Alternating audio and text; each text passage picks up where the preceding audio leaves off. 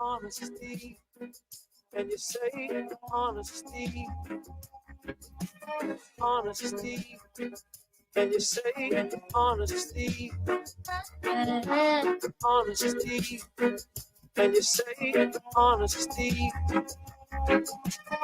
honesty, and you say honesty.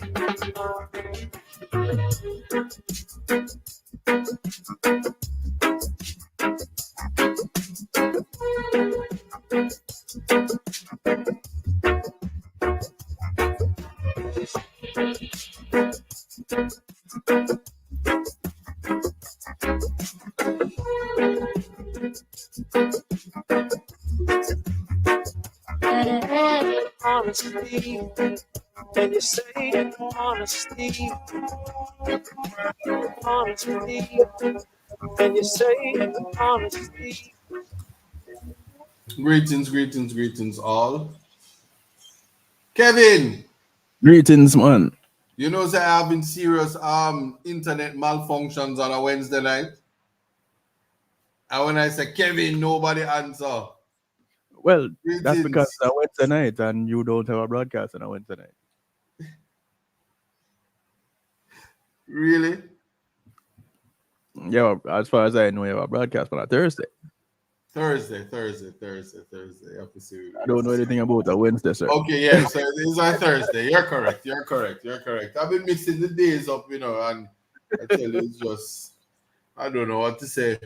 So they reminded me it's Thursday. That's why context matter, Meline Bauman, how you doing? OT, I see you, reggae girl. The joke is yours. So if nobody else is me supposed to know, right? If anybody's supposed to know, it's you. I agree. I will keep that in mind. I will remember that.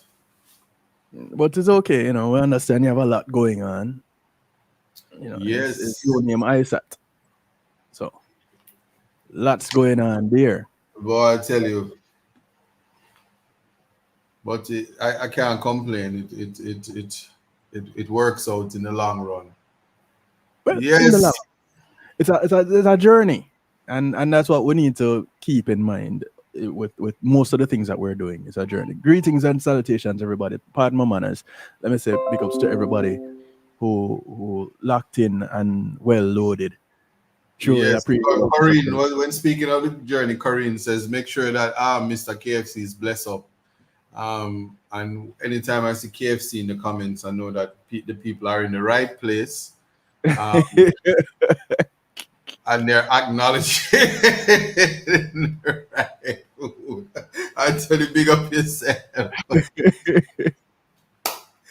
Ratty, Kevin say life is a journey, and someone is a KFC, and I said, "Yep, you had me at KFC." Some good advice, Kevin, over here. Good. See there, Catherine says 6 pieces of barbecue. Catherine know the deal. Wow. Yeah, man, especially at this time of the year. Yeah, man. I need to 1 second. Will let's put up this right here. So we need to. Greetings, Mr. Rattigan. It's good to have you at this time of the day. Yes, family. Yes, welcome to your show.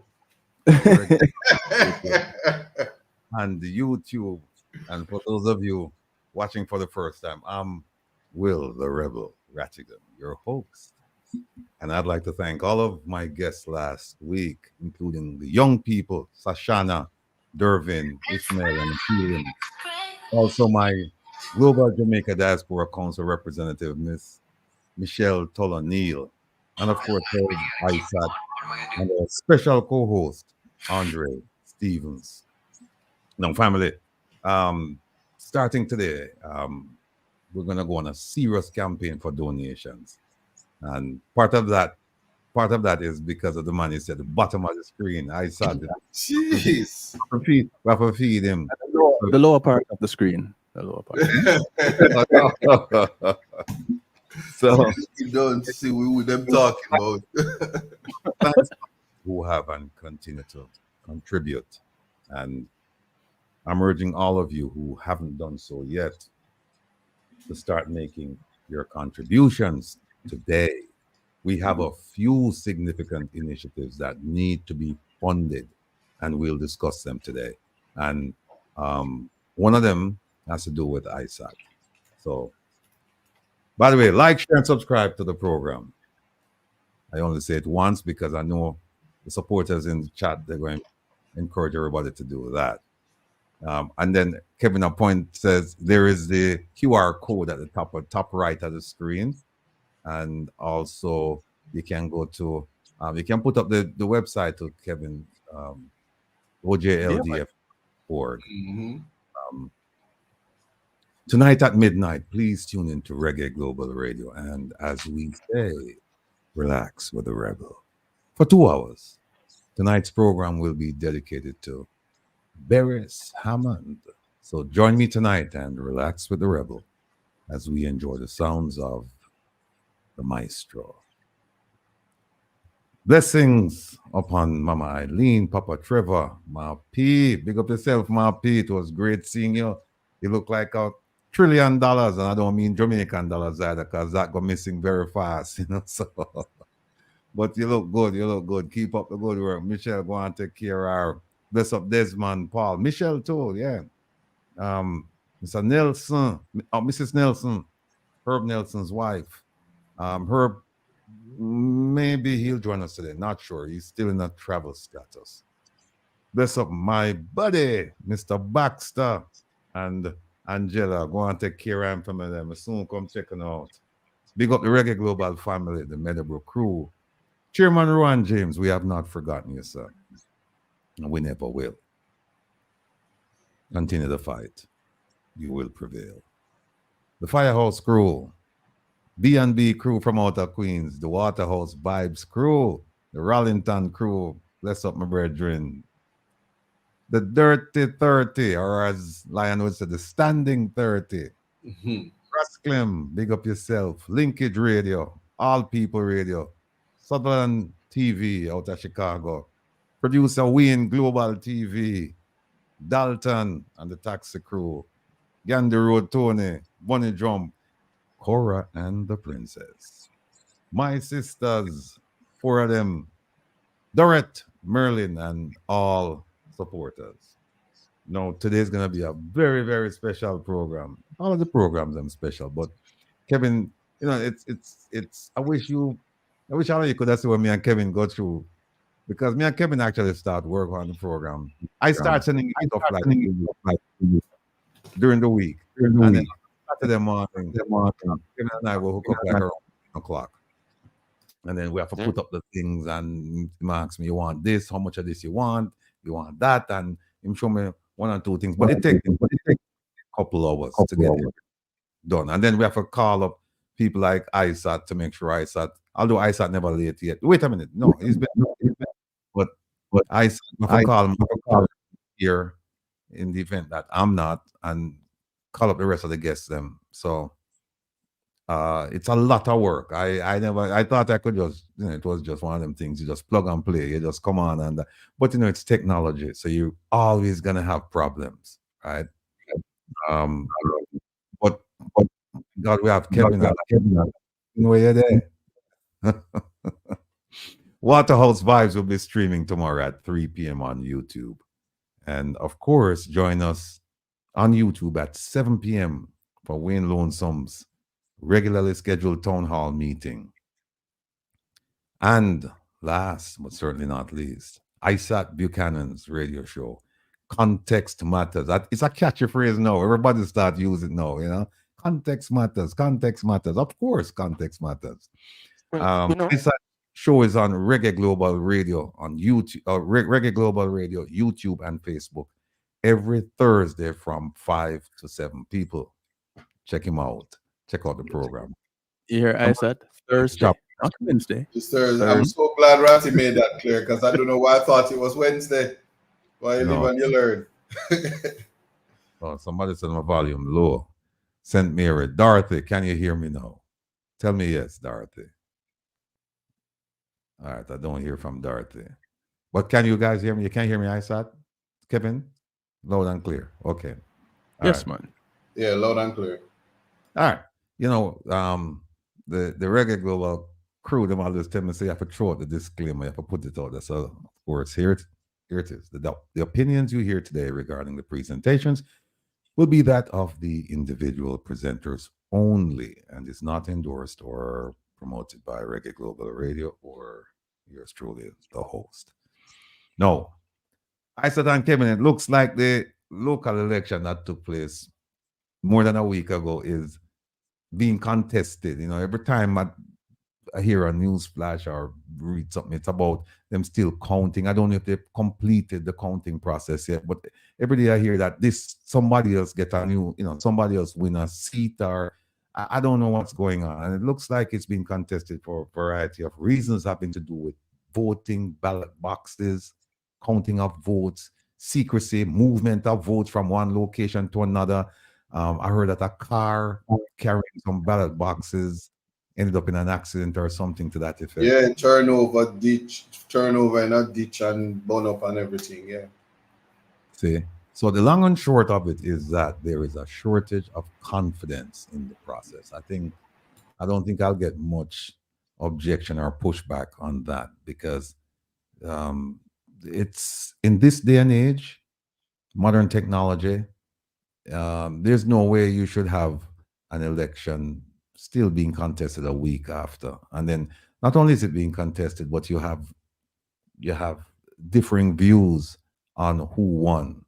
The media got involved in it as well, where they projected one party as the winner, and then a few days later, or maybe a day later, they had to go and retract. And then you hear the following day, no, we were correct. I know you hear that it's 7-7, but it's not really 7-7, it's 7-5. But there are two municipalities. No, it's not 7-5, it's 7-6, and so on. So your math is kind of bad now. But what we do know now is sounding like the mayor from. But hold on a second there. All right, if you think my math is bad, listen to this. Hey, y'all, come look at this.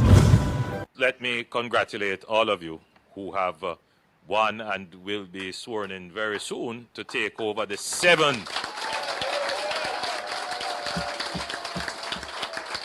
municipal corporations that the Jamaica Labour Party has won, which means that we have won the local government election.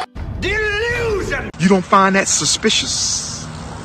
You don't find that suspicious?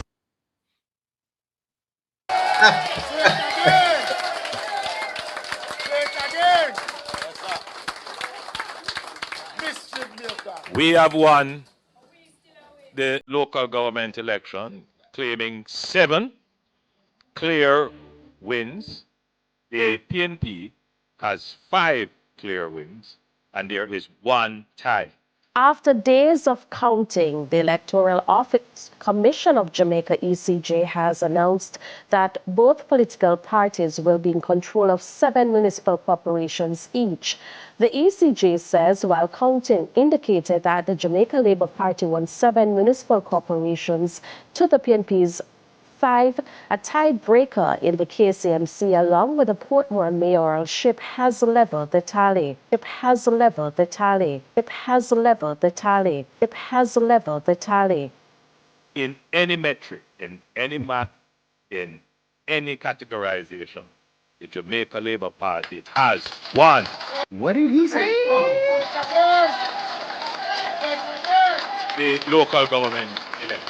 Are you delusional? Do you suffer from a mental illness? Although being a psychopath isn't a particularly successful strategy, in a cooperative society, a niche does open up for people who are willing to use manipulation and impulsive behavior and sadism to dominate and use power oppressively to at least carve out for themselves some degree of success, and then now and then some spectacular success, which would be the case with people who are extraordinarily successful at being tyrants.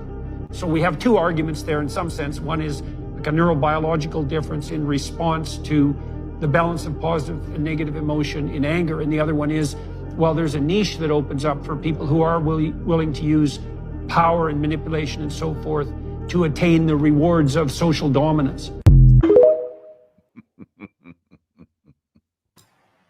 So how it go now, right? I'm confused. I need to go take off this shirt. Wait.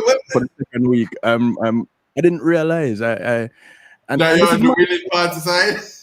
This is my shirt. Look on the back of the shirt. It's like kevinstew.com. It's my shirt. You know, so why I feel like I need to go put on a white shirt.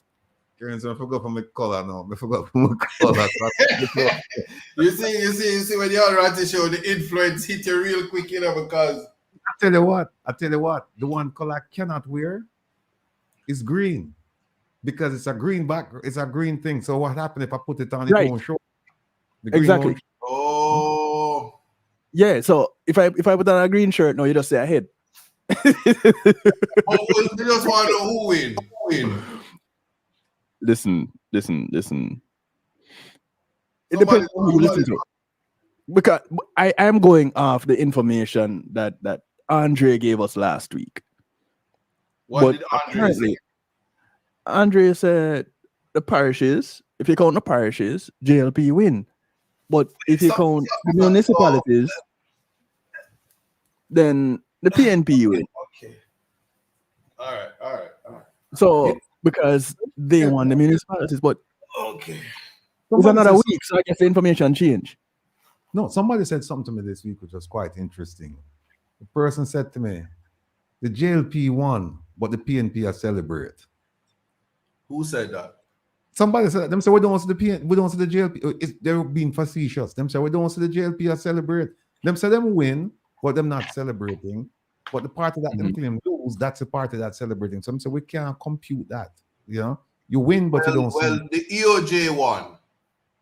No, because the media is the one who put out the misinformation, and then when the EOJ finished saying what they're saying, they put it however it is. But let's just be clear on something.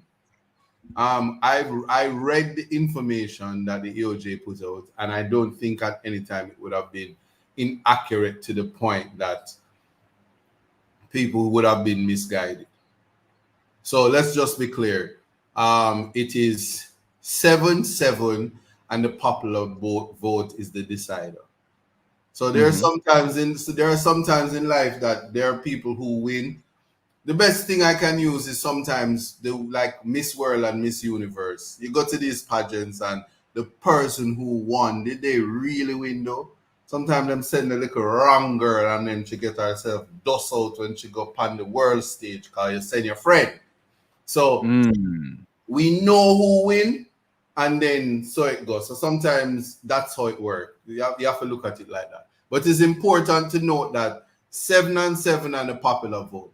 But no matter who they say win, if you are the People's National Party, you did something major. Completely, you annihilated numbers. They can't speak numbers anymore. Because your base is riled up and they have to. Your favorite minister, the one who defamed you, he says, well, tell us what you need, my people. What can I do to serve you? All of a sudden you want to be served. You want to serve people now. So that goes to show that there's a real shift. And so the real winners is the EOJ and the people. Wait, and which people? Is the diaspora car. Who not get for vote? That enough to talk about. Just send like mercy on my barrel car. When you in a people business. Yeah. About that. But you know what funny is that you said the minister, right? That is, you said that he said he wants to serve, but I think he got that from you. No, he got that from the process server, not I think you, sir. The process server did it. You know what, yo, that's shade, you know, we learned that. Hey, no, that wasn't shade, that was eclipse. Boy, oh boy, definitely dark. Today we will continue our discussion regarding, as I just mentioned, the right of the diaspora to vote in Jamaican elections. and we will inform you of the launching of a legal initiative that will affect us, all of us, our children and their children. So stay tuned for that. We're going to discuss that later on. We will also talk about Isat. Well, we'll talk to Isat about the recent decision to deny him from becoming a justice of the peace. How dare they? And we will also talk to him about the upcoming Privy Council's decision regarding his client Vibes cartel, Mr. Palmer. Also on the agenda, we will hear from a Jamaican living in the UK who's involved in a land dispute in Jamaica that has been looked at by several agencies and courts to his dissatisfaction. Roland, I hope you'll be able to join us. This case appears to be a very common one in Jamaica that's affecting diaspora members. Investigative journalist Zara Burton and I will do a presentation on a corruption investigation conducted by the Integrity Commission that was focused on the Prime Minister and others, including one of his longtime associates. We'll also talk about, provide you with an update on the New York protest. It's going quite well. We'll also look at the travel advisory in terms of some recent commentary and also Ambassador Marks's continued and ill-advised assault on the U.S. government for a situation that was created by the government of Jamaica. And we're going to explain all of that in detail. So we're going to put an end to this once and for all, so that when you hear the ambassador from this point forward regarding the threat level and the travel advisory, you'll just ignore her, because she just attacked pure rubbish, and we're going to deal with that today. Also, we'll talk about an update regarding the Jamaican government's delay in advising who used taxpayers' money to travel to Kigali when my favorite minister was supposed to be coronated, appointed, anointed, elected, all of those, as the Secretary General of the Commonwealth. So we have a whole bunch of things to talk about today. And I'm hoping that we can finish at 8, because Kevin, as most of you know, he has a program on Reggae Global Radio, and it starts at 8 o'clock promptly. So that's why Kevin, he has to leave around 7:45 or so to set up. He's a professional. He doesn't need 3-4 hours like me. He can do all of this in 15 minutes. But I'll be honest with you, I am scared less when Kevin has to go, because that's why I try to get my videos played before he leaves. Because once he goes, I'm like a fish out of water. But, we're going to try and get things done before Kevin takes off today at 7:45. So that's that. Kevin, what's on your mind? Oh boy. What's not on my mind? I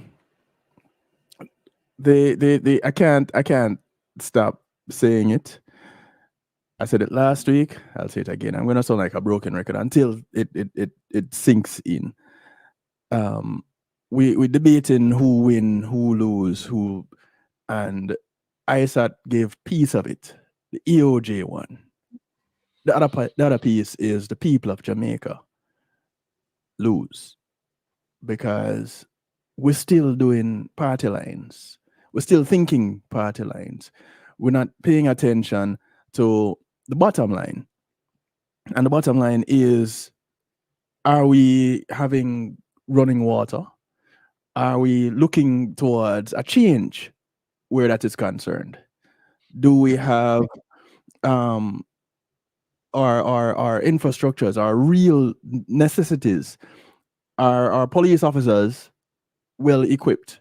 Can they go out and service an area that they get a phone call for because there's a disturbance? Are they getting the necessary training that they need when somebody has a mental breakdown? Do our our medical facilities have what is necessary to service our people? Do we have ambulances that are running? Do we have emergency rooms that are equipped? Do we have beds available for our patients when they go into these facilities? Do we have nurses and doctors that are well rested because there's enough so that they can have a proper rotation? If there's no real talk about these things happening, and let me not leave out the most important of them all, our teachers. Are our teachers being properly compensated so that they can actually come and impart the knowledge that sets the foundation for what we know as a future, or what we hope to be a future? Because without them, then where are we? We're going to be learning from those who didn't get it right so that we can do what? And so it baffles my mind when we sit down and talk about green, red. You see what the sir say? From knowledge sprouts power. Come people, we don't have this up here just for decoration. And if nothing is in it, please put something in it so that something better can come out of your mouth, and people will stop just going out and talking things that need to get flushed. When people start, what needs to happen is that when we have these addresses to the people, when our area leaders, our MPs or whomever, whenever they go out to speak to the people, when elections rolling around, everybody need to walk with paper towel or tissues. And when they start talking and it not making sense, just start fling them. Just throw them. Because that's exactly what you're getting, and people need to understand that this is what they're getting, and they need to stand up for it and call out the people that is putting it out there so that they can line their pockets, because you're in a position of service. I don't understand how in a position of service you can come out and sit pretty and you just live big, and the people that you're serving suffering. Make it make sense. So that's what's on my mind initially, right? No, I'll just leave it there. Isat. You know, there's nothing that a little hot tea and KFC can't fix. So for me, what is usually on my mind is the people generally, I think they're waking up. I think people are understanding the importance of exercising their right to vote, the importance of having a voice, even if sometimes, even though it's not connecting, even a non-vote sometimes maybe is the loudest voice. The fact that 70-something% didn't turn up and they're in Jamaica and available to vote speaks volume of the disinterest that they have and the distrust. Public education is the only thing that is going to change. I'm going to agree with you, Kevin, that the people are the ones who are disenfranchised. The people are the ones that lose when they have poor representation. People are the ones that lose when they put trust in people who don't have the capacity. And so we have to educate so that people will vote and make proper choices. You know, one of the things we're just going to have to learn at some point in terms of the color lines, like green and blue and thing. It means different things in other countries. Life is so funny. But you're so caught in your cave, Plato's cave, that you don't understand that. And those are the things that's on my mind. How do we get people to recognize that they are important, that they matter, that the people who are going to represent you are your servants, and start to treat them like the servants that they are. Fire them when they are to get fired. And I agree. Somebody said this. I'm going to get people are going to be upset with me for this. The integrity must come from an internal locus of control. One must, and what do I mean by that? It must come from within. You must control the integrity. It shouldn't be based on anybody else. And that's something that we have to appreciate and accept. And the last thing I'm going to say is that we don't need to look to outside of our communities for what our moral standards ought to be. These things are morality can be a universal concept, and we need to get there so that when we start voting, it's the best interest of our society and our country that we're doing. And then try to get your diaspora friends, the dirty 30, and them to start vote as well, so we can be a little bit more modern. That's all that's on my mind. Pay me my KFC, you know, Ratty, because you did for the speech. Right? For the speech. All right. Well, I owe you. Oh, by the way, you see the pictures I sent you, the KFC in America. Good. Yeah. No good. No, right. You know. I get to Jamaica. Hold on, I'll be there. Let me just play this video here. One of my favorites. Life is difficult, but you must soldier on. Don't give up. If you are a coward, you don't belong here. But if you fight, even when things are difficult, you keep on fighting. This is your home. Welcome to the home of black people who never give up, who keep on soldiering on. Even when it is difficult, we keep on soldiering on. One day, we shall arrive because we know we have a future, and that future is what we make of it now. No one is going to destroy us because we have an appointment with that future. A very important appointment with the future. And you are not going to stop me into making it into that appointment with the future. Yes, folks. And that's how we feel around here. Nobody's going to stop us from making that appointment with the future. And that future is Jamaica. That's our future. To make Jamaica the place it should be, in line with Vision 2030. We know that Vision 2030, the way it's structured right now and the way things are going, it will be just that. We won't realize that vision. So that's what we are around here trying to do, to make sure that that vision is realized. Isat, let me start with you. And Roland, I see you. You're early, but that's good. You can listen to the conversation and feel free to join us if you want to. But Isat, talk to us about your recent how shall I say your recent encounter with the structure of government. When I say that, I'm talking about the JP situation. Most people, I think they've heard about it, but some people have contacted me and said, "What go on with Isat? How come they're not giving the JP thing, the Justice of the Peace thing?"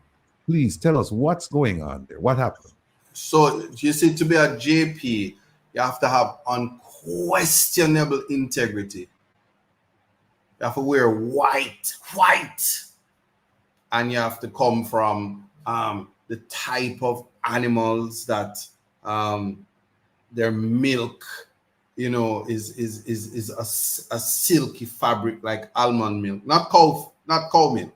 It has to be, you know, you have to, your hair must be 9 ether, and you must be birthed from the gods. Zeus must be your family member, and because that's not my origin, naturally I can't be a JP. Because I mean, nobody, can you imagine if I were to be able to sign a passport or give a recommendation to a ghetto youth or a student to open a bank account, or even give recommendations to get firearms? The country would just be in chaos, because there's no way that a Rastafarian who have expunged conviction could possibly be a JP or do anything that could make Jamaica proud.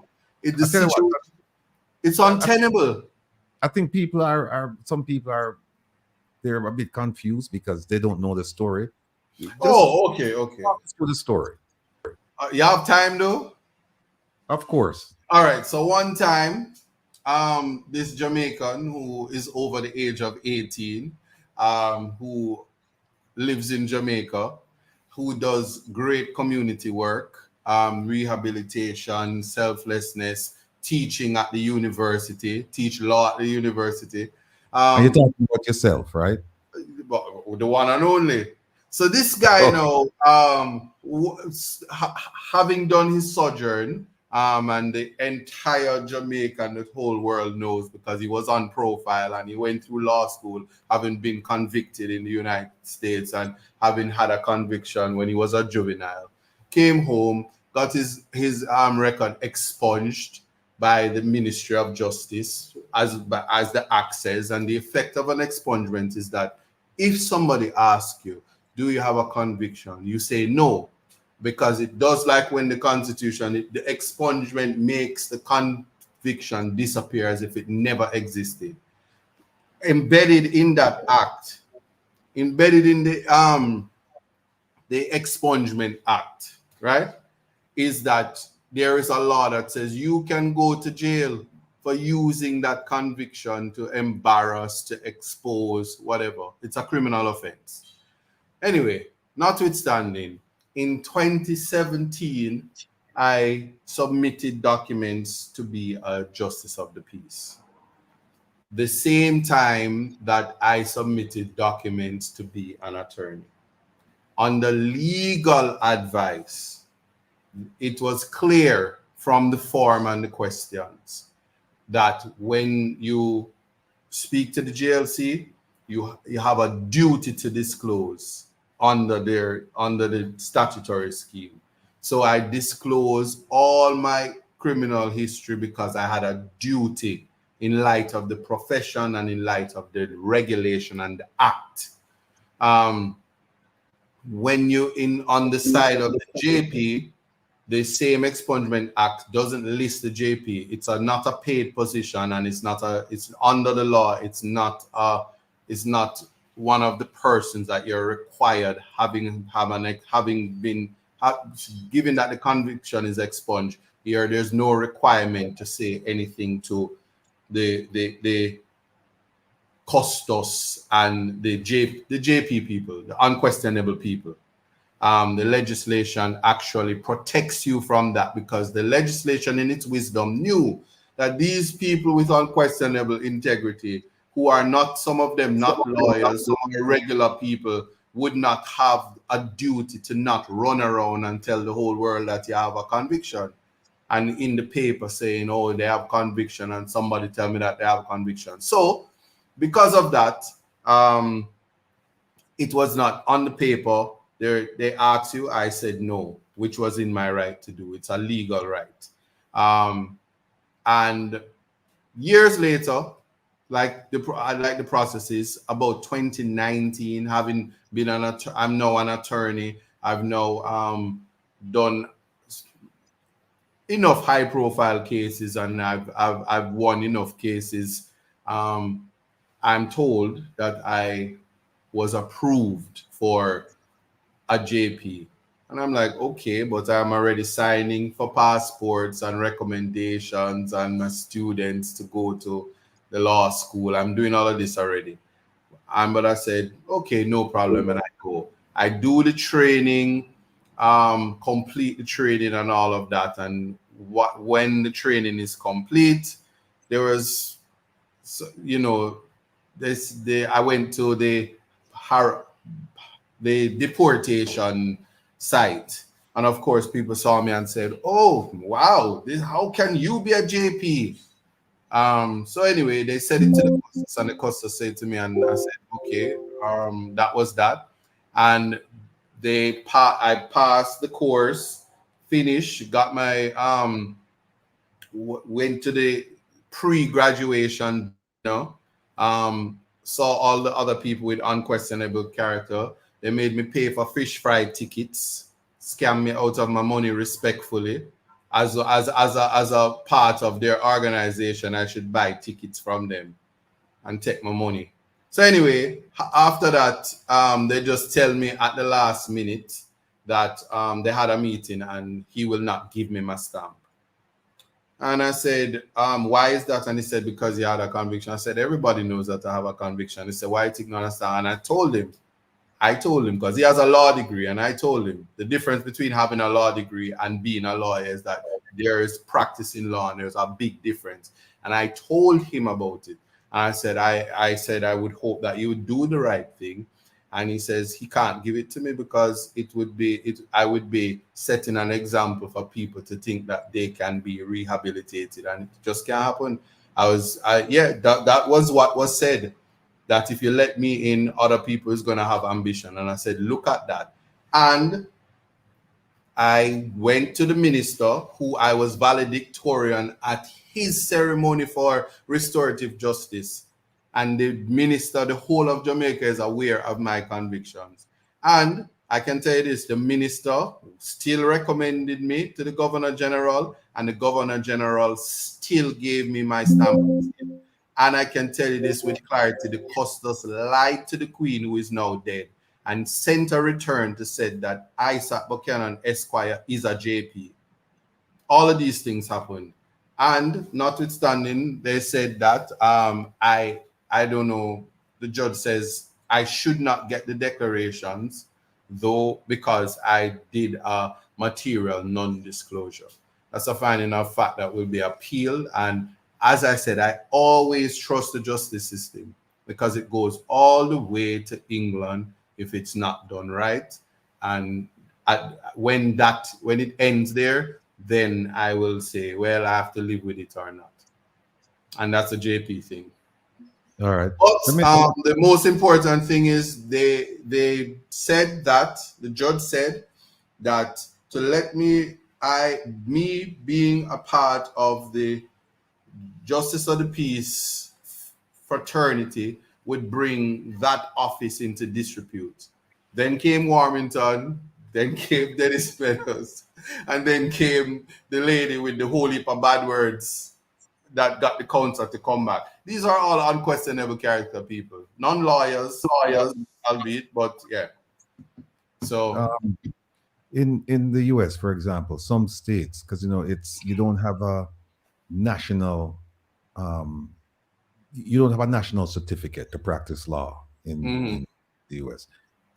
Things like immigration, yes, it's federal. So anybody, if you're a member of a bar, you can practice immigration anywhere in the US, but they don't have a certificate. Like, say, you can practice anywhere. Each state sets up its own requirements. Now, in Connecticut, for example, if you're a lawyer, automatically you're the equivalent of the justice of the peace. You're a notary public. A friend of mine just wanted to find out. She said she thought that in Jamaica, once you were admitted to the bar, that it was automatic, that you're a JP. So I can tell you this: there is a judgment from the Privy Council. It's called Ewart Lane. They speak about what good character is. For you to become an attorney, the standard of good character is that good character is as of now.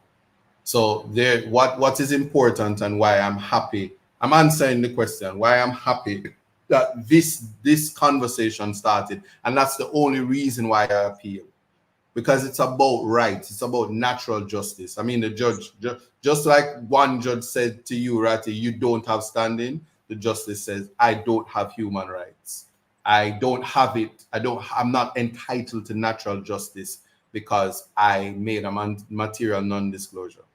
I love it, because I know that we all have those rights and natural justice. Even if you don't like me, you must give me my rights. So I like to start the conversation and to let everybody know, all the JPs who are celebrating that I am not a JP, I don't pay to sign passports. I don't. And I do it. All the things that they say that I can't do, I do now in the capacity of an attorney. And that is what is important. So I think it's in the noble profession to which I'm a part of, to which I had to pay $500,000 because I was acting in a way that would upset the noble profession. That is actually a profession as opposed to the JP thing. I think it was a serious disrespect to my profession to say that I couldn't be a JP when I'm an attorney. To be an attorney, you must have good character. What's subsumed in good character is integrity. So even if somebody dislikes me and want to communicate to the public that I have no integrity, I also know what the definition of integrity is. And it requires integrity to recognize integrity. And I would just leave it at that. But that's why I love the justice system. Because the law is so, boy, justice is a jealous mistress. That's integrity piece that the piece you just mentioned a while ago. It resembles me, but I'll just leave it at that. I'm going to take a break, but Kevin will continue. Kevin and Isat will continue. But I want to take a break with this. You're probably under some restraint to talk about the Vibes Cartel case, but inquiring minds would like to know what's going on, and as best as you can tell us, because I don't know if you're under a gag order or whatever, but as best as you can tell us what's going on. Well, I put in myself under a gag order. Say, as a little young attorney, I can't be like the big attorneys who can take the media by storm. That's not me. But I will say this: the date is March 14th, and the court has taken the time. The Privy Council has taken the time to put it on their Twitter, put it on their website to say this is what we're doing. We're promulgating. They went and explained the difference between delivering a judgment and promulgating on the day. They told us this is at 4 p.m. and 11 a.m. Jamaica time. The significance of this is this is a seminal case. It would have been the longest case in Jamaican history that's not that's by trial by jury. So, and it's not anti-gang. It's also a case with a national treasure being Vibes Cartel and his co-accused. Even Sean Storm is a popular person, and his co-defendants, respectfully. And some horrible things happen into that in that case. Horrible in terms of the very thing I always talk about, which is human rights. How we deal with human rights is we need guidance from the apex court. It isn't to be taken lightly, and whatever they decide, it is something that I hope that the country will respect. And here's why I say this. We had a situation where a corrupt juror was allowed to remain on the jury. But what we do know is that we allow corruption because we have 6 members of parliament who are corrupt, who remain in parliament. And we had an election and there was a tie. So people are okay with corruption. There's no doubt in my mind where that is concerned. But when it comes to human rights, when it comes to liberty, the idea that somebody can gamble, I'm using the word gamble because that's the word that was used. We took a gamble, and you gamble with fair trial, you gamble with liberty, you gamble with human dignity. That's something that the guidance that must come from it is important. Will the Constitution be reduced to words on a paper? That's what we're going to find out on Thursday. That those are the important aspects of what's happening on Thursday, and why it is important that they're streaming it for everybody to see. And a lot of times, when we look at the Bible, Kevin, and we hear Moses part the Red Sea and this and that happened, do you know, I'm starting to believe that he really part the Red Sea. It's not a metaphor. The things I see happen in my lifetime, I'm starting to realize that if some of the things we experience in our lifetime, like a COVID, what's the difference between a COVID and the plague? Because when COVID did come, and you read the Moses story and them say you must kill the lamb and wipe the blood so the spirit not come in your house. Wasn't the spirit COVID? Because you want to fall or kill around you and they just splash the blood and go down and St. Thomas and you get a guard ring and you rub it up.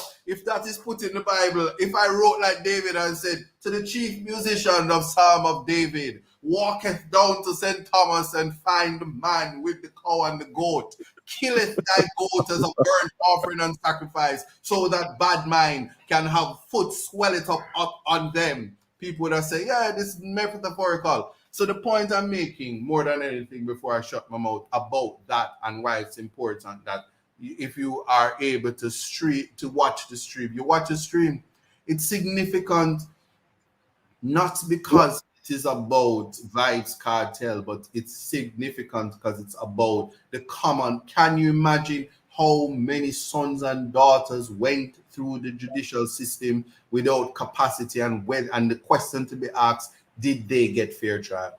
I don't have to talk about that case.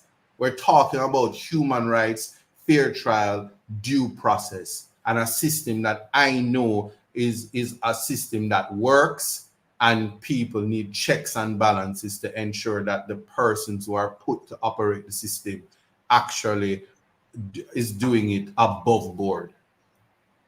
Yeah. That right there is the real deal. The real crux of the matter is the human rights part.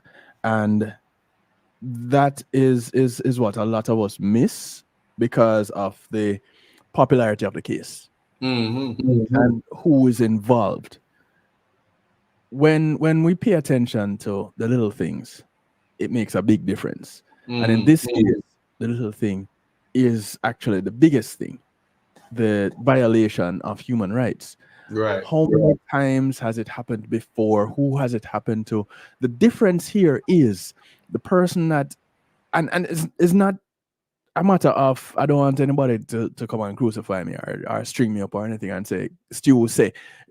The difference here is the person in question have some resources and can pay to cover, not necessarily to pay Isat, to pay to cover the legal expense necessary to argue a case extended. Because what happens to a lot of individuals in this position is that they can't afford the legal fees, let alone to afford the lawyer. They can't afford the legal fees. Facts. And those that have the know-it-all and the where-it-all will drag out a case and drown you in legal fees. So you can even drop the case. And so I'm so happy that you said that. Yeah, a lot of people don't realize it. But this is what happens. And it happens everywhere. It's not just what is happening in Jamaica. It happens everywhere. I started paying attention to it when I was addressing the still going on incarceration of Rodney Reed on death row, stay of execution like 3 times. He's out of Texas. And that was where I really started paying attention to it. Now, for me to get a kind of a first-hand or window seat, I have a connection with you. And I can reach out to you, call you, text you, whatever, and have a reasoning with you with what it is that we're experiencing in Jamaica. And this is a big part of it. So having an Isat, one, and having the resources to cover legal fees is what Vibes Cartel has different from everybody else gone before. And it has gone a step further because now there is the formation of the One Jamaica Legal Defense Foundation. There is this that is happening right now that people are paying attention to. There is Context Matters. So all of these little things are pieces and parcels of what will become a significantly huge thing to implement a kind of change that, well, many of us may not be able to see it in our lifetime, but this is what we're going to see coming if we stick with it. If those that are coming up behind us, those that are willing to hear and understand, you don't even have to agree, but just to understand what it is that is happening, so that you can go and operate in a space where justice gets to stand tall. Then here we have change happening. Whether you're a fan of cartel or not, someone says, I'm not a fan of cartel, however, human rights should never be violated. And that's exactly it. Thank you. Was that Marshall? Yes, Marshall hits the nail on the head. Because if they will do it to one, they will do it to others. The standard, the standard that is set, if it is allowed in one situation, it will happen to everybody else. And let me show you the domino effect. I don't think, and I can call their names, I don't think Mr. Warmington or Mr. Dennis Meadows in their lifetime would have thought that after there was public outcry about Isat quoting Vibes Cartel and have to resign from this post and getting suspended and all of that for quoting lyrics from a dancehall artist, that they would find themselves losing their positions. A minister in a cabinet has to resign, or i.e. fired, or a man who has a constituency is removed from words in the heat of political drama on election day, campaigning on a campaign. If they knew that they were to sit back and allow what happened to Isat last year, would have had them happen, and more will come. More will come.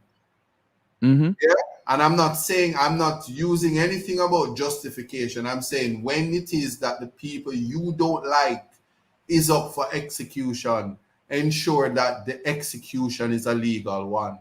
Because if you allow it for the people you hate, you will sit back and cry when it's somebody you love.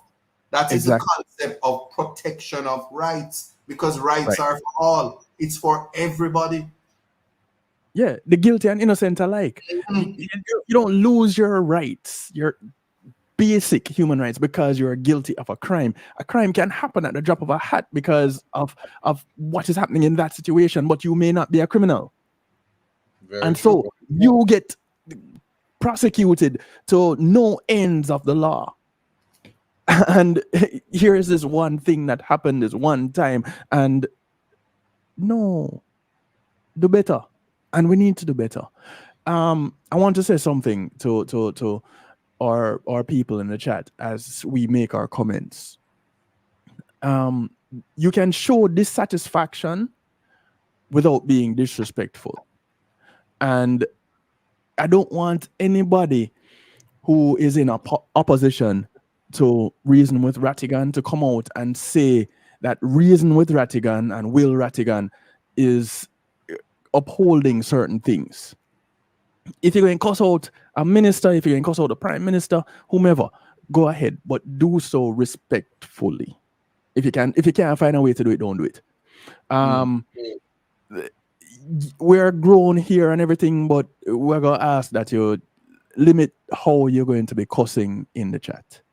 We're going to ask that you limit how it is that you're going to show disdain for anybody, because I am the one who is going to kick you off. I speak with no reservation.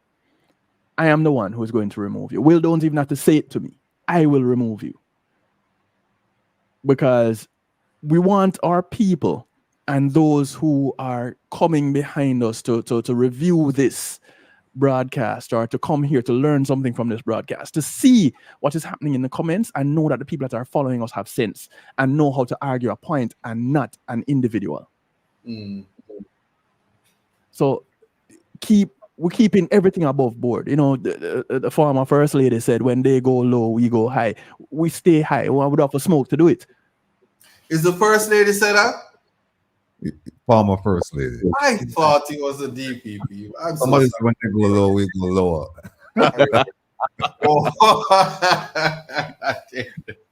But somebody said we pushing around a lot of big words. So the word promulgate is to bring into law, to announce and bring into law legally. So that is of utmost importance. So for the person who said it was a big word, that's why context matters. When you're here and you don't understand a word, you say Google, or what them just say. Or if you have Siri, if Siri is your friend, or Alexa, whatever. So sometimes you don't even have to know for spell it. Because when I saw the word, that's exactly what I said. So why them put this a big word here? So I can tell you the best way to increase your vocabulary is to take the big, just act like you know them. Because sometimes when Ratty and Kevin them talking to me and them lick me with the big word, I say, yeah, I know, I understand. And I make sure I know the word next time. So you include me, is a Ratty and Kevin? You too. I don't know where to get these. I walk with my thesaurus now, because I know when they're not gonna just embarrass me. But my game face is on. So if Ratty wants to say, vavavoom, voulez-vous coucher avec moi, je sois, I say, yeah, lady mama lord, and then go find out really what it say. So don't be intimidated by beautiful words and big words. Right. Learn them, know them, and context matters is there. We can go through them. Exactly. Just big up yourself, D. Jeffrey Tavares, I say Isat just make a reference to you. Boomba V, boomba Boomba uptown. That's right. Bunny Drum, big up yourself. Folks, take a look at this. Take a look at that. See that? We'll lick about with Talawa. Who's the diaspora, right? And see we are not government are fighting corruption for a better Jamaica with the One Jamaica Legal Defense Foundation. Right. Very powerful message. So I didn't say it, but before you take over, Ratty, people, how many of us? 1,900 of us on here. Well, 1,900 devices. Again, I say it every week I'm on here. I say it, I'm going to say it today again. $1 to the One Jamaica Legal Defense Foundation. $1. Indeed. Everybody, $1. Right now, $1. Today, $1. And that will help to support everything that the foundation is doing in all our favor, in all our defense, so that we can have this Jamaica that we want, that we so desire, that we so look forward to, because we can have it. It's not that hard. It's just going to take a little time and a little elbow grease, but we can do it. $1 today. Thank you, sir. Thank you. Let me jump into this thing here, Kev. This is a quick one here. Let me see something. Does anybody remember this lady? Where did Kevin put my lady? Oh, here she is. All right, here we go. Anthony Blinken to attend a special ministerial meeting in the margins of the G20 Foreign Affairs Ministers meeting taking place in Rio de Janeiro, Brazil. As chair of COFCOR and in light of Jamaica's position as operating lead for the CARICOM task force that is intended to participate in this mission, we're ensuring that the CARICOM voice will be at the table. I wanted to remind that the Multinational Security Support Mission was authorized by the UN Security Council in October last year. And since then, we've been quite clear, in fact, all the developing countries who expressed a willingness to participate, that resources will be important. So this meeting will be important because it will seek to secure new commitments and also to concretize pledges that have been made, whether these have been in respect of funding or in respect of personnel willing to participate. So we express our appreciation to the US for convening this meeting and for the invitation. And we also express our anticipation of a positive result and positive support from international partners. All right, let me stop it right there. She's actually talking about going to seek funding. And then when she said personnel, she's talking about the Haitian situation, which is getting grave indeed by the day. But what's interesting also is that video, you cannot find it on social media.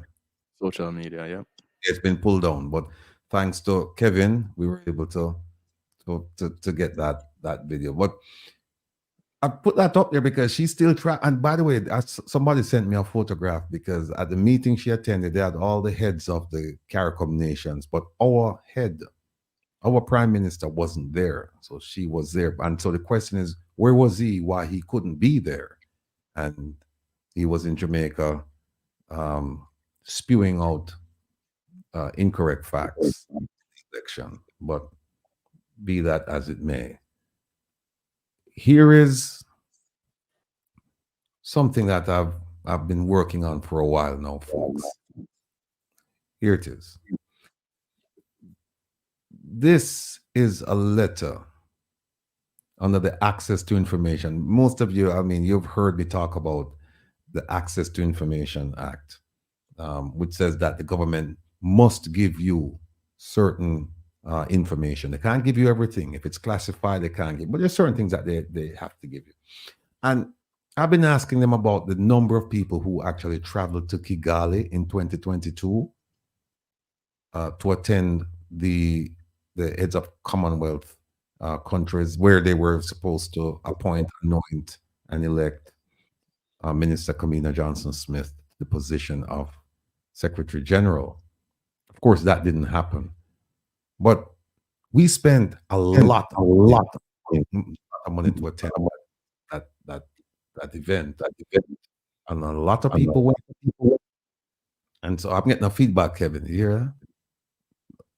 And so what we did was I've been asking how many people went, because Jamaicans, we spent. I'm getting that feedback again. You hear that? Let me see. So I don't hear it here. Can you hear me? It could be your device inside the studio there causing it. Okay. Can you hear me now? Can you Hearing you loud and clear.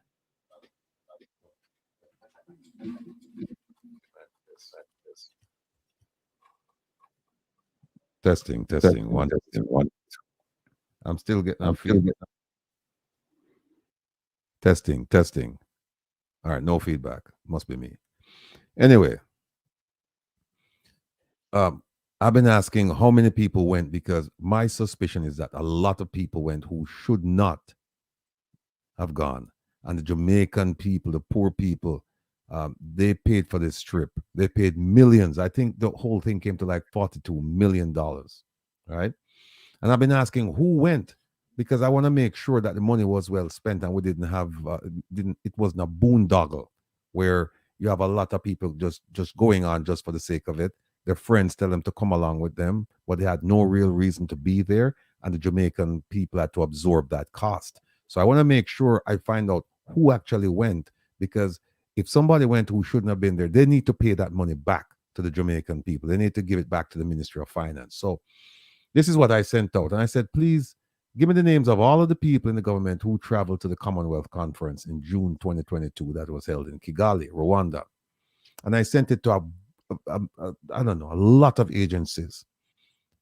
And so far, a couple of them came back and they said, we didn't send anyone, like Ministry of National Security. They said, we didn't send anyone. The Office of the Cabinet, they said that they didn't have anyone, and so I should send it over to the Office of the Prime Minister. Send it over to the Office of the Prime Minister, and this is what they sent me. They sent me this. 7 people. Now keep in mind, $40-something million. And they said we only sent 7. So I'm still waiting for Ministry of Tourism, because I know that the minister was there. I don't know who he was there with. And I also know that Ministry of Foreign Affairs and Foreign Trade, they send people. It's been brought to my attention, it was brought to my attention that there are people outside of those 2 ministries who actually went. For no good reason, but them just tag along with them friends at the expense of the Jamaican people. And they're not here. And some of those people, they're actually in the Office of the Prime Minister. And this is what the Office of the Prime Minister sent me. They sent me 7. Now, I can count, and I know people in Africa who will give me the information. We can add up all of the money for these 7 people, hotel, airfare, food, and we will come back to you, family, with the correct information, because we don't believe that 7 people rolled up a tab for 40, I think it's 42 million. That may have been for the entire amount. I'm not quite sure, but it's a lot of money. And so we have 7 people. My understanding is that the Minister of Foreign Affairs and Foreign Trade, that there was a JIS person assigned to her. I'm not sure about that, but I see we're here. Mr. Anthony Johnson is a videographer from JIS. And I don't know how many videos we've seen that he's produced. I don't know. I'm sure it's one of these other people, or some of the other people. They could have made a video and then brought it back to him to splice, dice, whatever they needed to do. But they took him along. So we're waiting to see what's going to happen with the number of people, because, as I said, $42 million, a lot of money. And right now, we're only looking at 7 names so far. So the wait continues. And by the way, I have that. I'm patient. I have nothing but time. I can wait. And I'll keep sending these things, keep sending them.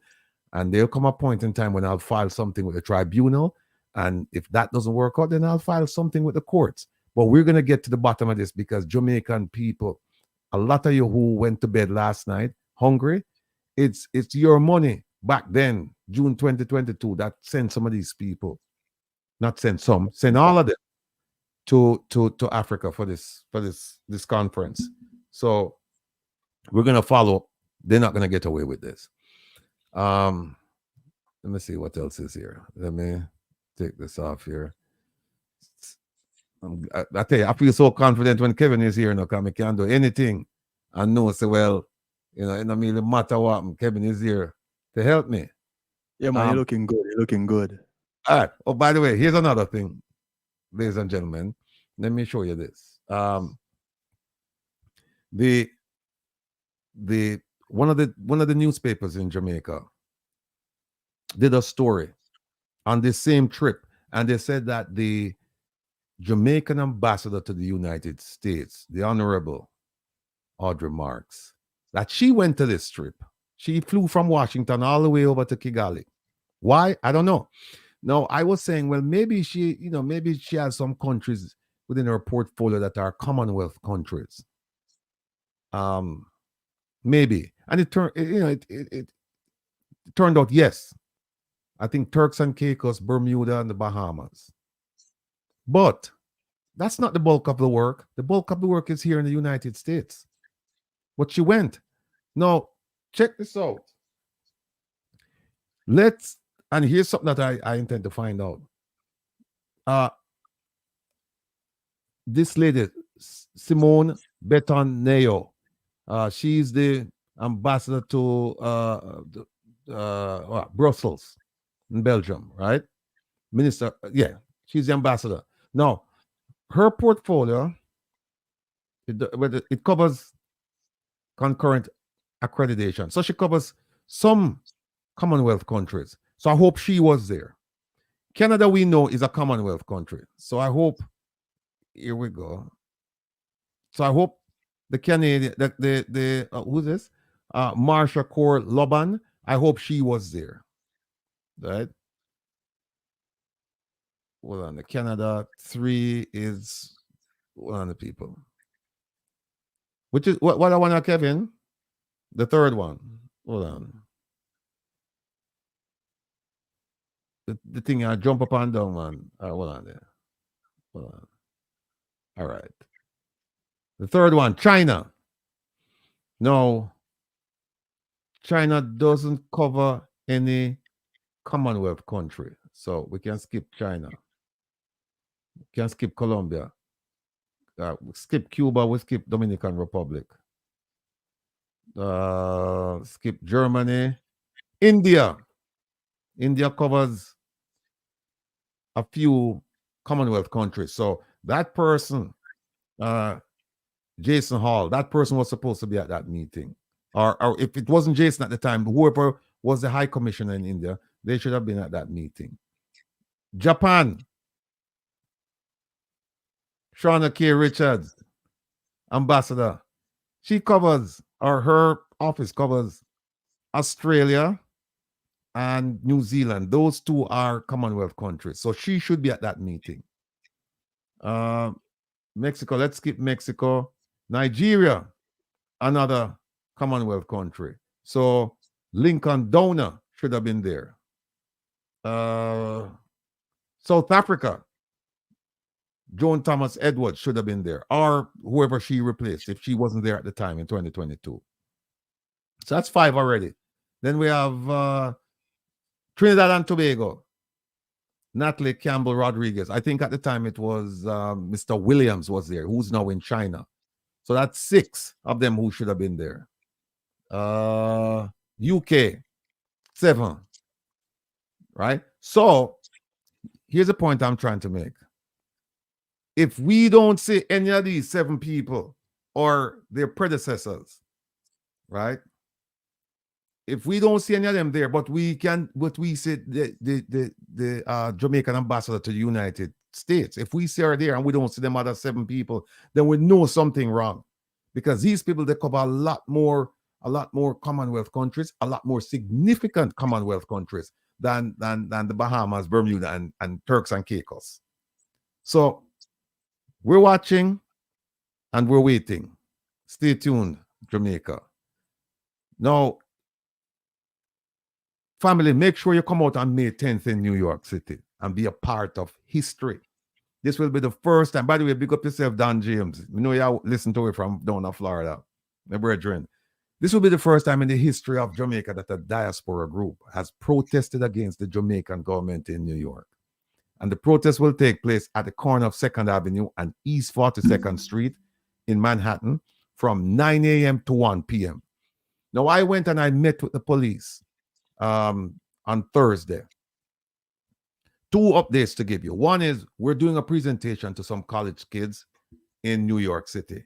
I'm in touch with, I won't name the college. I'm in touch with a friend of mine at one of the colleges, and I should be hearing back from him shortly about the plans to have the presentation before the rally, the protest in Manhattan. I think it's going to happen before April 19th. And I think we're going to hit 2 colleges. So we're reaching out to the young people, we're making them aware, and we're encouraging them to come out. This is the second update I have for you. This one here. All right. I just want to tell you what happened with my meeting with the police. Here we go. Now, folks, Kevin give me a tutorial this morning, you know, but let me see if I can. Did I watch? I did with laughing and see if I can do it. Folks, this is 2nd Avenue in Manhattan. But Kevin said, click on the thing and go. So Kevin, okay. By the way, people, this is 42nd Street right here. This right here. And if this building you see right here, I don't know if you can see where I'm pointing. This green building back here, that's the United Nations. Right? It's a block away from where we are, or where we're going to be. So it's this building right here is right here. Now, that's 2nd Avenue going north. Right? It's one way. So it's coming, it's facing, as you're looking at this picture, it's coming, the car, you see the cars, they're pointing at you. This is 42nd Street right here. This going down, that's the Empire State Building, 34th, right? But this is 42nd Street right here. If you go 3 or 4 blocks this way, you'll get to Grand Central Station, where most of you coming to the protest will actually come off at the train, and then you just walk 3 blocks going east, going towards the UN building, and then you'll end up at this corner. That's where you'll find, you know, all of us gathered here. Now, let me show you something. Here we are now. All right. Now, the Jamaican consulate, it's moving to right here in the middle of the block. The entrance is right here. The address is, and this is kind of weird. No, I don't know if they have this anywhere else. in the States. But the address is actually around this corner. It's on 42nd Street. 42nd Street. The address is down this block. But it's a corner building. So the entrance to this building is right here. Hold on. Yeah, it's right here. So the entrance, the address is on 42nd Street, but the entrance is on 2nd Avenue, right around the corner. So here's what the plan is right as of Thursday. If you look, you see that the sidewalk is very narrow. So we were planning to protest on the sidewalk. Now, based on what I'm seeing in the chats, various chats, I expect a lot of people to come out. I won't put an estimate, but I just expect a lot of people to come out. So NYPD decided to do this. And I know embassy people watching, the people in the consulate and the ambassador, she's probably watching this program right now because they're worried. They're trying to figure out what the hell are we planning. Well, here's the plan. The entrance, as I said to you before, is right here. Right here. Now, as you can see, this is a bicycle lane. What the police will do, they said, we are going to close off this lane of traffic here. See where you see these yellow barricades? This barricade, this lane right here, it's going to go from the intersection of 42nd Street all the way down here. All the way down to where you see this traffic light. And you see the sign right here. It's a sign right here, 41st Street. So this lane of traffic will be dedicated to us. There'll be no traffic in this lane for 1 block. See how long the block is? From right to so, go all the way down there. There it is. I bet that from right here, go all the way down to the traffic light. No, if we show up in our thousands, the police say that they are going to close this lane of traffic as well. So from the corner, we're going to have 2 traffic lanes all the way down to the traffic light down here, 1 block long. Folks, we have to come out, you know. We have to come out. The police, by the way, they said they'll have a roving patrol. And as soon as once they determine that they're going to give us 1 lane of traffic. And they said, once we determine that there's just you have too many people in this, they're going to close off the 2nd lane. And then we're going to have all of this. We're going to have all of this. Lane 1, lane 2. We're going to start with lane 1, go to lane 2. And they're going to have roving patrol. Now, here is something that's interesting, people. Follow me, family. You see right across the street? Look at this sign. PIX 11. Anybody in New York will know the significance of that. That is a major network in New York. We're going to be protesting here, and the network is right here. Channel 11. It's right here. So you know that the people in the consulate, you know they're worried. And they might try, I don't know if they're going to try not to move in time, but their contract calls for them to move this month. I think next week they have to move into this building. But in terms of coverage, we already have a ready-made coverage right here, an established coverage right here, PIX. Because once they hear what's going on here, you'll know that we don't even have to tell them. And so that's part of the media coverage that's already covered for us with Channel 11. We plan to have, the police say we can have 2 speakers out there. 2 speakers, 2 microphones, and a bullhorn. The protest time is from 9 to 1, but they're only going to give us about 3 hours where we can make noise. And we can't make noise above a certain decibel level. If it's too loud, they're going to tell us to turn it down. But we plan to have some music out there, and we plan to have some entertainment out there. We're planning to have some Nyabingi drummers. Dear friend of mine is working on that. But we're gonna get some entertainment out there, and we're also planning to have water. I don't know if we can reach out to some food trucks so that they can come and park down the block, so that when you get hungry, at least there's a ready meal. Parking is all over Manhattan, all over this place right here. Every block you can, it's underground parking. Parking is everywhere. The buses, they run frequently. The trains, they're close by. So transportation should not be a factor. May is a very good month. The only thing is that sometimes in May we'll have showers. But that's not a problem. I'd rather take the shower than have snow or cold weather. Temperature is going to be about 70 about 70, low 70s. So it should be comfortable.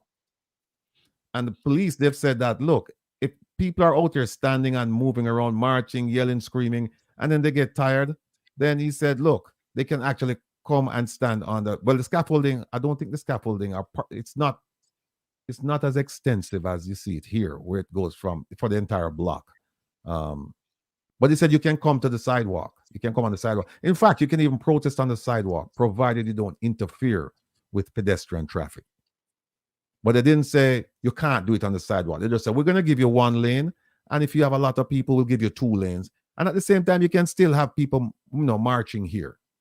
So, OT under my umbrella like Rihanna. So that's what's going to happen on May 10th, Friday, May 10th. So everything looks like oh, by the way, the music already I should say not music, the sound system, that's in play already. I've reached out to someone and I've gotten a commitment. So they'll be there in the morning. So the plan is we're going to meet at 9, but because we only have 2 to 3 hours where we can actually make noise, we're not going to start making noise until 10. So 9 o'clock, you can just look at it like a family gathering. And we can hug, meet, greet, kiss, whatever. And we'll be doing it in this lane. This lane right here. And bring your family, bring your neighbor, bring your friends, bring your co-workers. Even if you can only come by and show your support for a few hours, or two hours or whatever, we appreciate it. Come out, because we have to make the government hear with loud and clear that nonsense that they're going on with. So that's where we are with that. Anybody have any questions, you can reach out to me. Yeah, we're gonna have we're gonna print shirts, t-shirts, and we plan to sell them very, very reasonably priced. So you don't have to worry about that. We're also thinking we should have baseball caps and other items of clothing for sale, but t-shirts for sure. And what we're doing right now is thinking about the message that we'll put on these t-shirts. We also have some t-shirts from Florida. The good thing about the ones from Florida, they have the message on them. They don't have the date and they don't have the location. So you can sell, those can be sold anywhere. So that's where we are. Yeah, Angela D. DC will be in June, and Herb Nelson will be responsible for taking care of that. Let me see what else is here. All right. So that's where we are with the protest. What time is it? Oh. No, Isat, Kevin, you want to discuss the voting or? Yeah. Let me see something. No, wait a minute. Hold on a second. 1 second. Oh, the video. Video, Kevin. All right. Folks, I'm going to play a video. No. All right. And this is just pure nonsense. Well, at least a piece of the video. Yeah. But listen to this. Listen to this. You remember that our ambassador, Audrey Marks, our ambassador from Jamaica to the United States, that she went out and she said, oh, it's the State Department. Then she came back and said, oh, it's a dirty 30. Then she came back and said, oh, it's the State Department. And then she had, I think, 2 meetings with the State Department, and she failed miserably. She couldn't convince them. And after being here for 8 years on this stint, and you don't have a relationship that you could even get a heads up from these folks, tells me that you don't know what the hell you're doing. You don't have a relationship. You don't. Because if you did, they would have given you a call to say, hey, listen, this is coming down the pike. Let's meet, let's talk about it. Let's see if we can head this off at the pass. And I'm talking about the travel advisory, right? But that didn't happen. Then she called a meeting and she said, oh, I want all the leaders.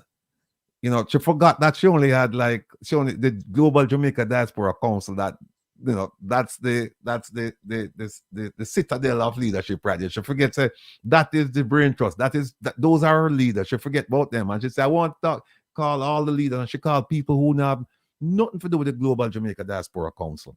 And she start tell people, say them must contact State Department and this, and she'll come up with plans. The woman, that lady, she has no clue as to what's going on. This is a lady who said to me in September of 2016, she took me aside in New York and she said, look, I need you to help me to put together a crime plan for Jamaica.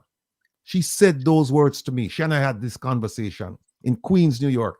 And I said to her, I'd be willing to help you, but I cannot help you at this moment because I'm still employed by the FBI. When I retire next year, yes. And to date, she has not reached out to me. I know people who went to her and said to her, look, Rattigan has retired and he's ready. And she said, yeah. And then all of a sudden now she's big on crime and she's doing all of these things. Why she never raised those issues with the Global Jamaica Diaspora Council before? But take a look at this and we'll discuss, because I have so much information. And Kevin was trying to steer me in a certain direction. I said, yeah, organize it this way and this way. But I'm telling you, you can go any way you want to go with this. And at the end of the day, what you're going to end up with, a dysfunctional embassy here in the United States. Listen to this. Healthcare. Jamaica's ambassador to the United States, Audrey Marks, calls the warning inadequate. She joins us right now from Washington, D.C. Ambassador Marks, glad to have you here. First of all, there was an advisory for Jamaica as well as for the Bahamas. And both Caribbean nations are contesting this. And so what has been your conversations with the State Department over this advisory? Because obviously it has an impact on people visiting your country. Yes. So first, thank you so much, Roland, for having me here. It's a pleasure. It's always a pleasure to see you. We were surprised about that advisory because nothing had changed in Jamaica from 2023. And in 2023, we had over 3 million visitors and we had 5 cases of homicides. And they were all linked to Jamaican Americans, unfortunately, because every loss of life is important to us. But I made the point to say there are many Jamaican Americans who do not go to the resort areas. They might go into some areas. There might be some other activities. At least 3 were very clear cases of persons being involved in illicit activities. So to just to not do any differentiation and make a blanket statement that Jamaica is not safe when over 3 million Americans visited and there are only 5 cases of homicides. When I'm living right here in DC and I'm not seeing many places right here in the United States that have 3 million persons, many cities, and with only 5 cases of murders. So I thought it was a very unfair and not a very equitable description of the situation in Jamaica. So while we do have a problem in Jamaica with gangs and gangs involved in illicit gun and drug activity between the United States and Latin America, it is not in the tourism areas. And I think more details should have been given so that persons didn't get the feeling that there was suddenly some spike in violence going on in Jamaica, because it just wasn't so. And level 3 also, we do not think is really the category that Jamaica is in, because many other countries in level 3 are countries with having not, they have civil unrest.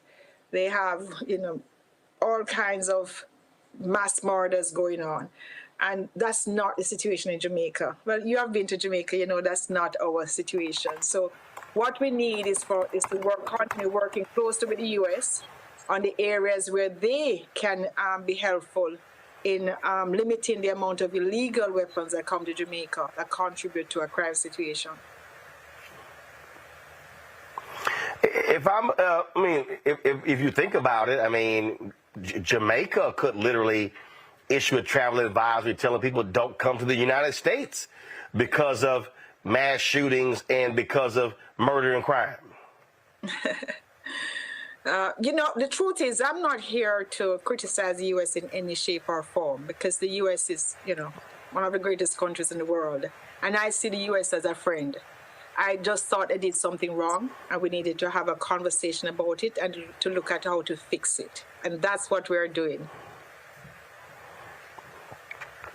I'm on the State Department website, and you know, level 8. So they did level 3. When I look here, I see Burma, Afghanistan, Haiti with the level 4, and so, you know, so for them to have you guys at 3, I mean, it sounds. I mean, my goodness, I look. I've been to Jamaica. I wouldn't say Jamaica is right below Afghanistan. Thank you. I don't think we are either. So it was a bit of a surprise just to see this drastic warning. And we believe there's some misinformation, and we're working through it. So we expect that there will be a change. Yes. As I said, Bahamas was also mentioned, and so have you had conversations with your colleagues, your peers in Bahamas about this same advisory? Yes, we did, and we are both having conversations with the State Department to look forward to and requesting that it be revised. So it's an ongoing conversation.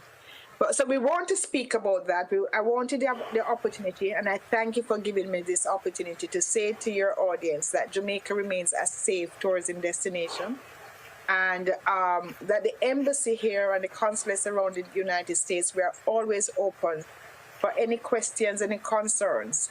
But Jamaica is very much a safe destination for American tourists to travel to. And so for me, this is a very important conversation that I want to have with the American public. And I don't know if you have a particular demographic in terms of African Americans, but that's a big part of our markets. I'm glad to get the opportunity to speak to sisters and brothers to say Jamaica remains a safe place for you to visit and to feel at home. All right, then. Well, look, we appreciate you coming on the show. Certainly let us know if there's any change in this designation for the State Department. Folks, listen. Let me play another video before I criticize what's going on here. Something's happened in Jamaica that a lot of us been waiting for a long time. Crime in Jamaica reduced significantly, to the point that from the start of this year, Jamaica recorded the lowest number of homicides in 22 years. Not only that, Jamaica's unemployment rate fell to the record low, 4.2%. To put it in context, it's actually better than in some so-called developed countries like Germany or Canada. None of this is accidental. It's the result of what's been described as the most remarkable but underappreciated turnaround stories in economic history. I live in Jamaica, so I was just waiting in anticipation for the mainstream media to finally acknowledge the progress. Jamaica often gets bad press, but the facts are here. What are they going to say now? A new warning for American travelers headed to the Caribbean due to violent crime. 65 murders in Jamaica and 18 murders in the Bahamas reported since January 1st of 2024. The State Department is warning about safety risks because of an increase in crime in the region. We told you about the Bahamas. Now we're talking about Jamaica. The State Department bumping up the advisory level from 2 to 3 in Jamaica, urging Americans to reconsider travel there because of crime and a lack of medical care. Home invasions, armed robberies, sexual assaults, and homicides are common. Those security alerts are a response to reports of violent crime on the islands. What is this? I mean, seriously, they don't want to give a pat on the back. Fair enough. All right.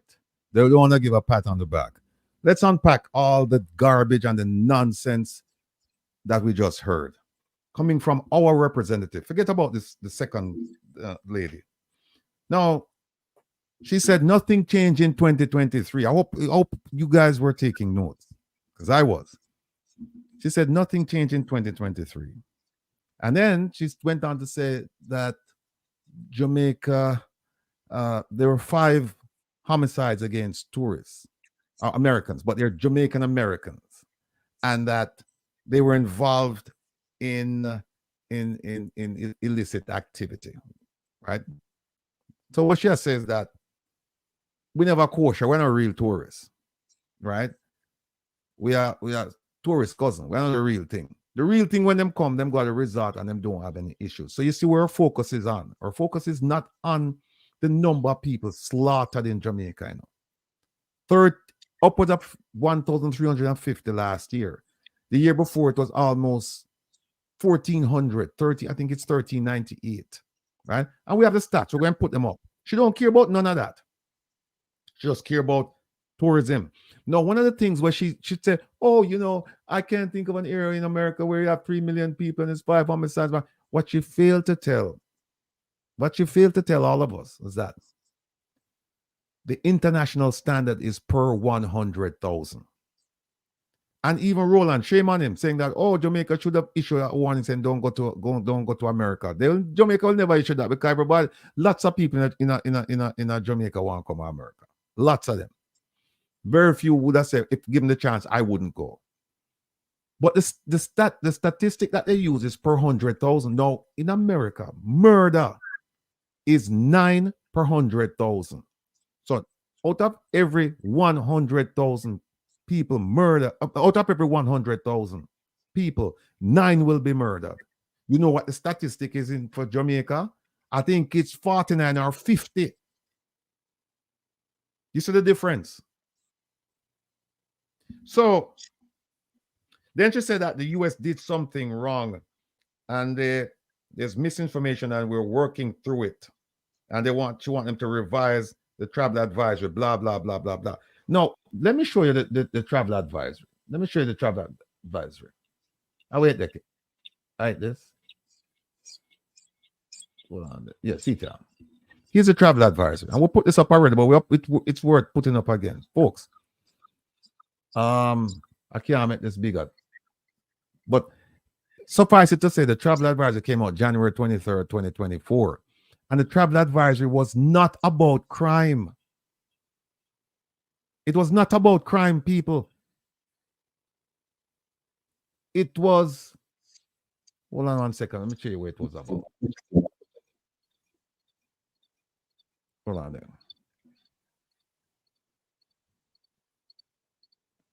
Kevin, what the video with the man there? All right. Folks, here's what the travel advisory was about.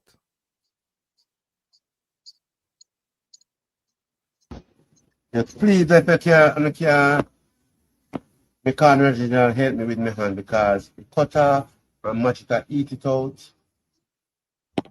And I live on the street. I need some help, please. Okay. If I take off the bandage right now, more than 100 words. 100 words. Magic. Sometimes you have to walk and they might drop out. Sometimes they will go right keep it and the magic will just drop out. For the hand. Then tell them try to save the hand, and but it's not safe. The hand is just dead. The magic that eats it back. Please, not again.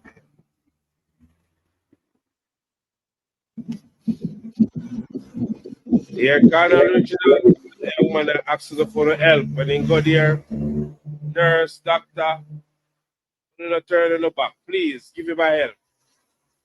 All right? Marks your help. Help him out. When you next visit the hospital? Never tell me next. You just tell me, say, man, tell me, say, go to time 5, spread and write a letter, and when we go, but time before that, when we go, the doctor tell me, say, if I time 5, man, go, they have to come to hospital. Or the hand part, they can't deal with it.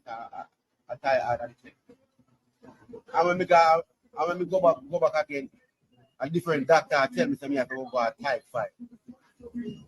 And after me stay up the whole day, I'm hungry and full and everything. We just left and no go back. Got a lot of kids that go to up on the street, but we need some help. We need some help.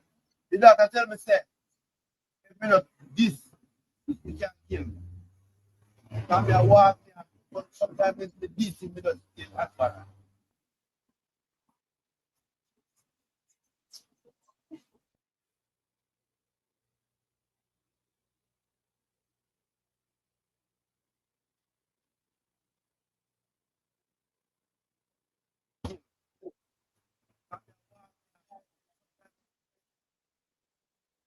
All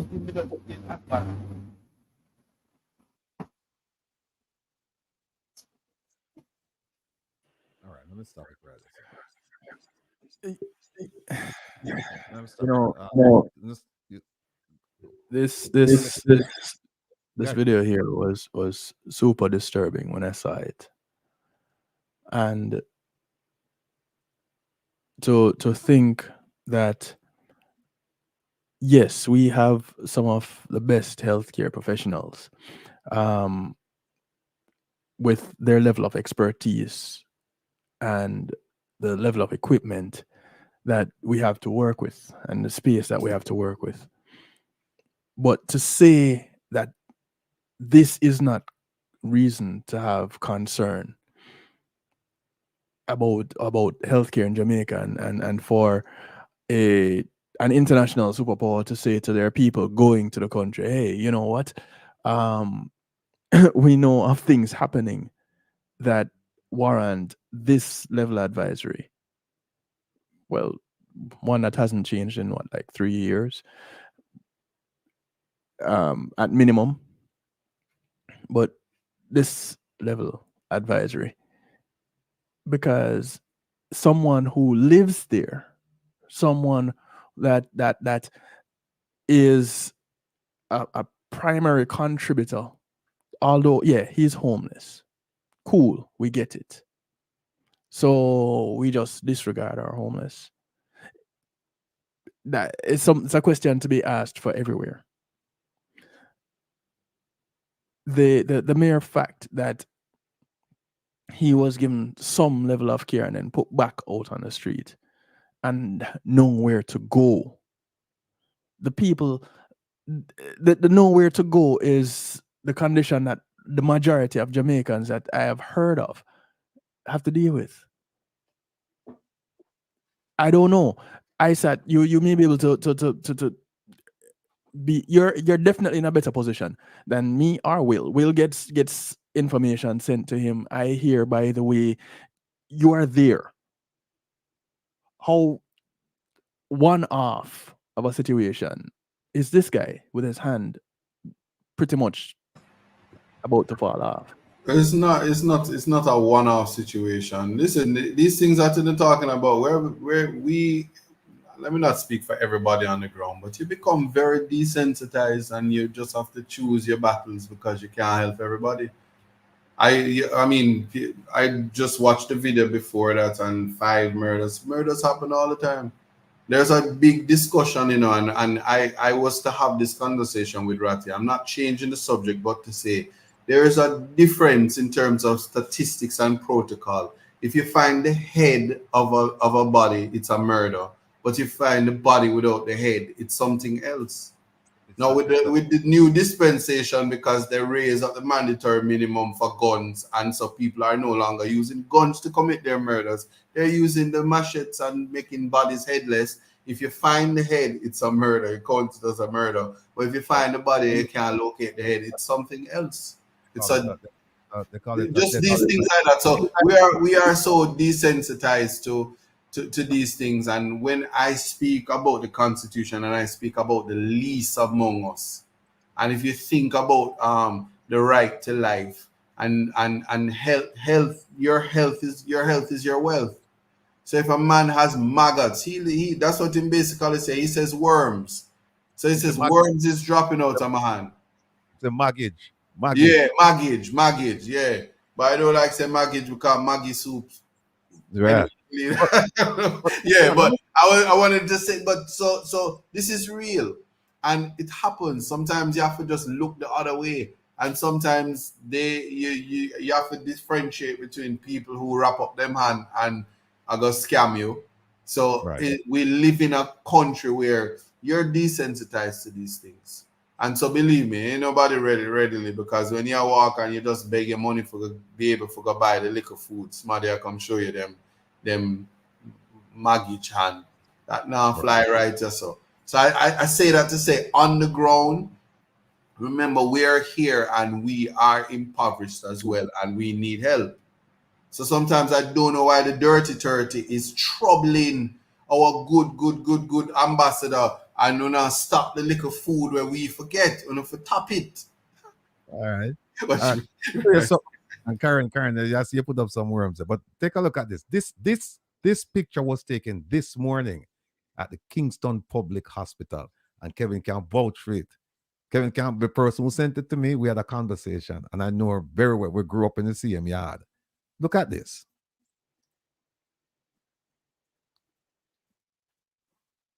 That, folks, is inside one of the wards. That's the waiting chair. That's a chair you sit down and wait. And you see the beds right next. You see the bed. I think you can see the beds, the wheels right here. She went to visit her brother in the hospital, and this is what she was given to sit on. That. See there? It's the back of it. It's the back, yeah. Look at it still. Gotcha. And then here's something else.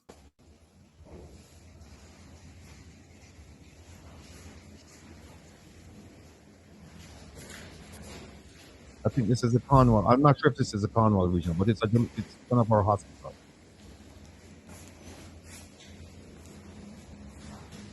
Yeah, one of the back of the wheelchairs has it written on it.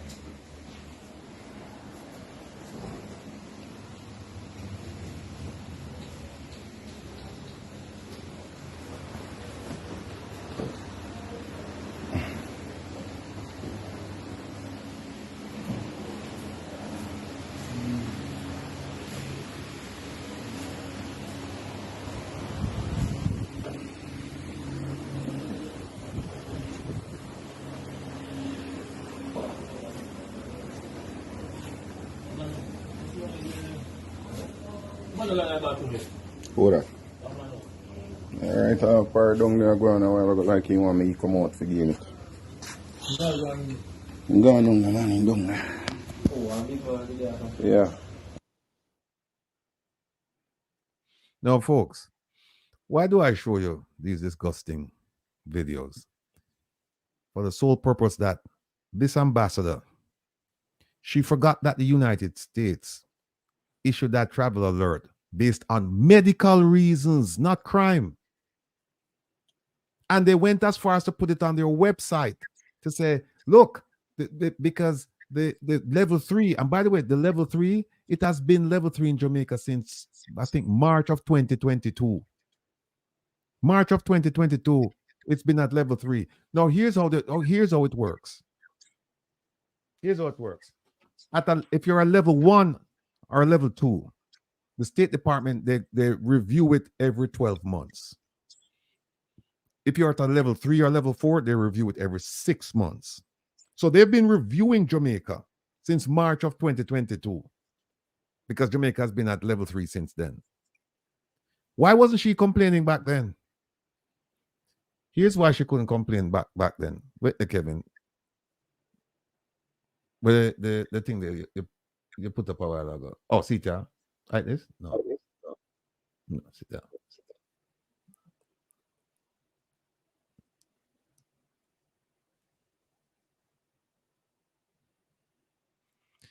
Folks, you know what that is? It's a state of emergency. We Jamaicans, we give the Americans reason to issue the level 3, because you know why? We say we are going to issue state of emergency because crime too high. Look at the dates. From January 18, 2018 to January 31st, 2019, 1 full year, we have a state of emergency. Where? In the tourist area, St. James. It included other areas as well, but but it also included the tourist area. So when the tourists them come off of the plane and go up on the bus, and them have to drive through the checkpoints, and them see soldier and police, and them a search vehicles and a search people. We do it. There it is.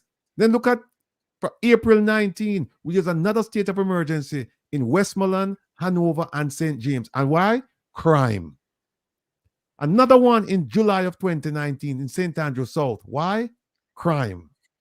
Another one in September 2019 in Clarendon and St. Catherine. Why? Crime. 2020 to 2021, COVID. November 2022, parts of Kingston and some central and western parishes. November 2023, St. James. Crime. Isat can tell you this because Isat took a case before the Supreme Court and the Court of Appeal that he won. And the court ruled essentially that states of emergency as implemented by the government of Jamaica were unconstitutional. And even after that declaration, the government implemented another 2 or 3 states of emergency. We are the ones, when we are talking about crime, then we put it up here. We tell the whole world, say we have a crime problem. Why? Here is why. Here is why. Look on the numbers, people. Look at 2015 before this government took over. How many people were killed?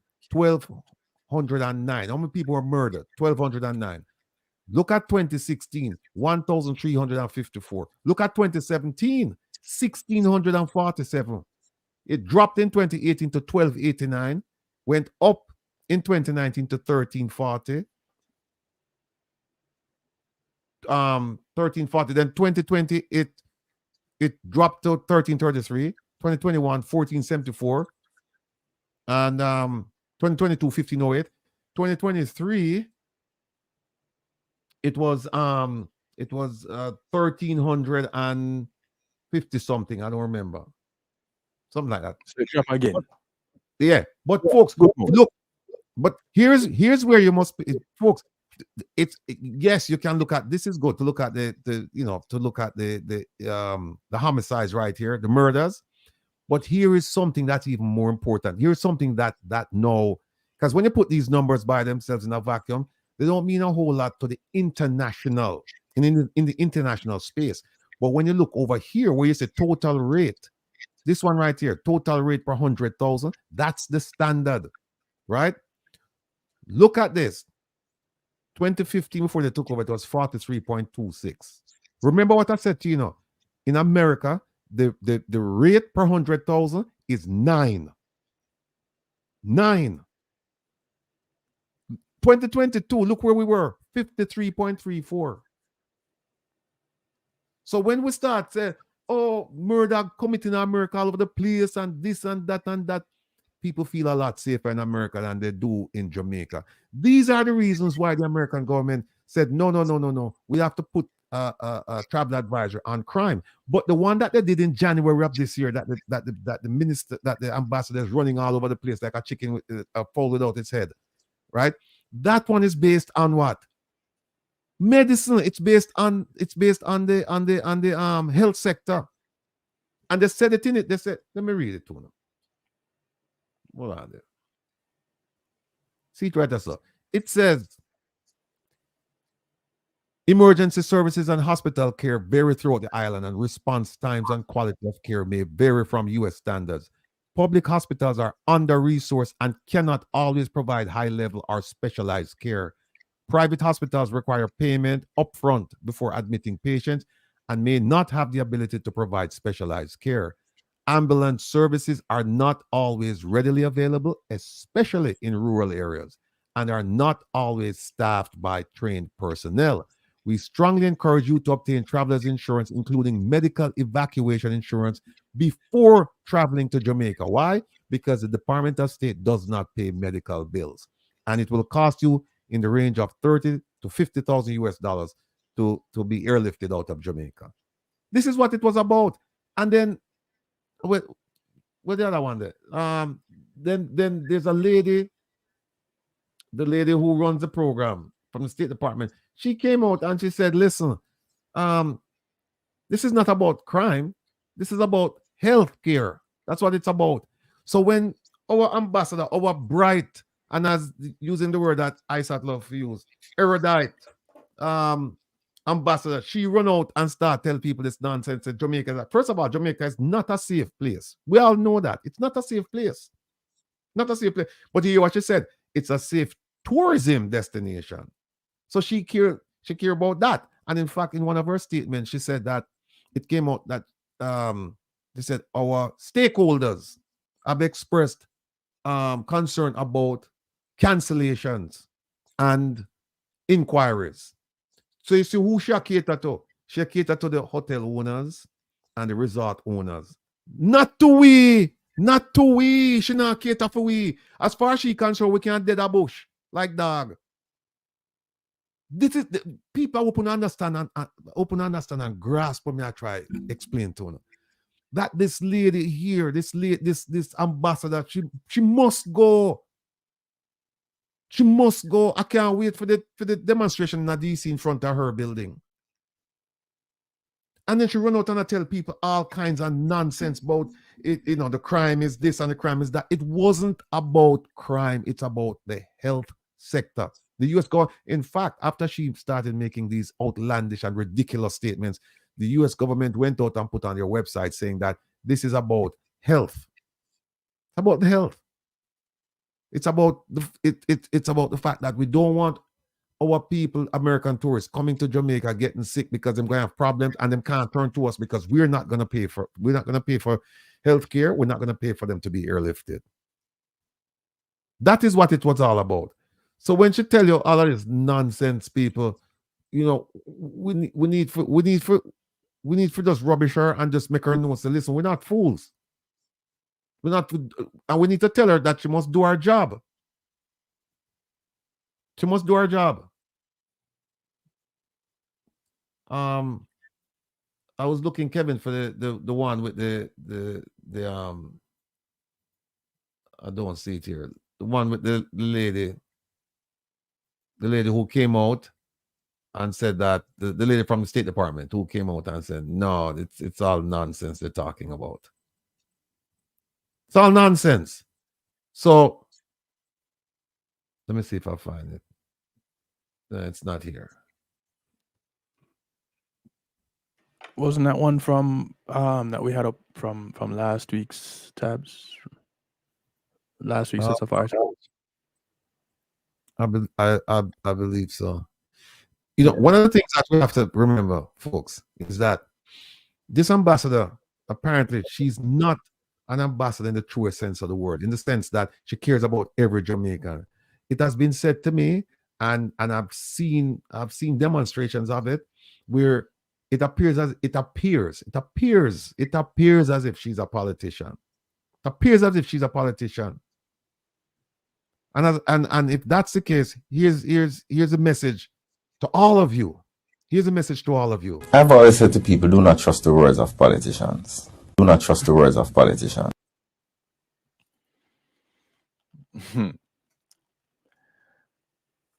I've always said to people, do not trust the words of politicians. Do not trust the words of politicians.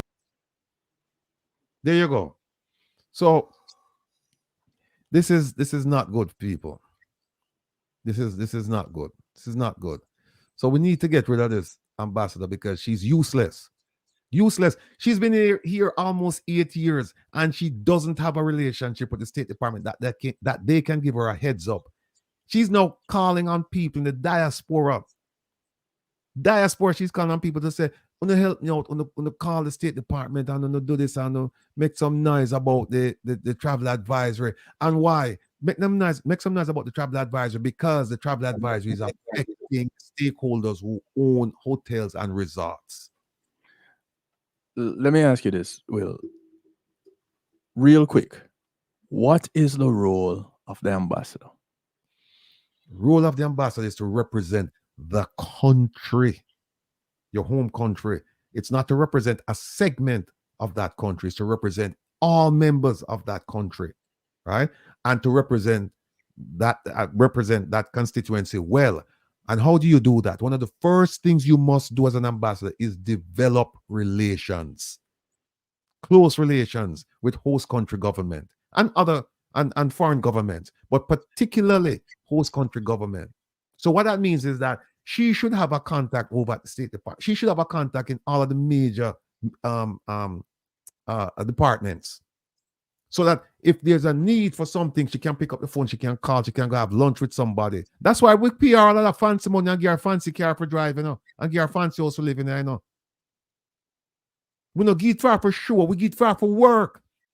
She's supposed to use that. Those are tools that we provide her with, and say, listen, use these things to develop your relations, so that when we have an issue, there's somebody that we can call on from host country government, and say, in this case, State Department, for example, and somebody from State Department. If she had a relationship, Kevin, somebody from State Department would have called her and said, Ambassador, listen, we're having some issues. We need to talk.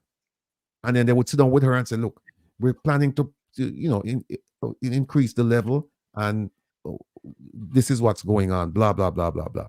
And then she would say, look, let me work it out. Let me call back to Kingston. Talk to the ministry and see if there's somewhere. And then that's how you work things out diplomatically.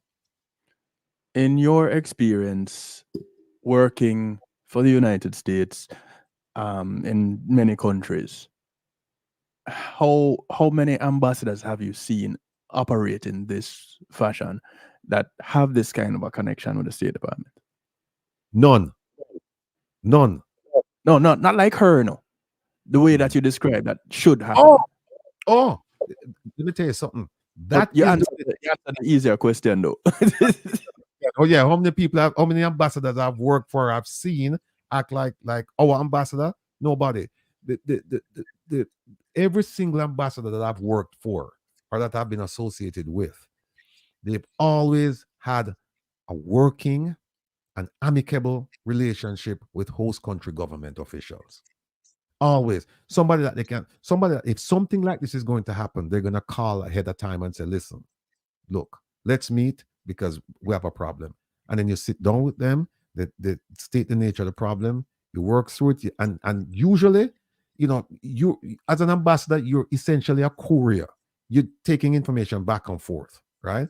But you do that when you develop your relations, because if you develop good relations, you will have information to take back. If you don't have relationships, you're going to have to wait for the newspaper to come out and then you're surprised, which says you're useless.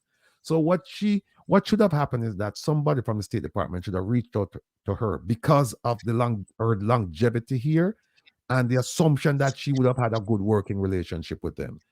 And they would have said to her, listen, we're thinking about doing this thing with the threat level and the travel advisory. And then she would have said, listen, you know what? Let me call back Kingston. Let me figure out what we can do, what's going on here. And then you try and work it out. You try and work things out. But for her, remember now, she had at least, that I'm aware of, at least 2 meetings. And then no, she's calling on the diaspora now for write letters and make phone calls or whatever, contact the State Department. She's useless. She's useless. Oh, everybody want to open the phone line. But we have a thing there now. We have all right, people. I say Roland's supposed to come on at 5. All right, I'm going to open the phone line because everybody want to make phone calls and call in and have something to say. All right, hold on a second. Let me put up the all right, Kevin teach me that trick there now. So it's the number. All right. I wasn't planning on opening the phone line, but because I see where people are saying that they wanna have something to say. Yes, Jamaica, especially the Jamaicans living in Jamaica, this is what you're getting for your money. I remember who said it. I think it was the Prime Minister said you get what you pay for. Something to that effect, right? And this is what we're getting from our ambassador. That's not what we're paying for, though. No, we're not paying for that. You're right. She's clueless. She has. If I were the Prime Minister, she would be recalled a long time ago. I would say to her, look, you have no working relationship with these folks because this is not supposed to happen. You're out. And she's gone. That's what I would do. Jay says there's no soap to wash hands in the hospital. In which hospital, Jay? In all the hospitals, in a hospital that you visited recently, I was on the phone with the person that like Will said, that gave us that picture, that chair. And I don't know if it is to say, I thought about it afterwards. So what the rest of the waiting area look like? What are the rest of the chairs like? What are the charts like that the nurses have to keep tabs on the patients? You know, what else is going on inside the facility? Is it just this one chair that somebody forgot to throw out because, or is this a true reflection of our healthcare system at one of the major hospitals in Kingston? Why is it? Because it's a public hospital. Then if that is the case, then the advisory holds true. You can't go to the public hospitals and get quality service because this is the quality. This chair represents the quality that we have. And if that is any representation, then we're doomed. It cannot be this business as usual. Just cannot. Isat. Yeah, I tell you what.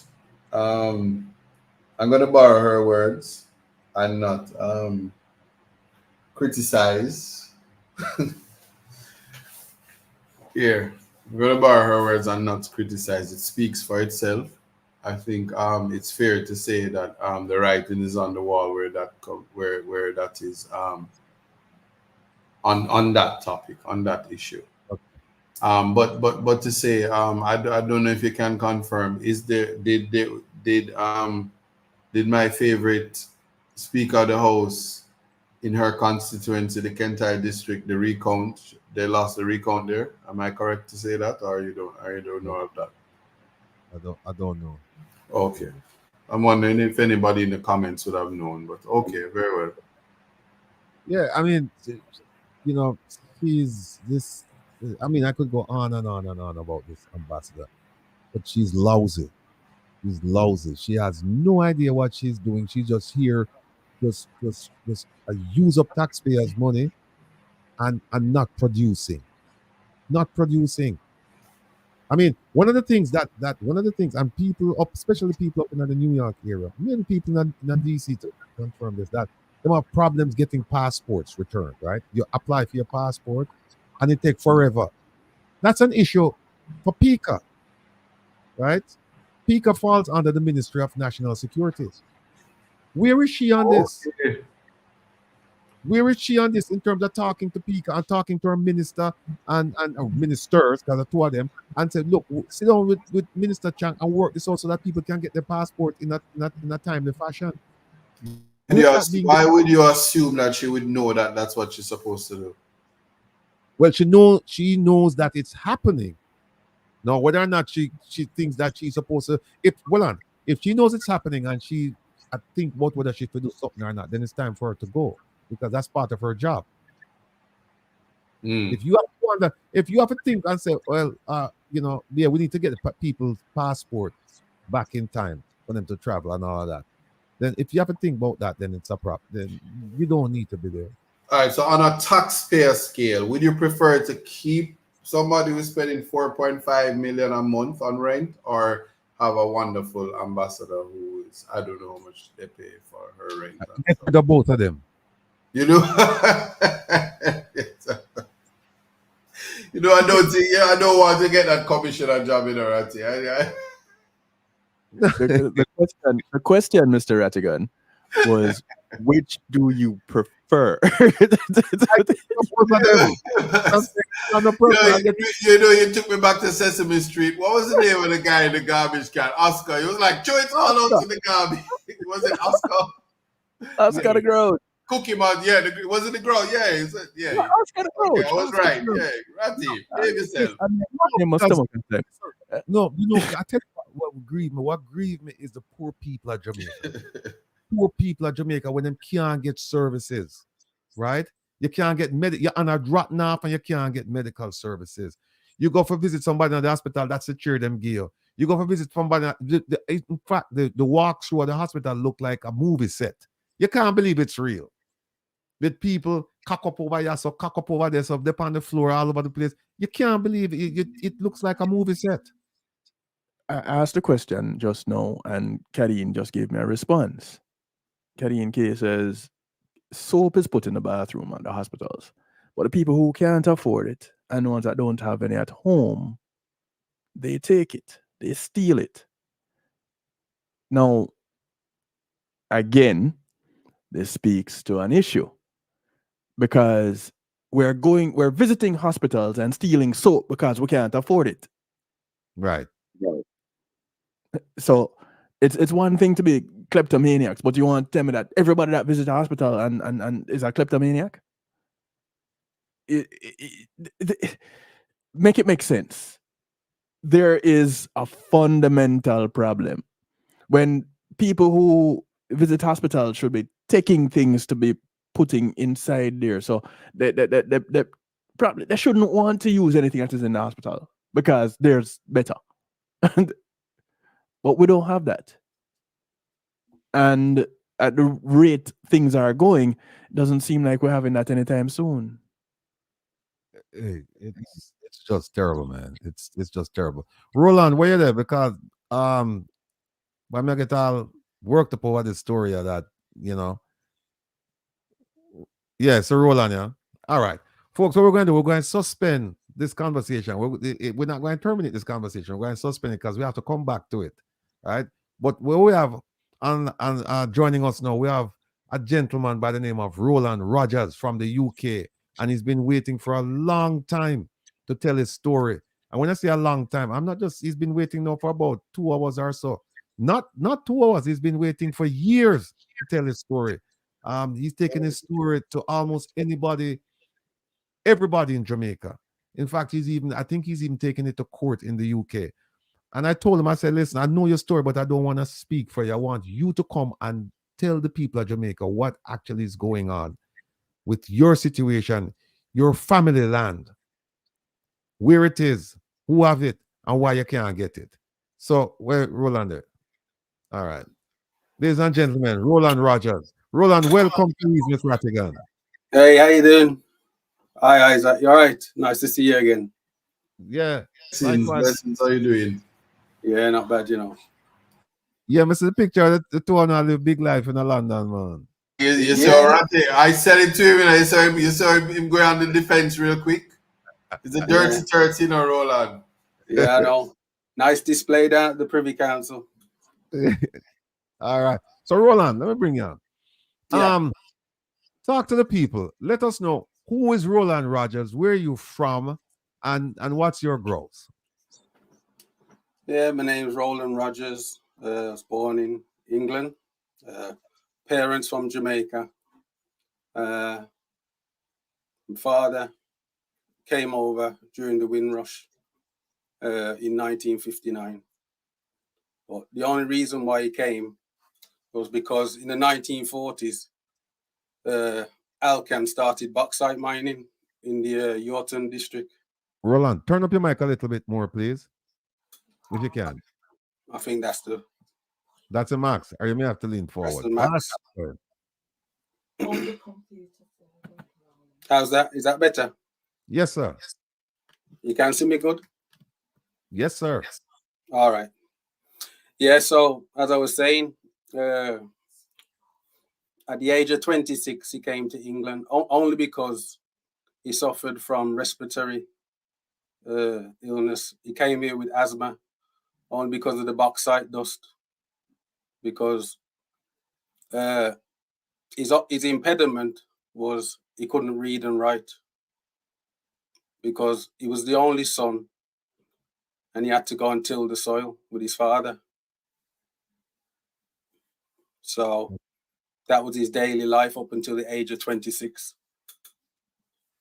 All right. So then he made it to England, and he left behind family, and later on it turned out that he left behind property as well. But talk to us about that. So he came to England, and what happened after that?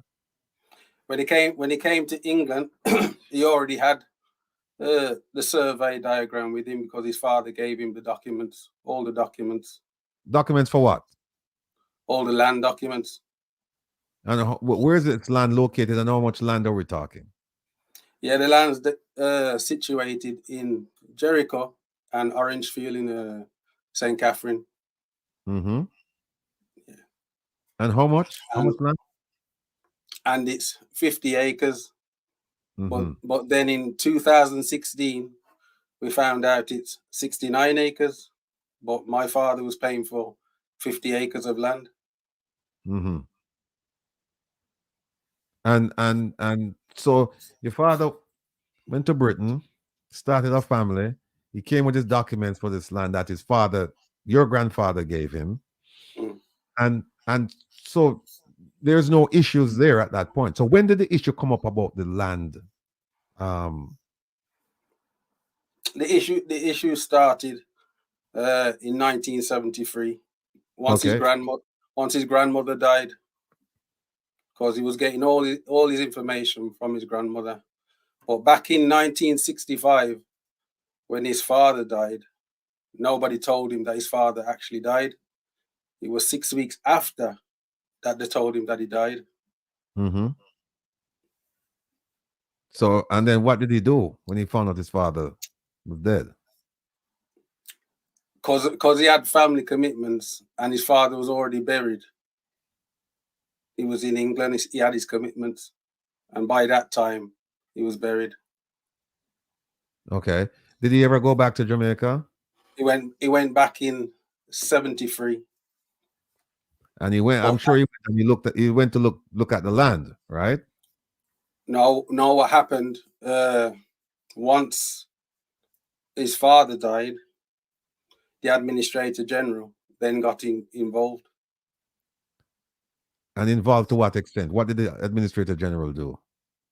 A member or a family member gave the Administrator General a last will and testament for my grandfather. And what did it say? That was in 1966. Mm-hmm. back in them days, what we have is what you call a multi-generational estate. Mm-hmm. So it's gone down from generation to generation through the men. It's always been the Rogers estate. Mm-hmm. So I can track the land back before, in the times of slavery. Mm-hmm. Yeah. So the last will and testament that they gave to the Administrator General on the 21st of March 1966 stated that my father was to inherit 1 acre of land when he was tilling the soil for 50 acres of land, plus paying Tax Administrator Jamaica for 50 acres of land. Okay, so your grandfather died, and in his will he said your father would get 1 acre, even though your father was tilling the soil before he left, for 50 acres. And the estate was apparently 67 acres or somewhere around there. We found out in 2016 it's 69 acres. So your father found out that he was only willed 1 acre. No, what? But the thing is, my father didn't find out. In 1966, once the will, or what we call now the null and void will, went over to Administrator General. Administrator General said sent a letter to my father stating that there's a last will and testament for your father in paper writing. My father never saw any paper writing will in 1 month short of 30 years. So what happened at that point? So right, once my father always left from England and went to Jamaica, he was never molested on his own land. Everybody from Jericho and Orangefield knew that it was his land. Right. Yeah.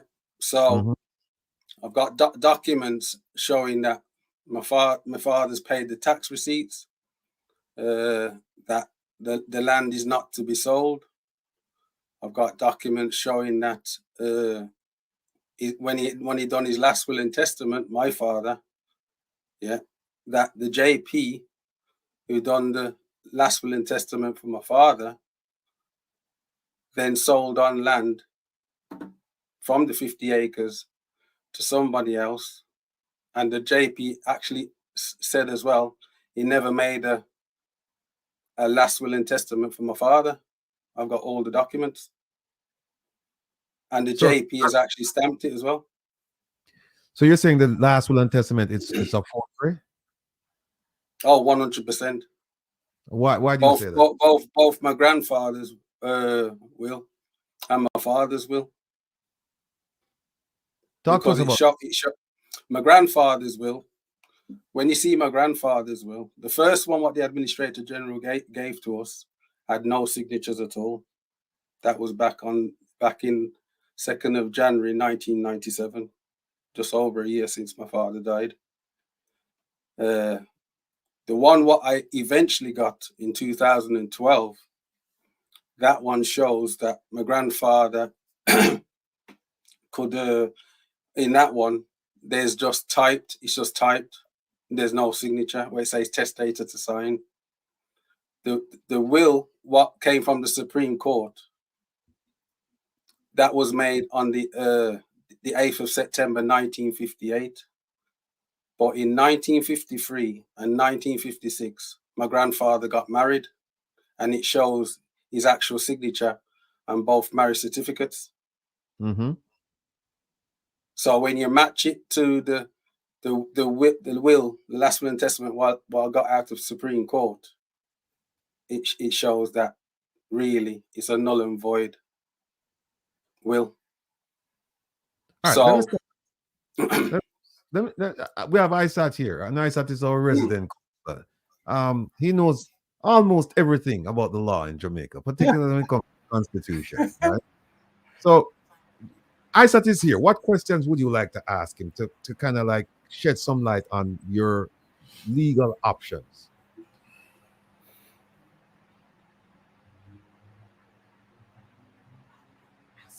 Roland, can you? Sorry, say that again. I thought Isaac was going to ask me a question. Sorry. No, you. What question you have for me? In terms of your roadblocks. Well, the roadblocks, what I'm getting is, I'm just not getting through, and especially to the Integrity Commission.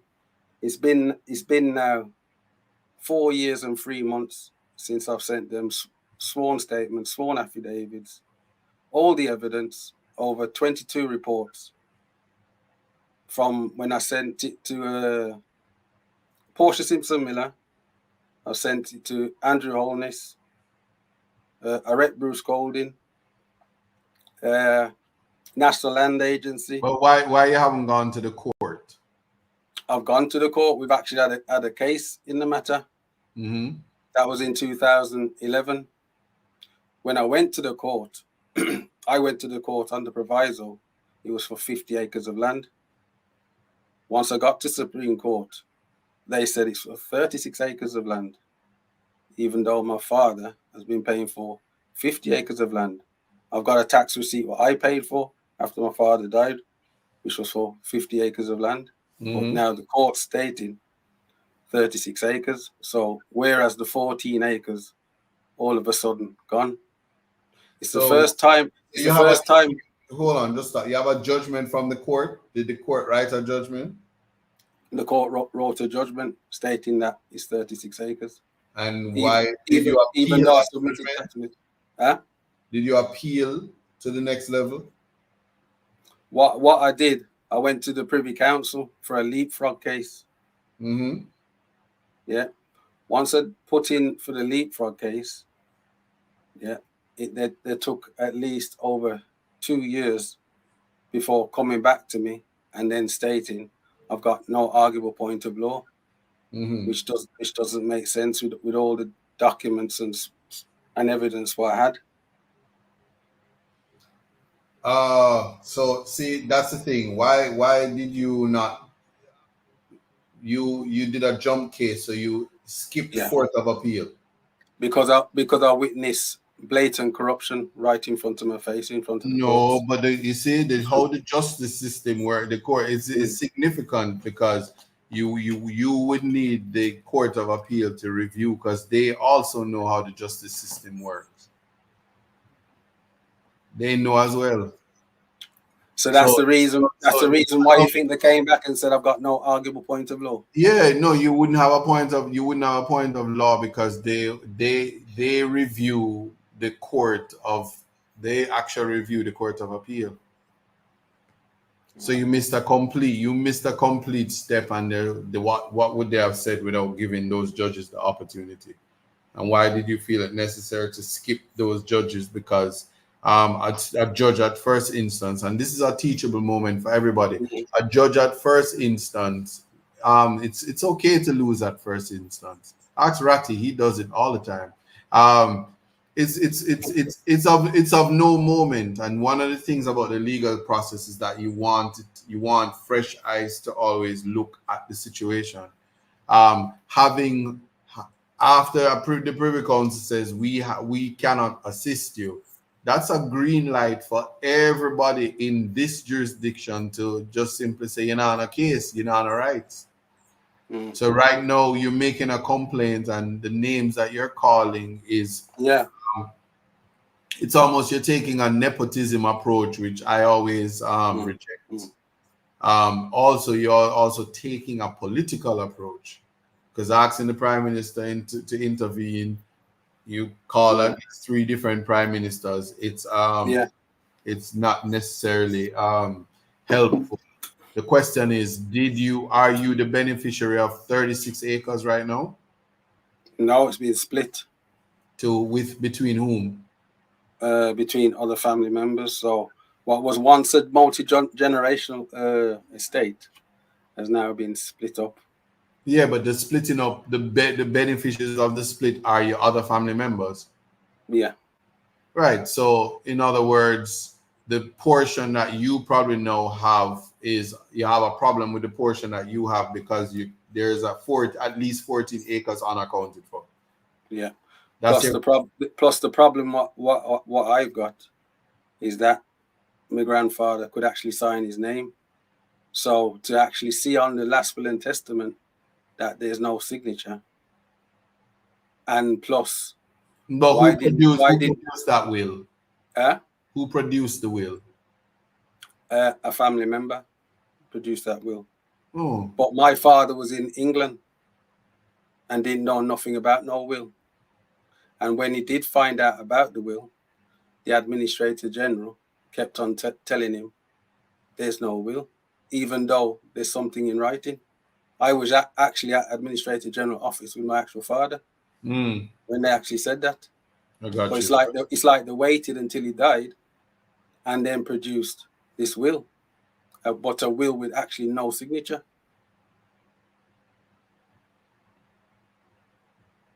Then to see transfers in the estate from the actual JP, what done my father's last will and testament, for only the JP to turn around and say my father didn't make a will with him.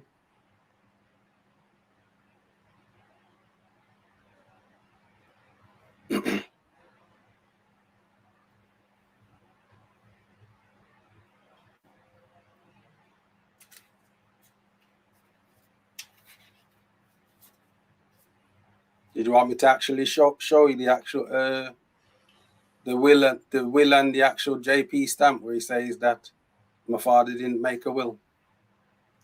So the JP saying but I'm saying was that so the thing about it is, no matter what I say, it would be of no moment because you went all the way to the Privy Council, and the Privy Council says you don't have a claim in law. So what you're left with is hurt feelings and the real deception coming from within your family. Deception. The deception being that a family member disenfranchised the rest of you. and possibly had gotten help from somebody. And but yeah, they got plenty of help. Right, and the reward clearly would be land from the 50 acres to and at the end of the day, it's about principle. At the end of the day, right, wrong. That's what's dead wrong. Mm-hmm. And to know and have all the documents, knowing that they are wrong. It's not that they know that they're right; they know they're wrong. Well, I'm not taking any shots at anybody, but getting a signed document from a JP with unquestionable character, when the court looks at these documents, they take it with a grain of salt because they know that JPs technically, it's not impossible that you could have paid the JP to sign to say those things, and so the court is not quick to disturb the status quo just because a person with unquestionable character comes and says that this happened, especially when, they always say dead man can't tell no tale. Exactly. That's why the way to swim to dead. No, right. So that was a very, very thing. So you are almost like third party, fourth party to, in terms of you, and you're right, right? You're somebody robbed you of your generational. Yeah, because they made sure he had no chance to even contest the will. Exactly. By not showing him the will, even though he went down there time and time again and tried to get the will, they made sure not show him the will. Right. I'm very, very sorry to hear that, though. Quick question. Roland, greetings. You're right. You mentioned that taxes were being paid, though. Yeah. So the taxes that have been paid and for the 50 acres had been paid by whom up until what point? They're being paid by my father all the way up until 1995. And then I paid the taxes from then on. For 50 acres? Yeah. But Isat, with him being but when we came to court, it was 36 acres. No, and that's fine. Let me give you some harsh realities now. And this is a message. This is not a public paid announcement to people in the diaspora. You can't be sitting wherever you are thinking you have this unused land that you're paying taxes for. The payment of taxes only helps the person who gets your property by adverse possession. So without seeing the documents, I can tell you, there's a case out of the Privy Council called recreational holdings. If you saying I was paying from 1990, my father paid till 1995, and then I continued, and then here comes 2011. But who was on the property? Who was on those acres? Because I'd be so happy if somebody would pay some taxes next door and nobody's here. Because I, as a lawyer right now, would simply go up to the tax office because I'm living here and I haven't seen my neighbor for 12 years and the taxes are being paid. I just go up there and I do my adverse possession, and my neighbors would say, yes, I see Isat jumping the fence and cleaning the yard and doing everything, and then that's adverse possession. And then the harsh reality is that you advertise in the local paper. When last have you read the local paper in the advertising section that says Isat is now the new owner of 14 acres of land wherever you had previously owned it, and you didn't challenge it? So a judge who has that has to say, but you never took any steps to protect the land in 12 years. But that's the problem what everybody has from UK, Canada, US. But that's a different problem. You can't be in two places at once, innit? No, but when you attack the justice system, and I'm not, I don't want you to think I'm not against you. I'm trying to. I would hope that the lawyers that you use would have given you some appreciation of what happens. Because you're better. I always talk about the peppercorn agreements. You're better off coming to Jamaica and say to somebody when you're on the land, if it's even a madman, because they're not mad, they just don't have nowhere to live. Nobody, the mad people had come and go, but they're not mad. If you saw the video earlier before you came on, the man was saying, "I have maggage in my hand." If you just saw him, he would look like a madman, but he has all his faculties and he's just poor. Now, if somebody's on your land, you're better off coming from England from time to time and say, hey, you, give me $10 a year and put him and his family into a lease agreement for $10. It's a peppercorn agreement. You can't possibly benefit, but you don't have the capacity to protect 50 acres from where you are. I wish I didn't know about your acres, because you would be crying about 1 acre that you have, because 30 of it would be mine. Yeah. And then people would say, oh, that sounds wrong, but adverse possession is a tool in law, because the land is supposed to be for usage. You must be able to use the land. And that's another thing that even the government, they are under no duty to protect your land while you are away, because they just want the taxes, and once you're paying the taxes, the adverse possession tolls, and they're going to issue the tax certificate to say the taxes are paid up. So what about if you find forgery and in a statute declaration? No, you can, but who would be alleging forgery, because you were not there? You didn't. I'm alleging forgery because. Yeah, but you're alleging forgery by third party, because you're gonna say my father had said so and so. Your father isn't here. No, I'm stating it from an actual statute declaration from a TR1 document, where the person has signed our name as ROGGERS when it's RODGERS. Then the person states that he handed over to my father $37,000. My father was in England. I got the passports and everything. And he done that 2 years after he was dead. Oh, so that's for the adverse possession aspect of it. Mm-hmm.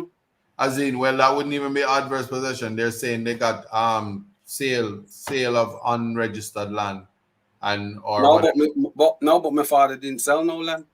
No, I know. Well, they had witnesses. And so when you go to the problem now is your father is not here to testify to that. Even though you're a third, I've actually got the slip stating 37,000, and then it's got the spelling of Rogers. No, that don't mean. Let me say something. Fraud is the most difficult thing to prove in Jamaica. Even sometimes, even though his passport shows that he was in England, even though his passport shows he was in England and at work. Suppose your father is a fraudster and can go by boat. Suppose he has powers. All right then. On that same TR1 document, and on the will it says that my father's supposed to get 1 acre of land, but yet the person said my father sold him 3 acres of land. So what do you say about that? I would say that your father was paying the taxes, so he had every intention to own all 50 acres. And then one of your family relatives say, "Achoo, your father wicked," and people behave like that. I'm just letting you understand that. I can tell you, I empathize with you. I feel your hurt, and I understand your disenfranchisement. But that's everything that's wrong. Because another thing is, it's expensive to protect property, especially when you're living there and you're not here. And the family members that you have that you put in trust, that's going to be important. But as it is right now, this wasn't even a family member. No, but I'm saying, but it was land. It was land that everything that I told you. So you never had to tell me all of this. It was land that was unfenced, unhinged, open. The person was probably growing mangoes and fruits and farming on the land, and nobody could tell them to cease and desist from farming because you guys simply were not here for 12 years. You cannot get around the fact that you wasn't here for 12 years. No. So in any event, even if those documents were fraudulent, they never had to commit fraud. If I'm a judge, I'm going to say, but you never even did have a lie. I can lock you up for the lie, but in any event, you sat on the property and you gained the right to the property by possession for 12 years undisturbed. And the very same thing that you're telling me about, your passports are evidence that you were in England undisturbed. Meaning you abandoned the property for 12 years undisturbed, sending money to pay taxes, Like people send money to build houses. I saw a comedian that says, a comedian say, from he was a child till he migrate, every year grandma fixing the gate, and all know the yard don't have a gate on it. So the diaspora has a habit of sending money to do things, and a lot of time it's never done. You might and that's why the diaspora have a problem with land as well. That is why they have a big problem. No, that's true. That's a general problem. So I think your story is beneficial to people because the knowledge is important. And that's why it's good to have a lawyer in Jamaica so they can write letters for you and tell people to get off of the land and stuff like that and they keep it. But there are some of them who are currently disbarred because they say uno over there and they steal on the land anywhere. So it's a no-win situation. There's some famous one, they'll take your land. Hold on. Let me anyway, I digress. For adverse possession, which is open, notorious, you use the land, everybody knows that you're using the land, and the true owner doesn't file an objection. Now, in Jamaica, how does it work in the court system for adverse possession? Are you given a document? Do you apply, first of all, saying, who do you apply to? And say, okay, I've been occupying this land for 12 years. Okay. I'll answer and finish. And you say I've been occupying. You apply to the National Land Agency, Titles Office. Mm-hmm. And with it comes voluntary declarations. You do a statutory declaration and then 2 voluntary declarations from persons who have lived in the area for the 12 years period. Adverse possession also can happen with joint adverse possession. If your family was on the land before and then you enter the land, even though you enter 1 year, but your mother was there for 11 years, that's still 12 years. Okay. And people can witness that. But I want you to appreciate that. Can you imagine land just sitting idle that somebody could be on it for 12 years and nobody said, come off? That's abandonment. And the case in recreational holdings makes that clear. So even if all the person has to prove is the 12 years. So a judge who is sitting and hearing the complaint says, so wait, what are you saying about the land? You say, I pay the taxes. Anybody can pay the taxes. It's no moment. What have you done? Huh? No, I think that's an important point that we need to flesh out for our viewing audience and our listening audience. Yeah. The fact that, particularly for people in the diaspora, that just because you send the money home to pay the tax on the land, it doesn't mean that somebody cannot take that land away from you through adverse possession. I can do one better for you. Let me see if I have it here. Yeah, I just this is people in the diaspora. Yeah. You might have a grandmother and she have a nice king size bed. And I don't know, even when them have walking stick, ask them for your birth certificate, then take the stick and then flip up the big heavy mattress. And you see your passport, your graduation picture from basic school, all of these things is under the bed. And then do a thing like them wet the finger and then say, yes, your grandfather did give you this title. This one is for you if you bring me some KFC later. And then wipe up the paper and say, yes, we own 700 acres of land in Morant Bay. And it's enough Obia your granny used to work. And they talk and then hold up the paper. And you say, Grandma, can I touch it? And she say, move, you're bright. And she'll hug up the paper.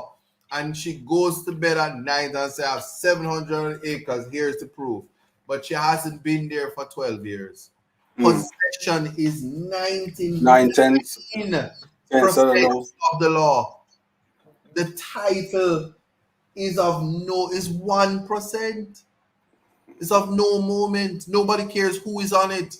In fact, the paper is only evidence that that tax office can say, who must give me my tax money? They don't care who paid it as long as it's paid. Now, know that the possession is 99% of the law. It means that the person in possession is saying, me, the bad man, adverse. It's called adverse because the interest of possession is adverse to the title owner, who is somewhere thinking them own the land. Now, can you imagine I don't know. Well, say if I had KFC, I wouldn't leave it long enough for somebody to claim my chicken. So why would I leave land? 12 years is a long time. That's a decade and 2 years. It's on her. Can you know somewhere for 12 years and never been there or send somebody there? Like what could you do in life? That's how they got a lot of the Windrush people, innit? Well, when they left from Jamaica. Yeah, man, but I just want people to understand that it is really, I don't want to say, I don't know where I fall on the line, because I was trying to explain to people that when the Prime Minister had gone into Clifton and knocked down the houses for those people, there's protection in the law for the process by which you do that. Because somebody who is actually squatting is saying, I have started the process to adverse possess people. So they are tolling interest adverse to the title owner. So the title owner must take steps through the court to say, you can't be here, give you notice. And then when you disobey the notice, they go to the court, and then the court then goes through the process to give orders to say you are to be evicted or you are to be removed. So even if you had come down and you came down 11 years, 364 days, if you did come the day before and say, I want to come off on my property, you have given them notice that you still own that property. But after the 12 years, recreational holding says they are the new owner, and even your title don't mean nothing, because 12 years is the requirement. It's grounded in the law. So what you say now, the best thing is now just to take what we got and just suck egg. No, you know what I'm gonna tell you. Don't like I felt you communicated your disenfranchisement clearly. I felt your hurt, but to say to you that capacity is everything. I would hope that you're not sitting down and 12 years has since passed, because you said 2011 and we know in 2024 says another 12 years that passed, and I should be asking you, did you fence the piece that you have? Do you have a piece of lot on it? Because if no, I go down a National Land Agency and tell them me did have it for 12 years and you did there in England, and then you don't come bright yourself in the court and come go on like you can come say my fraud your feet.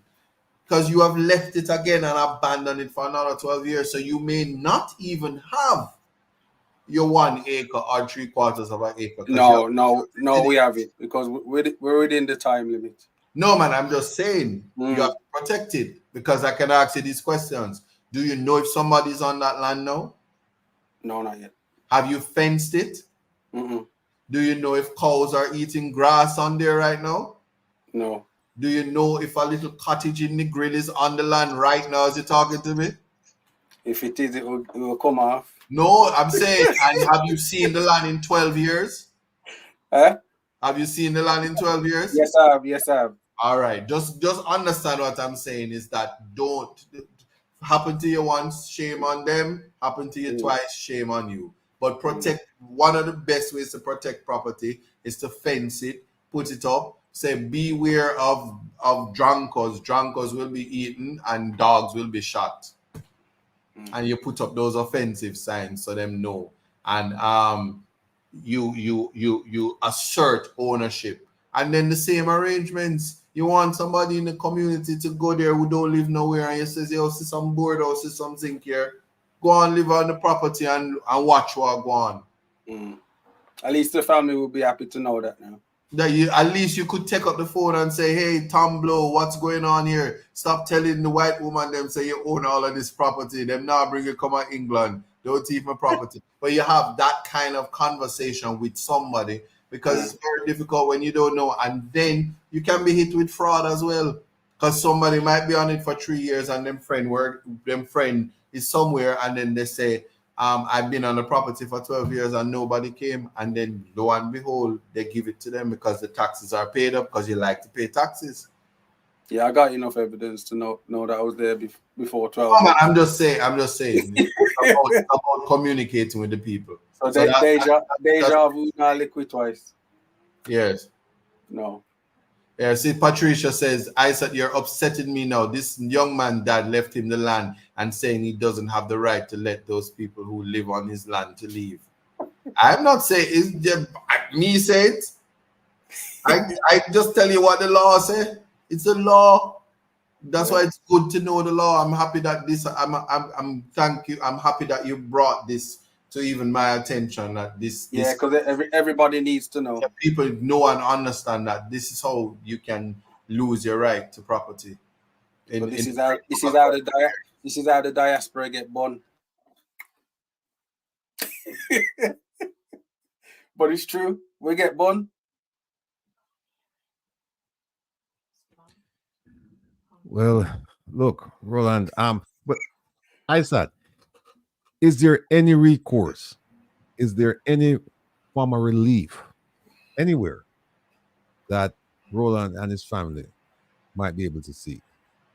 To be honest with you, that one is above my capacity, because as I said, people are going to say, yeah, but you got Privy Council and you got no redress, so you have nothing in law. And I certainly would not come on this platform and make any other overtures in terms of how to reclaim property. Those Michael Manley days are gone. You can't send them on planes again. So essentially you're saying that it is what it is. I'm saying, to the best of my knowledge, he needs to protect what he has so that it's not repeated. All right, Roland. Look, at the very least, I'm sorry, we don't have better news for you, but at least it's a teachable moment, as my dear friend says. It's a teachable moment, because now a lot of people will, they've come to the realization now by watching this program that that's the case, because I would venture to say that at least 7 out of 10 Jamaicans, they're under the impression that if you pay the tax, if you pay the tax on the land, then you're fine. As long as you pay the tax, you're fine. But what Isat is saying, the law says that no, it's adverse, but you can pay the tax.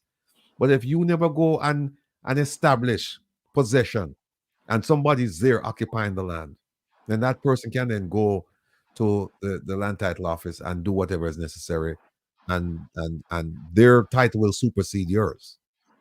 I feel sorry for the family who are fighting for their 4,000 acres of land. Well, this is only 50. How many acres do you have now?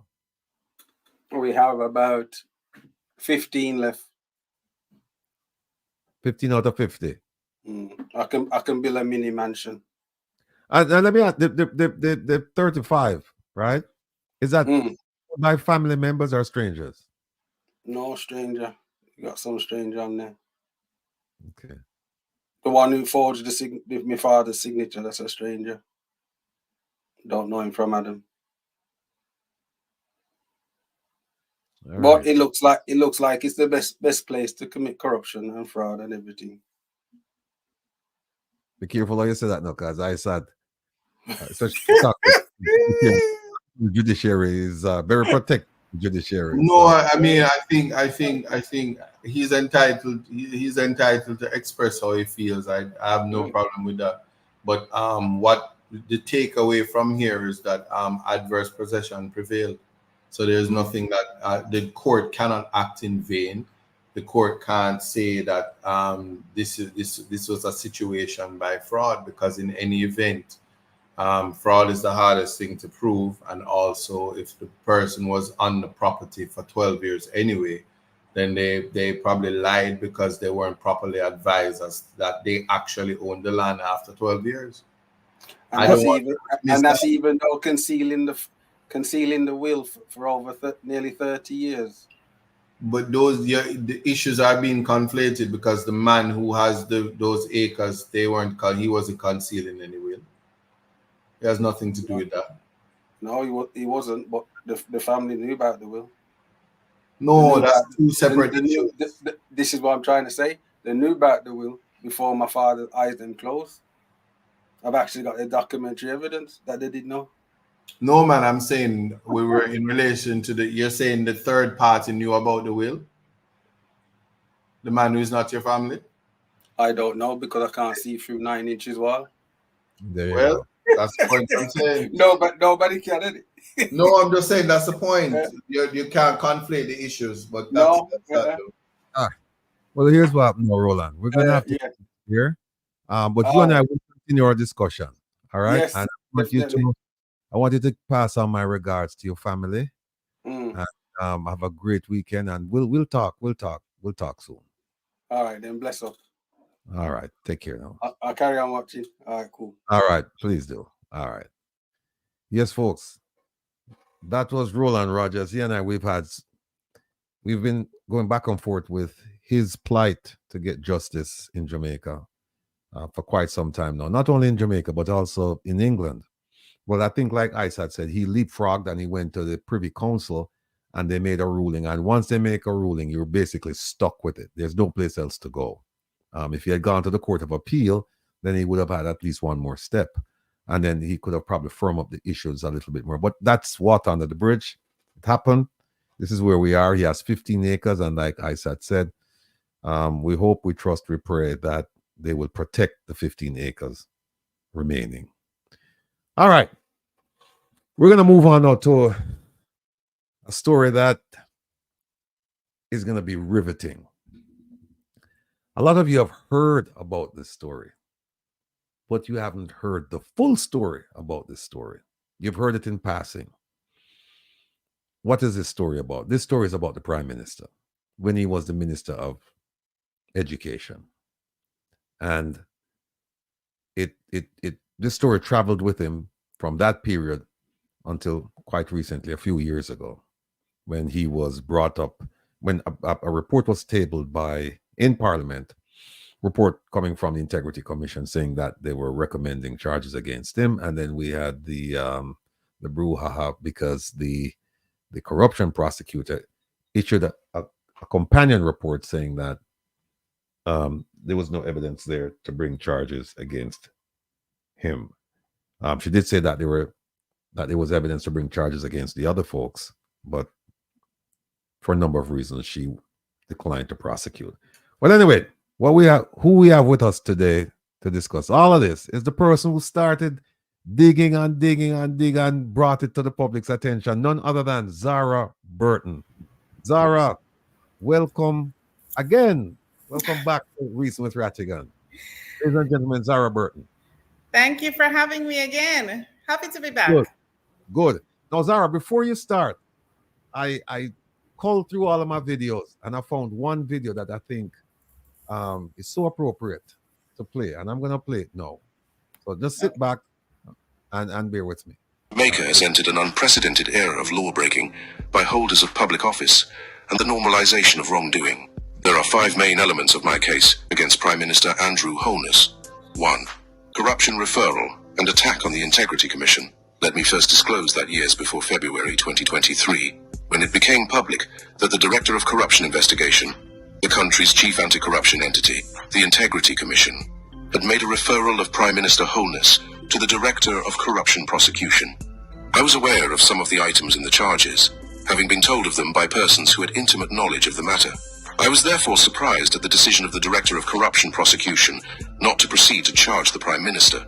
It is a stunning and not to be forgotten fact that the Director of Corruption Prosecution did not make a finding that the allegations of the Director of Corruption Investigation were unfounded. Her decision did not question the findings of fact made by the Director of Corruption Investigation. 2. Uncertified financial declarations. Corruption in Jamaica is exceedingly high. One form in which corruption manifests itself is the use of public office for illicit enrichment. The Integrity Commission Act, whose legislation was crafted largely during the Simpson-Miller administration and led in terms of legislative construction by Mark Golding, was designed both to make it harder for public officials to enrich themselves at the public's expense, as well as to strengthen the mechanisms for detection, investigation, and prosecution. The law also made it mandatory for the declarations of both the Prime Minister and the Leader of the Opposition to be gazetted and published after being certified by the Integrity Commission. Certification means, among other things, that the Integrity Commission is satisfied that there are plausible explanations for the origins of assets and causes of liabilities of a declarant, and that the wealth reflected by the assets has not been obtained through illicit means. For almost a year now, the Integrity Commission has been unable to certify the 2021 declarations of the Prime Minister. That fact should concern well-thinking Jamaicans. The absence of certification is not based on willy-nilly objections or bad mind on the part of the Integrity Commission. The absence of certification means that the Integrity Commission is not satisfied with one or more aspects of the Prime Minister's declaration and has unanswered questions. It is the duty of the declarant to satisfy the Integrity Commission. It is to be recalled that in addition to the non-certification of his declarations for 2021, he was late in the submission of his 2019 declarations, violating the law. 3. Investigations for illicit enrichment. 6 members of Parliament are under investigation for illicit enrichment, and there is every indication that they are all members of the Jamaica Labour Party. In the face of that startling fact, the Prime Minister has sought to place a gag on his cabinet ministers to prevent them from saying whether they are under investigation. I have tried unsuccessfully to ascertain whether the Prime Minister has stated unequivocally that he is not under investigation. There is no public reporting that he has so stated. So, what do we have? At one level, we have a Prime Minister who is the subject of a corruption investigation, and then a referral for corruption prosecution. At another level, probably unrelated, we have a Prime Minister who is yet to obtain certification for his integrity declarations for 2021, as of August 2023. At a third level, we have a Prime Minister with 6 of his MPs under investigation for illicit enrichment, rather than moving post-haste to establish who they are and remove them, temporarily until the investigations are completed. The Prime Minister has sought to impose silence. This is a reasonable assumption, since People's National Party, the NP President, Opposition Leader Mark Golding, has asserted unequivocally that none of the 21 parliamentarians on his side had been contacted by the Integrity Commission as part of an illicit enrichment investigation. At yet a fourth level, we have a Prime Minister who has not declared whether he is under investigation for illicit enrichment. 4. Repeated violations of the law and the Constitution. No Premier or Prime Minister in Jamaica's history has had a history of violating the constitutions as this current Prime Minister, from pre-signed letters of resignation, with 2 rebuffs from the court, to attempting to place the Chief Justice on probation, to National Identification System, NIDS, and states of emergency, the last of which will cost taxpayers tens of millions of dollars based on the unconstitutionality of the actions of the Holness administration. It is my considered position that this Prime Minister poses a clear and present danger to Jamaica's democracy. These facts taken together render Prime Minister Holness, in my considered assessment, unfit to continue as Prime Minister. But we have a 5th reason, namely, the unconscionable 200 salary increase for politicians. In May of this year, government gave members of the Political Directorate salary increases of over 200%. Let us briefly survey the context of the country in which this cruel act occurred. Jamaica experienced a 51% increase in poverty over the 2-year period, 2019 to 2021. It is yet to be known what it is in 2023. Food costs have skyrocketed. Food inflation in November 2022 was over 14% above November 2021. In January 2023, it was almost 13% over January 2022, and July 2023, it was more than 11% over January 2022. In April 2022, the World Food Programme reported on research which found that 40% of Jamaicans had reduced their food consumption, and 90% had changed their shopping behaviour. It is in the context of a society with these characteristics and harsh realities that the Holness administration gave a 200% increase to members of the political directorate. This increase, one member of the governing party, no less a person than the wife of the Prime Minister, has described as coming closer to a livable wage.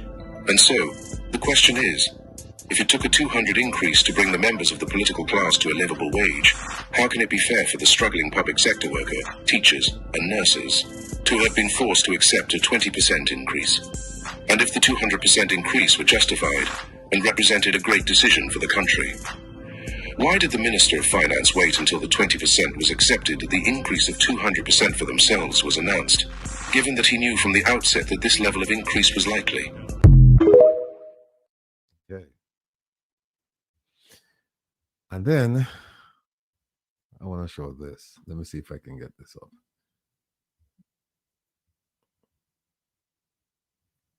All right, I forgot to ask. Kevin, where you there?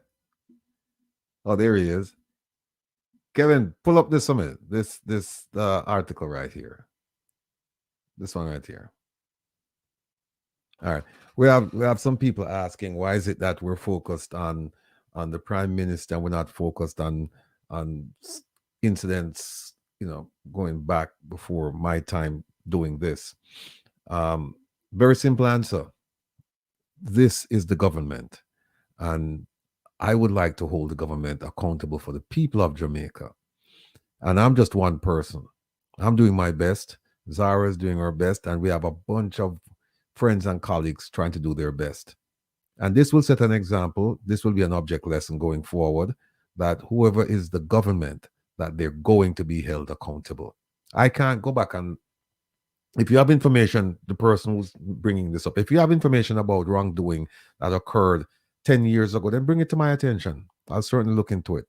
But this is happening before our eyes. This is history in the making. This is not history that we have to go back and dig up some things and look at. And if that is the case and you want to do that, then I'll certainly oblige you.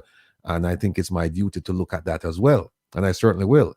But this is inescapable. This is happening right in front of us. Here it is, ladies and gentlemen. Where's this? The Gleaner. What's the date on this? Oh, there it is. This year, February 26th. Look at the headline. Integrity Commission makes third request for information regarding statutory declaration. Third request. Now, we know that there are two statutory declarations that have been unverified, that cannot be verified, that have not been verified so far. A third one is coming due the end of this month, because you're supposed to file your statutory declaration by the 31st of the third month this month. So a third one is becoming due, and here it is that we still can't get to it. And he said they have written recently for additional information, and I'm now in the process of gathering it. That's what the Prime Minister says. No, it shouldn't take this long for him to get all the information, because I've seen the statutory declaration form, and it's a relatively simple form. All right. So it shouldn't take that long for him to get all that information. Another thing is, where exactly is it? Is it with the complaints division? Is it with the investigative division? I don't know. I don't know. And I don't think any one of us here today, right now, anyone knows. But this is troubling. And it's troubling not only for Jamaicans. This is troubling on an international level, because he has to go out and meet with his peers. He has to go out and meet with his colleagues from other countries. And they're when they see him, remember now, he's representing us. And when they see him and they see this headline, they're thinking, something is not right here with this guy. 2 years, can't get your statutory declaration, and you're the one who set this organization up in 2017. You set it up, and you can't satisfy their requirements, and now we're coming on a third one. Something is not right here. Something is not right. And we hope to God that sooner rather than later, and we've been saying that for quite some time now, that we'll get to the bottom of this. And if there's something that is illegal about what he's done or what he's doing, we need to know. If there's nothing there, we need to know that as well, and exonerate the man and let him move on with running the country. But we shouldn't be held in this position where we're constantly asking what happened to his statutory declarations. When are they going to be verified? Will they be verified? We shouldn't be put in that position. So that's my soapbox speech for now. Well, Zara, welcome again.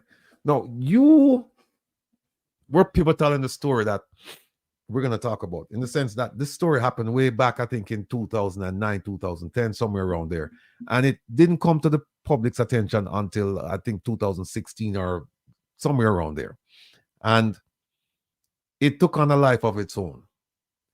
And I read the summary and I read the report, and I have to tell you, I really don't have a lot of faith in the Integrity Commission. And that's just given my background. I read what they did, what they said, what he said. I also read that there are people who should have been interviewed who weren't interviewed. I read that he was interviewed twice, which in my world, you don't do that. I also read where they asked questions where they didn't know the answers. In my world, you don't do that. A lot of things. So I don't want to steal your thunder. I'll let you run with the story, and then we'll tag along.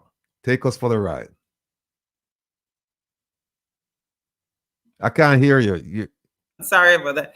The story is pretty big. So, I mean, narrow it down for me. I mean, where do you want me to begin?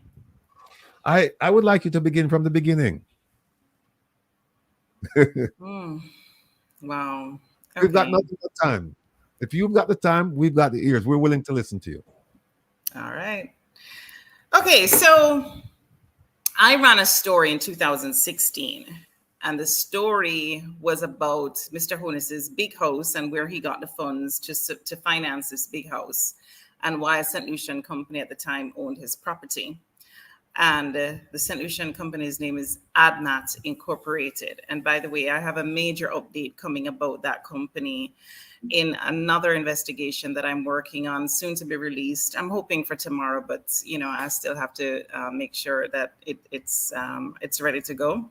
Is there any significance to the word or the name ADMAT? Well, Mr. Honus had said that it was formulated based on his two sons' names, Adam and Matthew, and that he's the only director of ADMAT. He said this in 2016 in a statement, and that his sons and himself were the three shareholders of ADMAT Incorporated. And so this company, the St. Lucian company, bought not just this big house, but bought two other properties, at least two other properties that I was able to find out about through my reporting. Another one is actually a Beverly Hills property, which at the time is now, I'll be doing an investigation on that too. In fact, I'll have more on all these things. So if people want to sign up and see what I'm coming out with, they can go to the website, 18degreesnorthtv.com, and sign up for the newsletter. But nevertheless, let's get back to what I was trying to say. So the three properties we found, one was in Acadia. It's in St. Andrew, the parish, corporate area. The price tag that he purchased that one for was 16 million Jamaican dollars, and that was in 2008. So I want you to follow the timeline. February of 2008 was when ADMAT was incorporated in St. Lucia.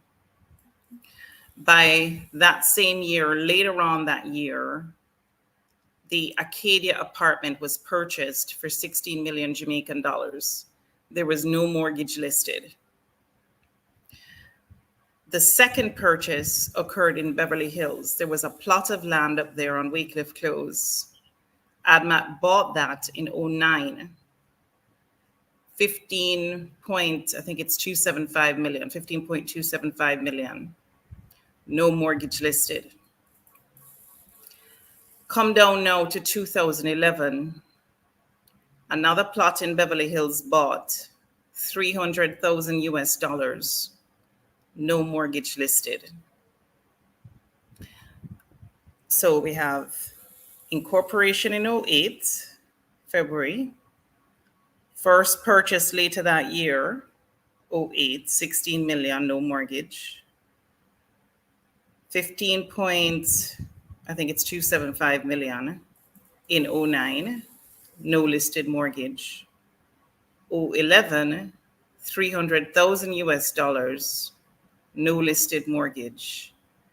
And then even after all of those purchases with no mortgages listed, and I want to point that out, listed on the titles of these properties, there is now the construction of the house in Beverly Hills on one of the plots of land. That's his big house today. And he did give an explanation because he did get under some pressure from the PNP in the 2016 general election about where he got the funds. And so he had to come out and address where he got the funds. And essentially he said, in order to build his property, he took financing. He said he got some financing. He said he got some savings, salary, credit from suppliers because his wife is a real estate developer. And, you know, he had funds at SSL, which is the company that is now under the jurisdiction of, what do you call those people again? A trustee or something like that. Anyway, we know what happened at SSL. But Mr. Honus says he came out of SSL prior to this whole debacle becoming a big thing. Anyway, the long story short is what has not been addressed, in my view, still is the original source of funds as to where he got the funds. Because even after I came out with this report, he came out with some financials, didn't share them with me, but shared them with 3 other journalists. I believe it was one from Observer, one from Gleaner, and one from Nationwide. And I even recently asked him again for the same set of financials that he shared with those 3 journalists.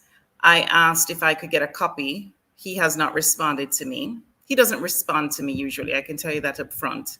I send him questions. He doesn't respond. I send him more. He doesn't respond. So he just doesn't respond to me. Anyway, my job is to ask. So I ask. Anyway, so there was a lot of questions about where he got the funds. And there still are questions about where he got the funds. And so another investigation I want to be doing and publish hopefully soon, but it just takes some time to do these investigations, is a real, more intrinsic and more, maybe not intrinsic is the word, but a more focus on his money. You know, I look at what he has publicly stated about his finances and the possibilities of where he may have gotten this money to do all of this stuff. So I think it's important that we dissect what he has publicly stated and really try to figure out, does it make sense? I'm not making a call on that. I'm just absolutely saying that we should dissect it, okay? And maybe that's what the Integrity Commission is doing too. I don't know, but I too have questions about how the Integrity Commission operates, because as you know, I came up with an investigation about Mr. Golding recently and the issues of his own house in St. Andrew as well. And I make no bones about it. I still have questions there as well. So I don't know what the Integrity Commission is up to on either side. All I know is that I myself, as an investigative journalist, have questions about the Integrity Commission and how they do things. Plus, also, I do have questions about some of the financing that Mr. Honus used in order to purchase these properties. Separate and apart from the properties, there was another part of the investigation that focused on a guy by the name of Robert Garvin. I came across Robert Garvin's name because one of the applications in order to build that was filed with NEPA, the National Environmental and Planning Agency, that has to approve when you are about to build. Because remember, I told you that right now on one of those Beverly Hills properties, there is actual construction going on of some townhouses. Yeah. So Robert Garvin had filed an application at one of these building agencies, NEPA. And in trying to figure out that application, and I saw the name Robert Garvin, so I was curious who Robert Garvin is. I went to the Company's Office of Jamaica, looked up his name, which you can do, anybody can do that.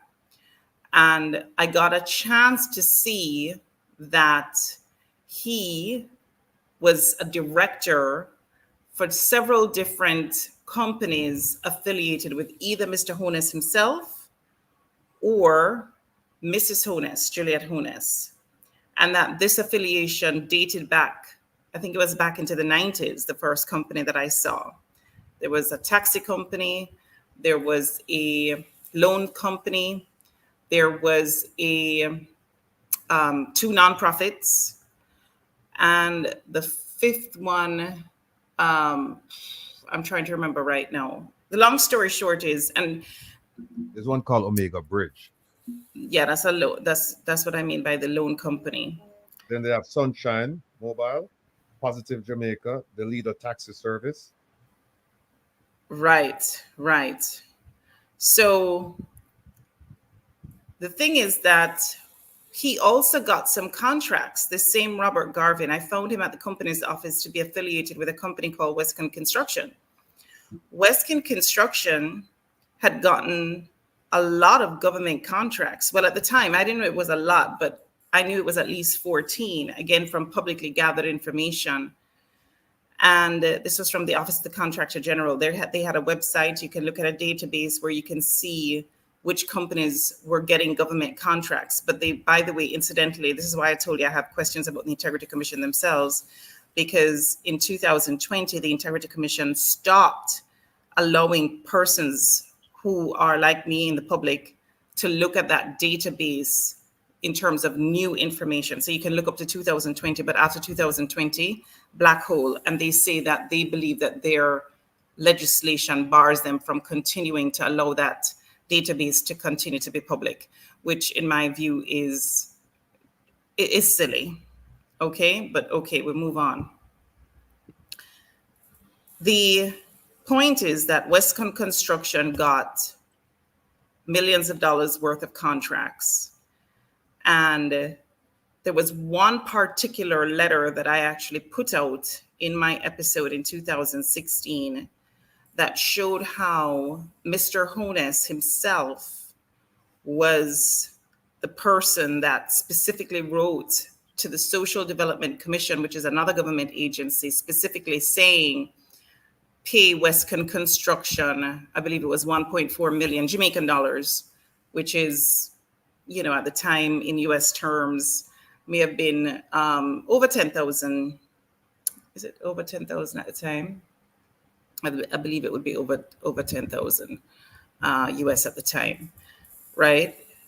Now, the long story short is, here you have him and Mr. Honus and Mrs. Honus doing business together, and yet Robert Garvin, whose Westcon Construction is registered at the company's office, and he and another person named Donovan Simpson, they're part of Westcon Construction. Donovan Simpson incidentally confirmed to me as a reporter that he, Mr. Honus, and Mr. Garvin are all friends.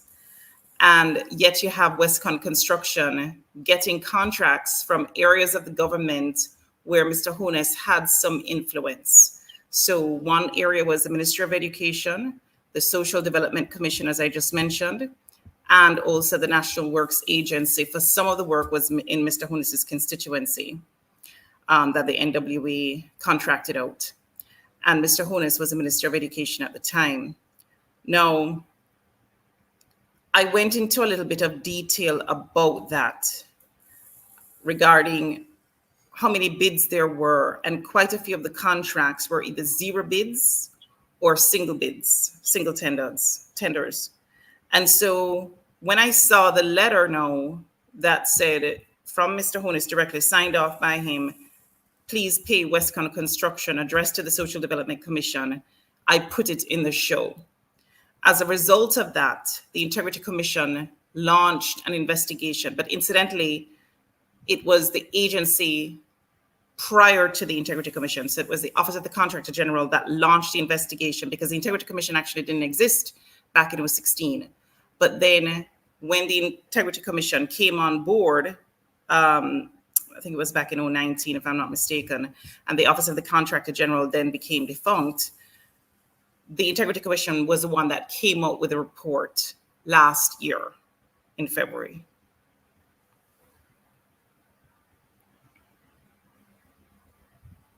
So you need me to keep going about what the Yeah. report? Yeah, Okay. because yeah, the Integrity Commission actually came into the law was passed in 2017, but the agency came into existence as a functioning entity in 2018.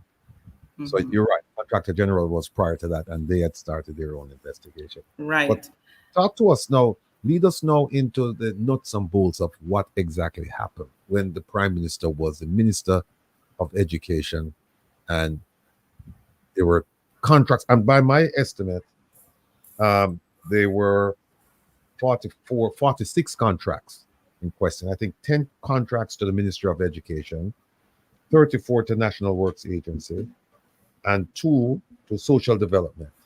And they all went to this company that was established by his friend, the Prime Minister's friend, and business partner.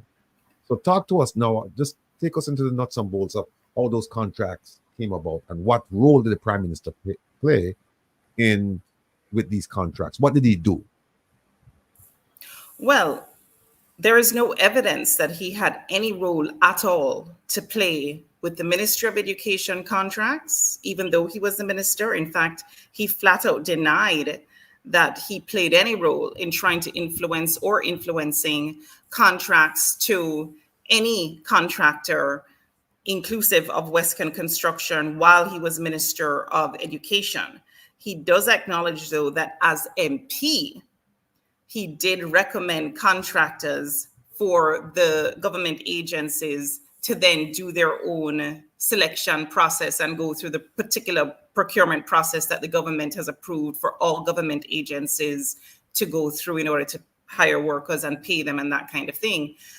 So the Ministry of Education actually only has one direct contract. Of the 10, there's only one direct contract that was given to Westcon.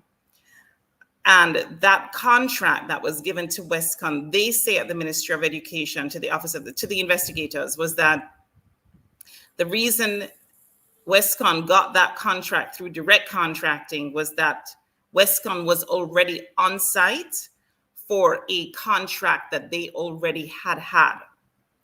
And so this was just an additional one because they were already on site. So that's the Ministry of Education. And Mr. Honus was careful enough to say, which is true, that before he became Minister of Education, Westcon Construction was getting contracts from the Ministry of Education. I think there were 2, okay? So 2 of the 10 were before Mr. Honus became the Minister of Education. Okay, so let's set that one aside for now. Now, the MP issue. So Mr. Honus is the MP for West Central St. Andrew constituency.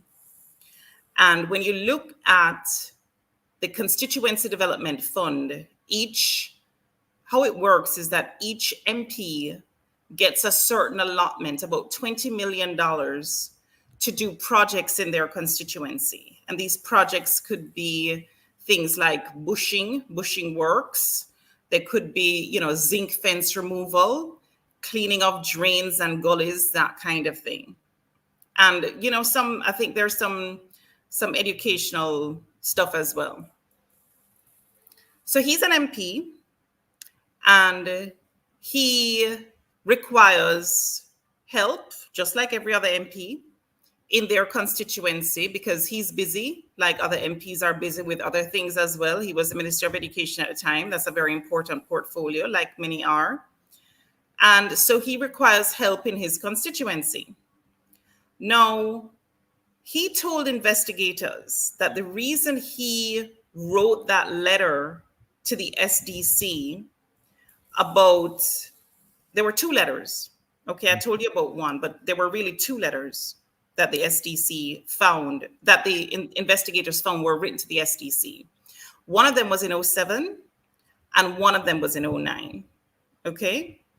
The one in 2007, and these are small contracts. I want to make it very clear. These are, in US terms, minute contracts, right? Really small money that we're talking about. But nevertheless, the first one, right, was 2007. The second one was 2009. The one in 09 said something to the effect like, in fact, why don't I just give you the exact language of what it actually said, right? 1 second, everybody.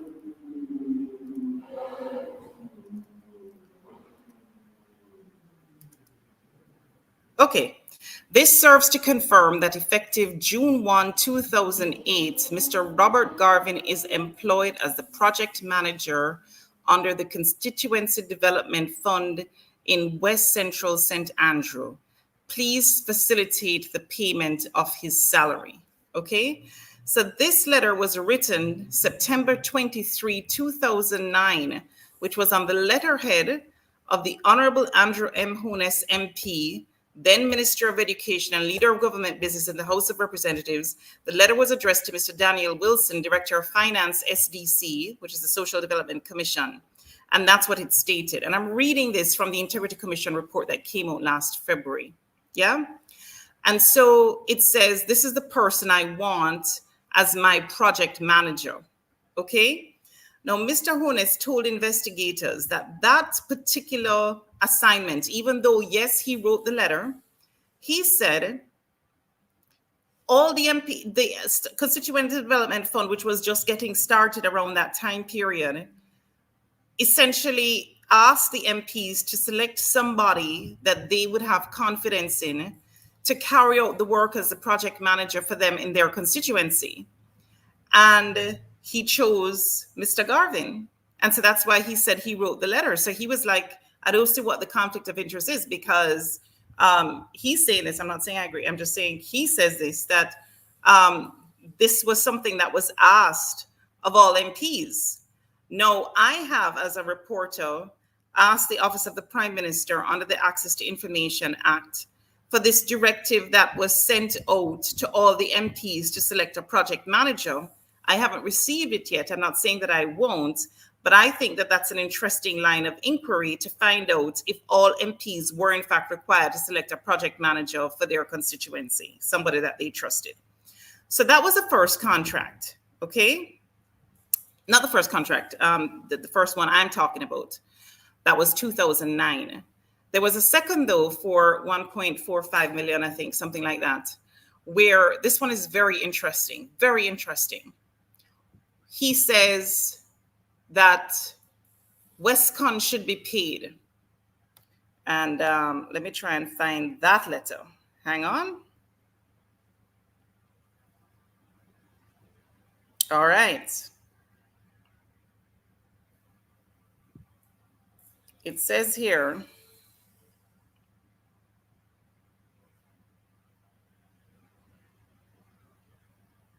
oh boy, I'm trying to find a specific reference to Westcon Construction, right?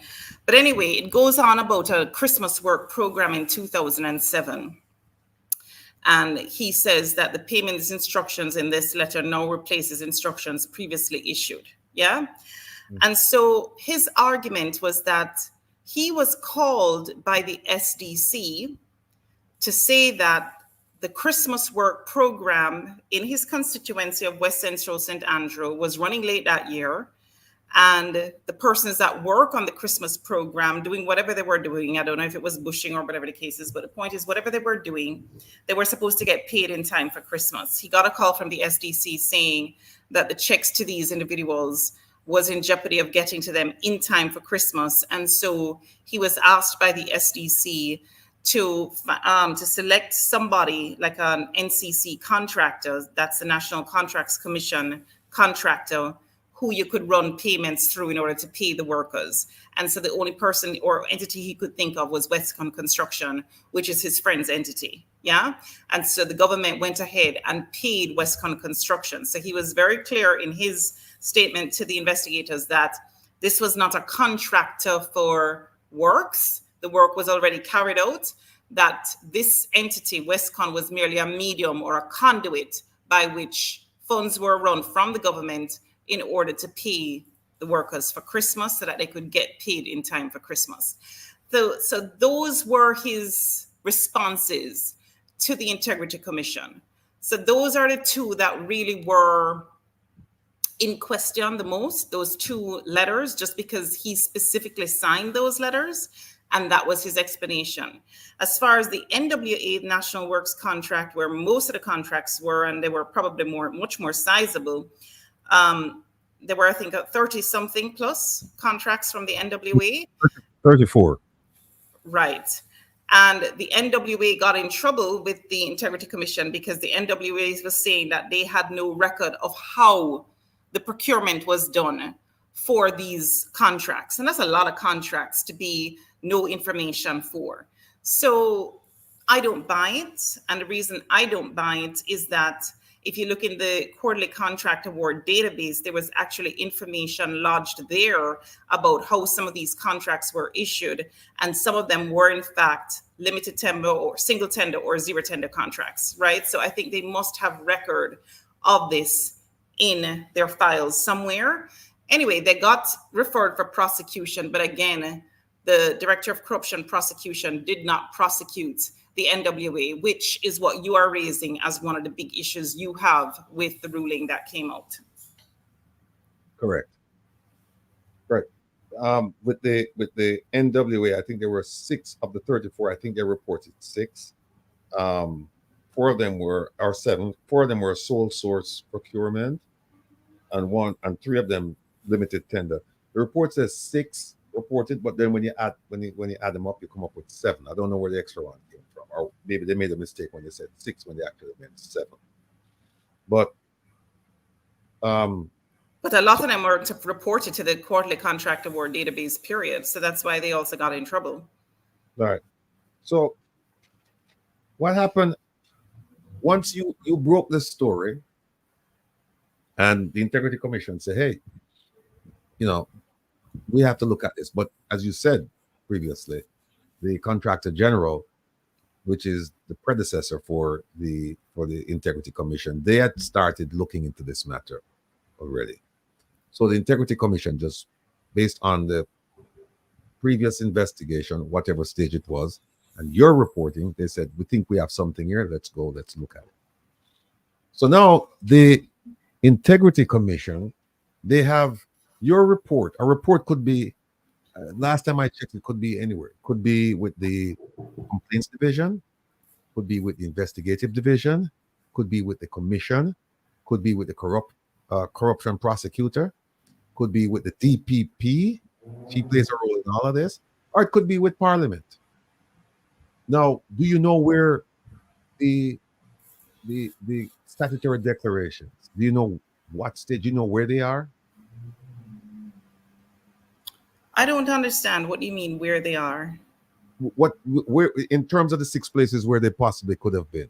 Well, we know they're not with the Parliament, or we don't believe they're with the Parliament right now. So that narrows them down to 5 places: the DPP, DPP Corruption Prosecutor Commission, Investigative Division, and Complaints Division. And the reason why I ask you that is because depending on where it is, there are different procedures. And at this point, I think people are just kind of like speculating. So I'm just curious as to, I mean, you know or you don't know. I'm just curious as I don't to know. I don't know. Genuinely, I don't know.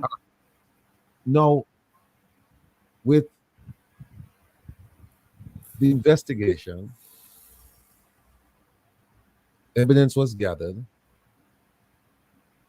meaning documentary evidence, and interviews were conducted. What can you tell us about that based on the report issued by the Integrity Commission? In terms of the documentary evidence? Mm-hmm. Okay, as I said, the strongest piece of documentary evidence that came out were those 2 letters, right? The fact that he himself signed those 2 letters, that was the basis of the when you have like the smoking gun, that was a smoking gun, okay? And it was those 2 letters that Mr. Honus wrote himself. Now, he's saying that he wrote in his capacity as MP, right, to recommend these things. And he has in the past recommended persons for contracts for work in his constituency, which is customary.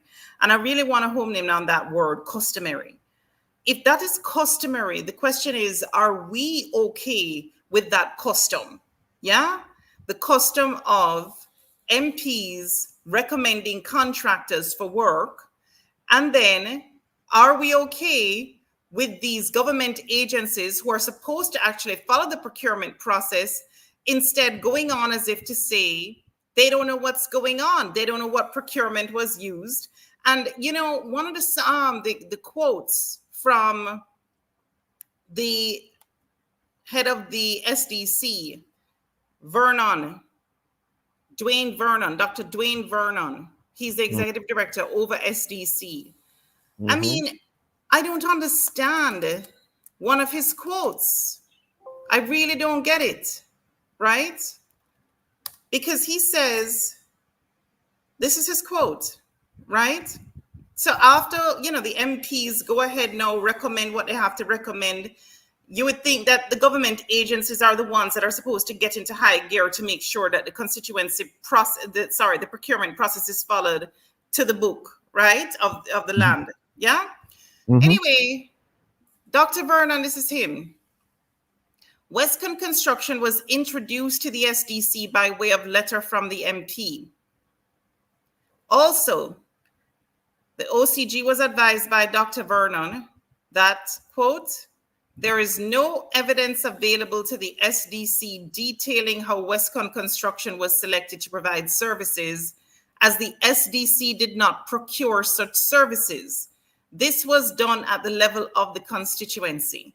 That is the most bewildering part of this whole investigation to me. How can you, as the SDC, be paying out government money and saying SDC did not procure such services? So how are you paying money then? This was done at the level of the constituency. How does that compute? And I believe that that needs to be probed even a little bit more. What does that mean? This was done at the level of the constituency. Well, we need to, we need to look to see if that's customary, that they would pay money out that, as I said, done at the level of the constituency, as opposed to work being done that they can say, okay, we see the work's been done, and so fine, you know, it's approved and we'll pay for it. But let me just open at this point, because we have a lot more to go, but let me just ask Isat, and Kevin is in the background right now, if they have any questions for you. Before I don't want to open the phone lines now, because I want to complete this thing, but I just want to hear from them. Well, I'll start by saying that Zara is always so detailed. She'll leave you in deep contemplation, because although the information is, some of the information isn't new, it's the detail, as in seeing it from fresh eyes. Is a lot of answers, which I know you won't have. The best person to answer some of these would be the Prime Minister himself. And so I wouldn't have any follow-up questions from that, but to say that it's not looking too good right now on the corruption meter.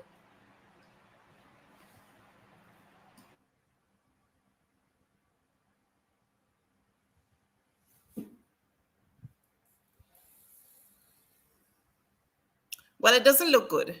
It doesn't look good. And it is, as I said, something that I am keeping a close eye on, especially this particular one. And I'm going to be, as I said, coming out with additional reports, because I think it's worthwhile.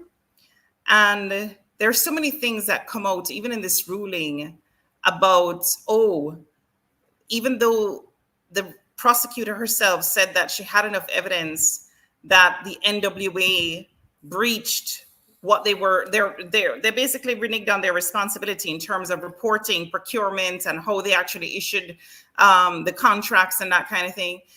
And because, you know, the passage of time. So we're going to give them a pass because of the passage of time, abusive process.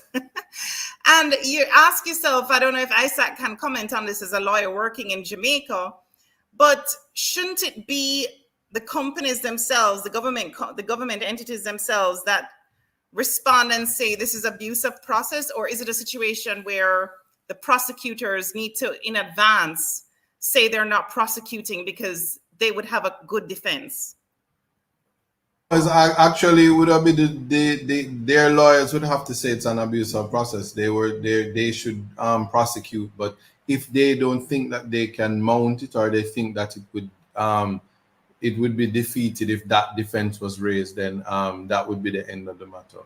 certainly if I was his attorney, I would raise the abuse of process. And I think that ironically, you can see that the passage of time, justice delayed is justice denied. It works for everybody. And so it's ironic that we have one set of people saying, you know, where abuse of process is concerned and the length of time that has passed, one shouldn't be going on to try to prosecute. But here we are, the same people will go ahead and say, well, a man, we should have a retrial for something, and the passage of time is not so much. So we want balance. I'm not throwing shade. I'm just showing you how it's different rules for different people. But certainly, if we are to step into a direction where it matters about corruption, then it ought to be mounted and the person be vindicated by the process, because a judge may very well see otherwise. So you want it to be before the court, and you want it to be go through the court system and see where it lies. So, but I'm asking you as a prosecutor, if you were a prosecutor, I'm just asking you, would you come out and say to the public, is it normal to come out and say to the public,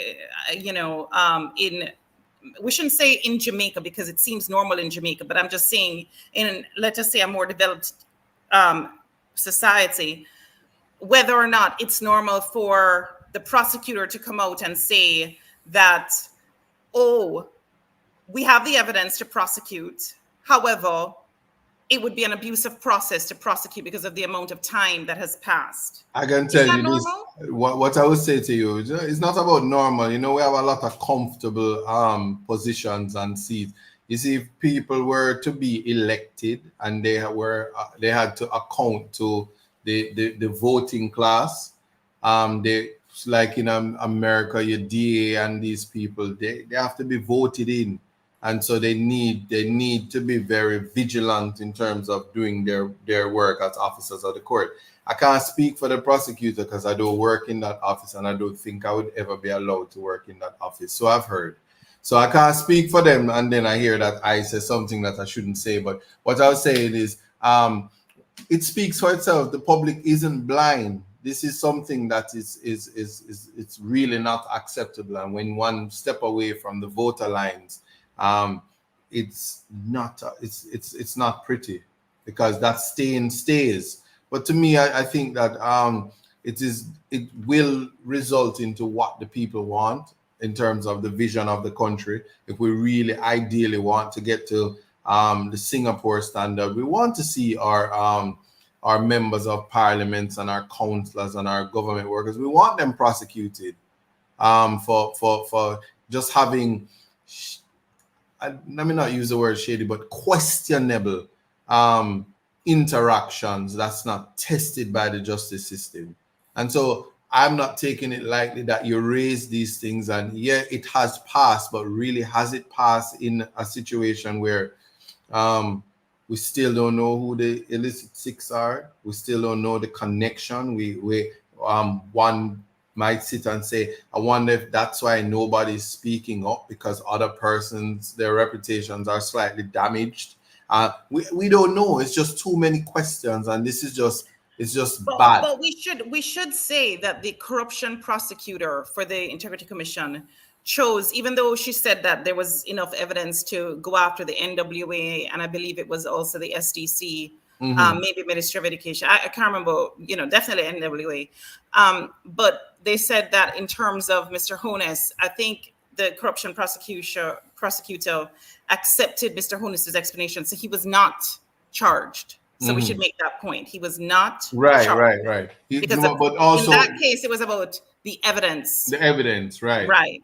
And that's what I'm saying is the decision that she has made, we're not going on a witch hunt to per se, or a wizard hunt in this situation. And the decisions, we sometimes have to accept that it comes from a place of competence.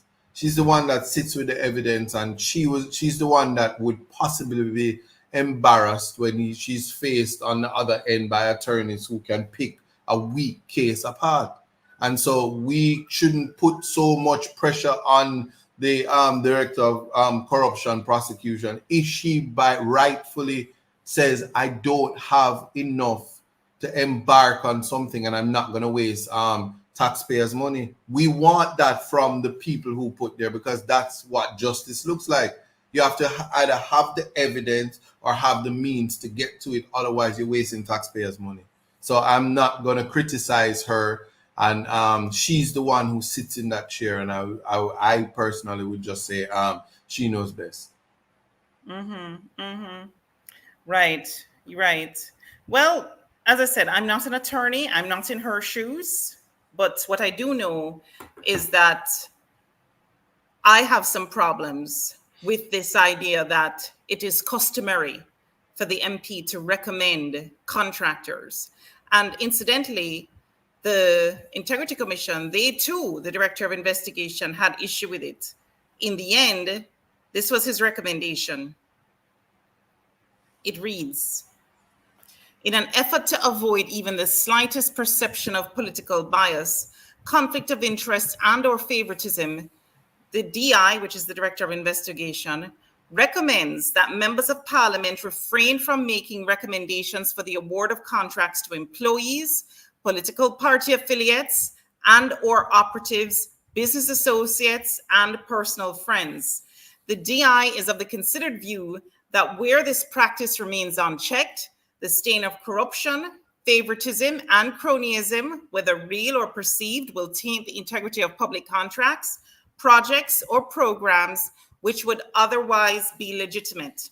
One last paragraph. In circumstances where, however, a GOJ development project permits the receipt of recommendations from a member of Parliament and/or Minister of Government for the engagement of contractors, the suitability of the recommended contractor should be, at a minimum, independently vetted by the procuring/implementing public body, right? And these implementing public bodies are organizations like the SDC, the Social Development Commission, and even the NWA, which also, in addition to dealing with our roads in Jamaica, they also implement projects at the constituency level as well. And some of the projects that were given to Westcon Construction are for, projects related to Mr. Honus's constituency. Incidentally, a lot of the contracts that Westcon got as well from the NWA were for the constituency. Is it East Central? The one that Edmund Bartlett oversees. We should mention that too. Yeah, the tourism minister as MP. His constituency. Quite a few of those contracts were in that constituency in St. James. And I can tell you that Robert Garvin has his roots or his area of operation is St. James, Montego Bay area. Yeah, I think so. So I think it's to be watched. As I said, I will be having different developments coming out about the same topic in the future. So if people want to sign up, they can see at 18degreesnorth.tv and see for themselves, what we come up with. Let me just... And incidentally, one of the things I find interesting, and maybe maybe Rattigan, you should weigh in on this. I did not see, unless you saw it, but I didn't see it in the report where Garvin himself, even though it was to do with Westcon Construction, his firm, I didn't see in the report where he was interviewed by the Office of the Contractor General or the Integrity Commission. I even asked the Integrity Commission if they interviewed Robert Garvin and, to inform their positions. And they said that outside of what they have presented in full, they're not in a position basically to give me anything else. So I don't know to this day if Robert Garvin was interviewed. I certainly put some recent questions to him. And he didn't, his phone basically said the phone number is either unavailable or something like that, or not in range, the mobile is out of range or something like that. And I wrote to his attorney because remember that Robert Garvin and Mr. Honus had sued me on TVJ over this report in 2016. So I had reached out to Abe Dabdoob, which is the attorney for Robert Garvin, and asked Abe Dabdoob to get some questions to Mr. Garvin, and he too said he doesn't know where Mr. Garvin is. Incidentally, those two lawsuits are fully finished now, resolved under confidential terms. 18 Degrees North still maintains the right to rebroadcast, FYI. But I'm just giving you a sense that Robert Garvin, to me, didn't show up in this report as having been interviewed. Is that a failing? Is that something that should have happened? Well, let me answer your question first, and then I'll speak to what Isat said. I found it rather strange as an investigator and a lawyer that the person who's central to all of this, because he's the one the contracts allegedly went to. And it's actually... No, there's no allegedly went to. He's right. the one, his company, that the contracts went to. Right. But for some reason, I've gone through the report, I've gone through the summary, and I don't see where he was ever interviewed. And that struck me as being strange, because you would want to talk to him to find out the who, why, when, where, what, how. And for some reason, unbeknownst to me, he's not mentioned in there as one of the parties that, in fact, if you go back, and I don't have it up now, but if you go back and you look at the people that they claim that they investigated and interviewed, his name is noticeably absent. So the first question for me is, if he's involved with these contracts, why wasn't he interviewed? And if he was interviewed, why don't we see the report of his interviews in the report or the summary? We don't see it. I didn't see it. And based on what you're saying, you didn't see it either. And there was an attempt made to interview him. I didn't see that in the report. I didn't see it say, we tried to find Robert Garvin of Westcon Construction Limited, but were unsuccessful. I don't even see the attempt as stated in the report. So again, that's a question for the Integrity Commission. Was Robert Garvin interviewed? And if yes, what did he have to say? If no, was an attempt made to interview him? If no, why no? Correct. No. At the end of the day, the report is titled Report of Investigation into the Circumstances Surrounding the Award of Government of Jamaica Contracts to Westking Construction Limited during the period 2006 to 2009. That's the title of the report. And you don't report on the person behind Westcon Construction, that you spoke to that person? Look, there is a problem there. And then when we look at I'm looking at it now, look at the summary, and you look at the charges being brought. Let's separate the prime minister who back then was the MP and at one point was the Minister of Education. Let's separate him from the civil servants, right? Now, with him, they're saying that Integrity Commission, well, not the Integrity Commission, the corruption prosecutor saying there is not enough evidence here. I don't see enough evidence here to deal with this matter where I can actually, lay a criminal charge against him. Yeah. Problem with that is this.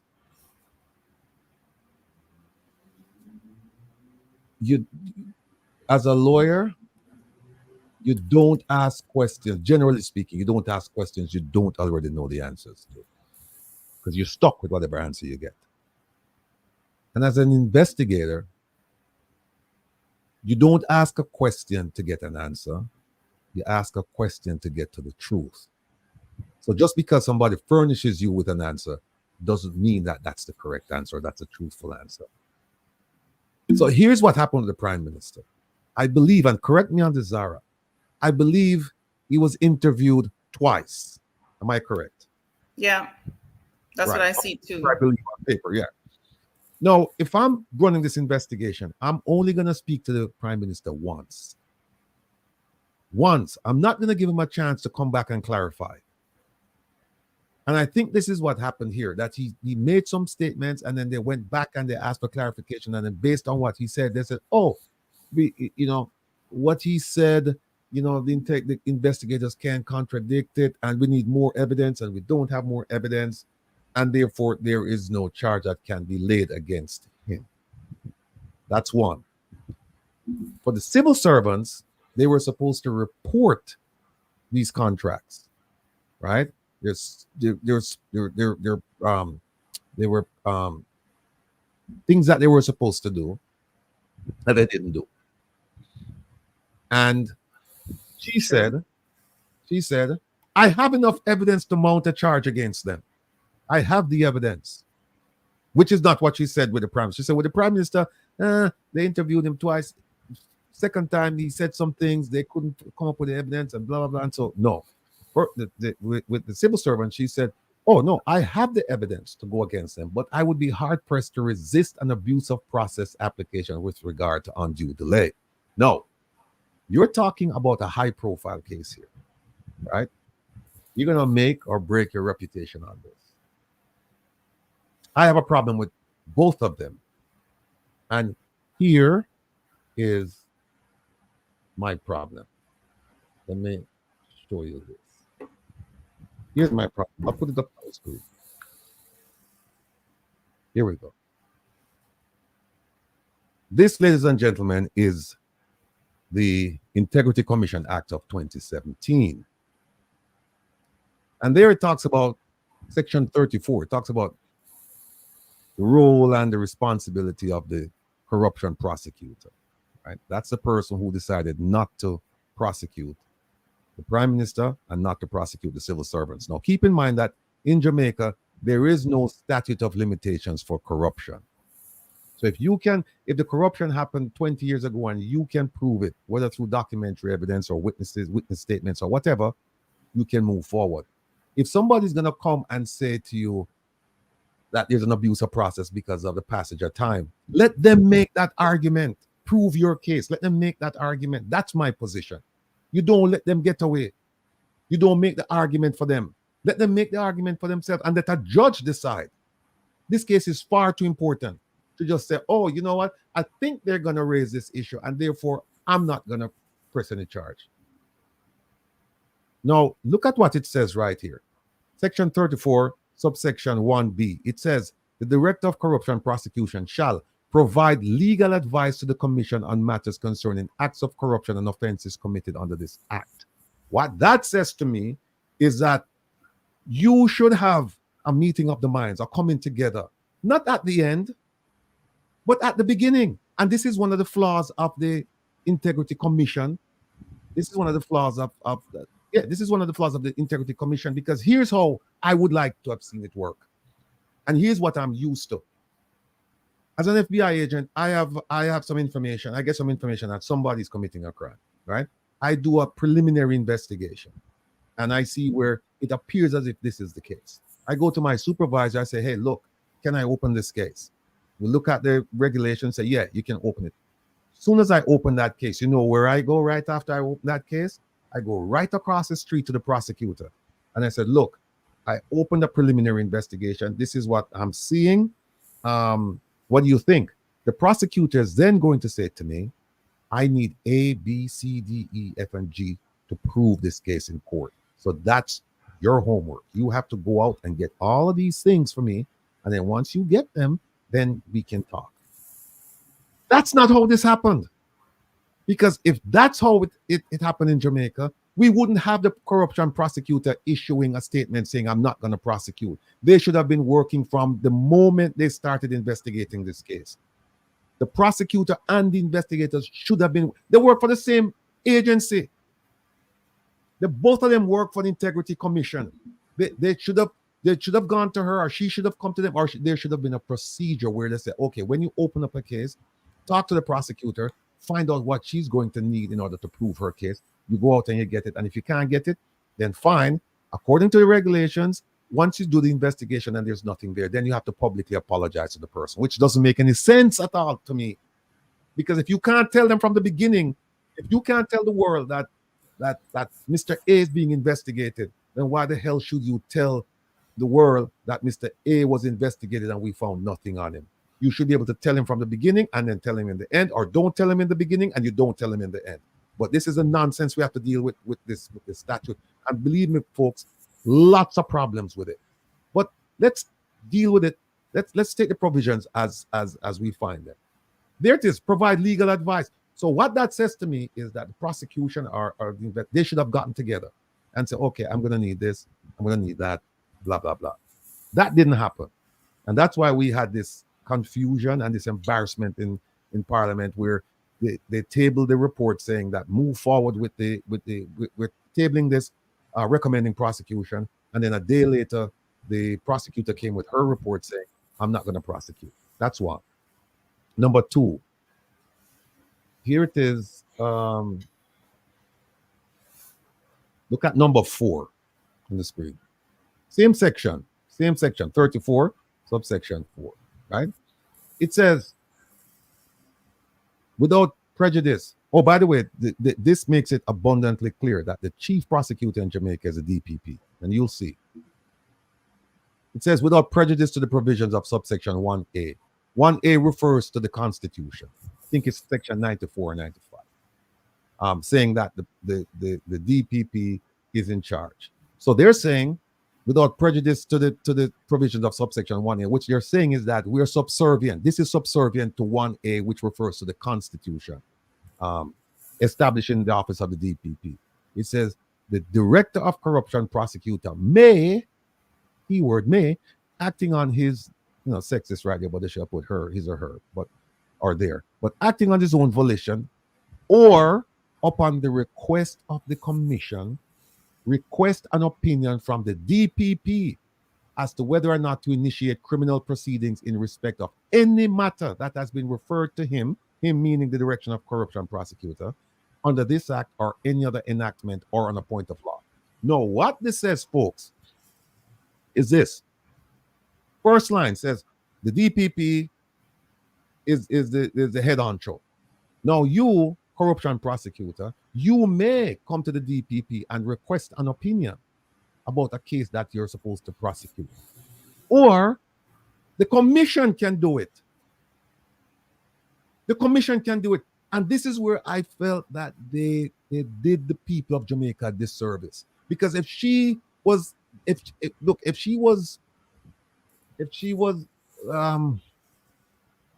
afraid of the moment, to seize that moment and say, I'm going to prosecute this case, she could have simply gone over to the DPP and said, look, here's the case. I don't think we have a case, but what do you think? And get an opinion from the DPP.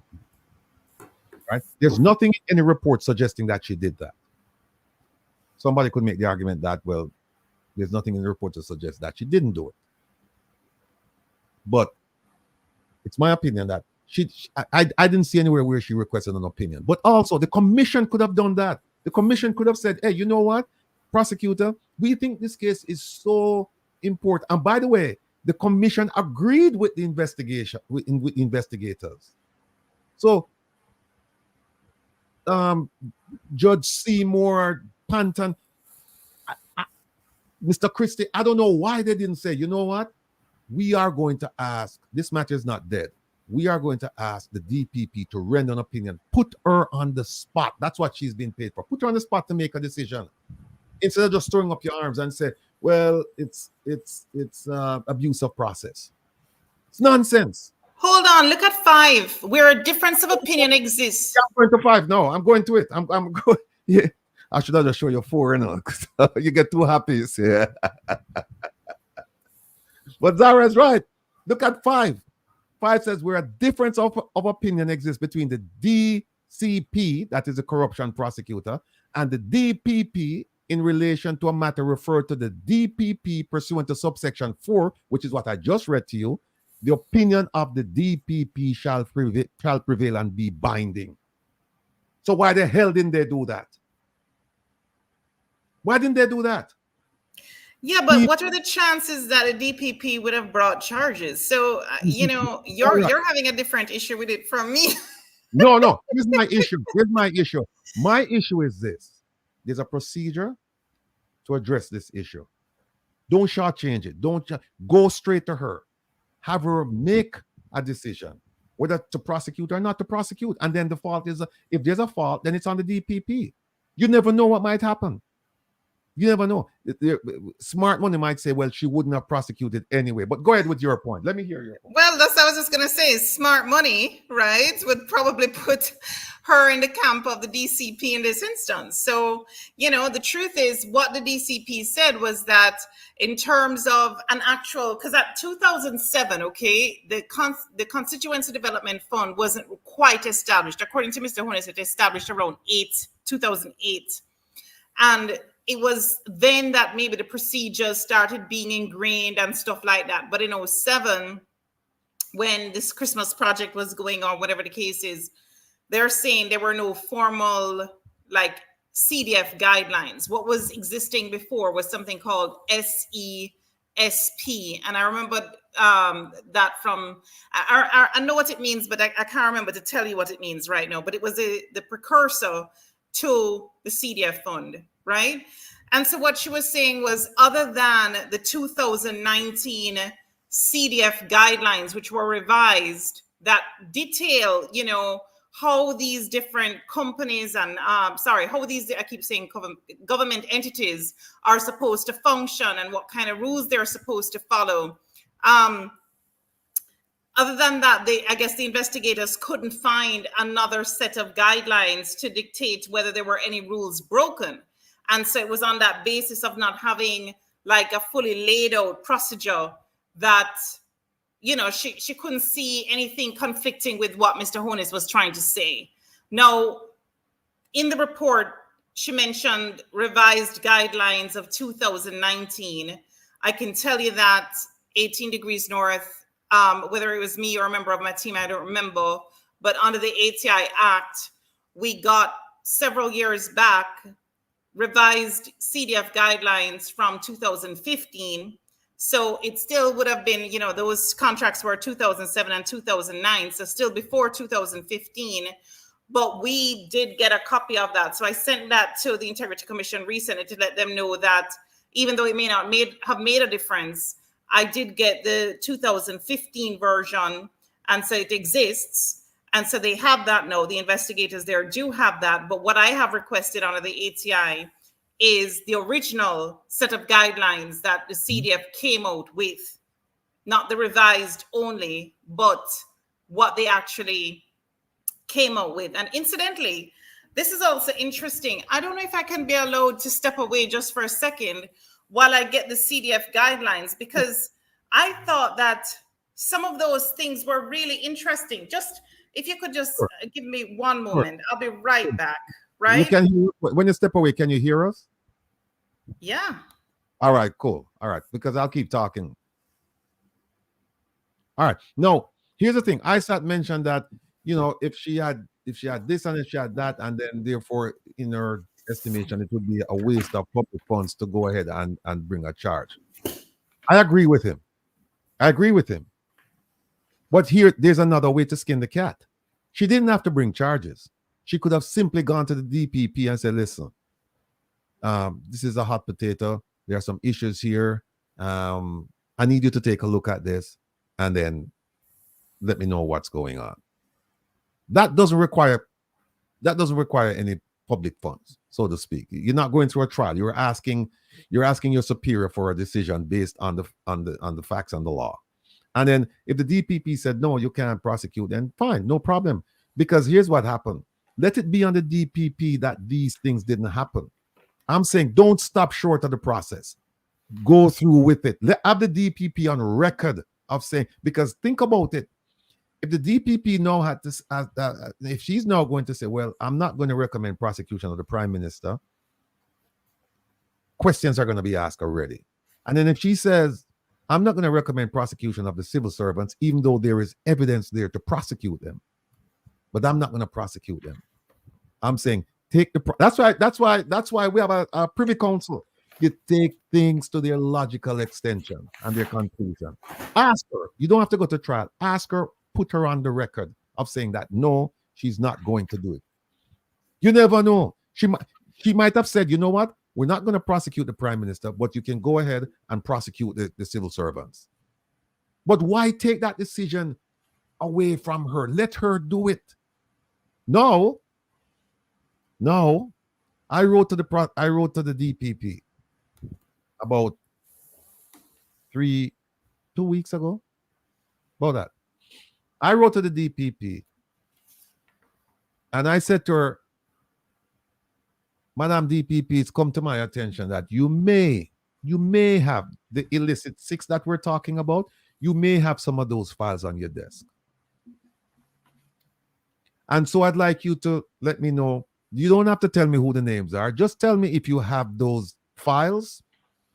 And if you do have them, please tell me your anticipated date of a decision.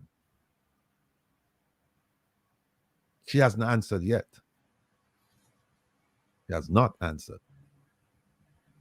Because here's the thing. If it's true that some of those files are sitting on the DPP's desk because the corruption prosecutor sent them over to her to review, then the question is, well, why didn't she do the same thing with the prime ministers? Just send all of these high-profile cases over to her and say, take a look at this and let me know what's going on. But she didn't. She didn't send the prime minister. She didn't send Well, you don't know that she didn't. No, because you know why? You know why? Because the Integrity Commission's report, it doesn't mention her. So that's why I'm saying if it did, they could have said this was forwarded to the DPP for an opinion, and she concurred with the corruption prosecutor. End of story. Yeah. So then what would happen is we wouldn't be dealing with the Integrity Commission now. We'll be focused on the DPP. DPP, why did you do this? And that's my argument. Yeah, because the DPP clearly was consulted in the case of the National Water Commission chairman and his wife. Thank you. And she came, and that was public knowledge. And she chose not to charge. Yeah, she chose not to charge. So Smart Money was right. And you know what? She was right. She was right because of the time period. It elapsed, right? I'm sure there are other statutes they can bring him to court on. But that came out. So I'm saying because that came out and the other one didn't, then it stands to reason then that the corruption prosecutor did not bring this one to the DPP. And if that's the case, I want to know why. And not only that, forget about the corruption prosecutor. What about the commission? They agreed. They agreed with the investigators. They agreed with the investigators. So why didn't they just go through with the process and say, let's have the DPP, be the referee, that she's the statute appoints her to be. Let her act in that role, and then whatever decision she makes, we're stuck with it. That's fine, no problem.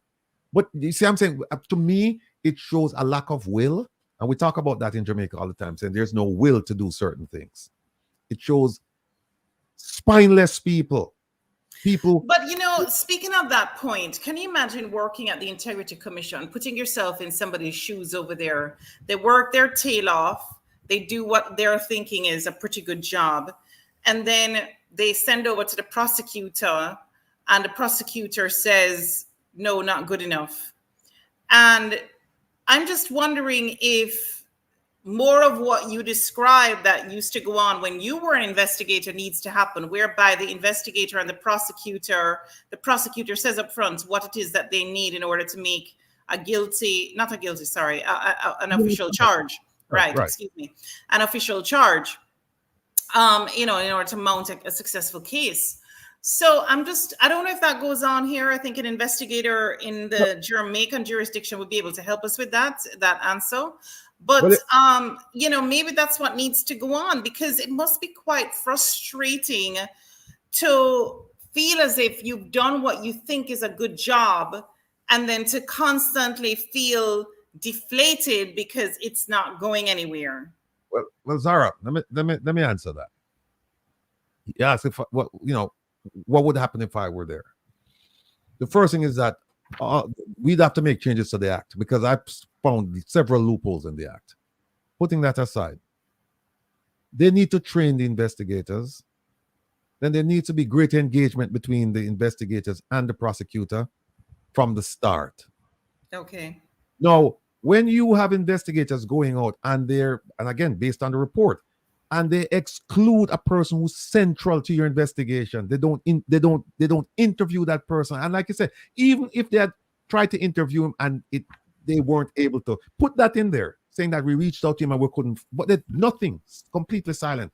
The other thing is, if you go back and you look at the questioning of the permanent secretaries and other officials in the Ministry of Education and some of these agencies that you mentioned, they ask these people stupid questions. How can you ask the permanent secretary, can you tell me if the prime minister did this and the prime minister did that and the prime minister did? Where you expect the answer supposed to be? No. If I'm asking those questions, I'm not focused on the prime minister. I'm focused on the permanent secretary and procedures. And before that interview is over, I'm going to weave the prime minister into it, and the permanent secretary won't even know. There are ways to do this. There was a class when I joined the FBI years ago. There was a class called the Reed School of Interviewing and Interrogation. They need to go to that class. There's a difference. There's a skill in doing this. You just don't get up and say, "Oh, I have some documents. I'm going to ask some questions," right? And so what they have over there, I mean, it might be the best in Jamaica, but it's not good enough for me. It's not good enough for me. So if I were in charge of this organization, first thing I said, look, we have to tighten up the rules. The second thing is we have to get enough people, and we have to get our people the proper training, right? And I would make it into an elite organization so that people be fighting to come and work for the Integrity Commission. But when you say nonsense like this, when you say, inadequate work like this, you're right. Who the hell wants to go over there and work? Nobody wants to go over there and work. This is not how you build an organization. This is how you destroy. This is how you weaken an organization. And they're doing a damn good job at it. So that's it. Isat. I wanted to say something about the document I pulled. Okay, please go ahead. This is the CDF revised operational procedures, right? 015. It actually says the implementing agencies, which I told you were the National Works Agency and Social Development Commission, and I believe some others, but they're responsible for implementing the projects and activities of the CDF assigned to it by the CDF Project Management Unit, which is within the Office of the Prime Minister, right? And one of the things it actually says about the implementing agency is that it's to undertake procurement in accordance with the procedures and guidelines outlined in the GOJ Procurement Handbook for the purchases of goods, services, and works undertaken by the fund, which is why I don't understand, going back to my original question, how can the SDC Executive Director, Dwayne Vernon, say that the procurement was done at the level of the constituency? I don't understand that. Exactly. I agree with you. I realize we're talking about different periods, and that's why I asked for the original version of this document. But it is slackness to see and hear in the report that him can say that procurement was done at the level of the constituency, even though it was his agency's money, not, taxpayer money, but you know what I'm saying? Right. That paid out those contract monies. It's slackness. Look, I mean, this lack of prosecution or this declination to prosecute is fraught with all kinds of issues. And by the way, it says here, procurement guidelines, the implementing MDA. MDA is ministry, department, or agency. The implementing MDA must ensure that the procurement policy, guidelines, the FAA Act, regulations, and instructions are strictly adhered to. Where any doubt exists in relation to the procurement procedures, clarification and/or advice must be sought from the Ministry of Finance and Planning before proceeding. So I'm not following. How can they not have procurement procedures, the NWA, the SDC? How can they not have, the Ministry of Education had procurement procedures at least when they were requested from them. They had what they did. But the NWA and SDC claim that they don't have any procedures. How is that allowed to go down?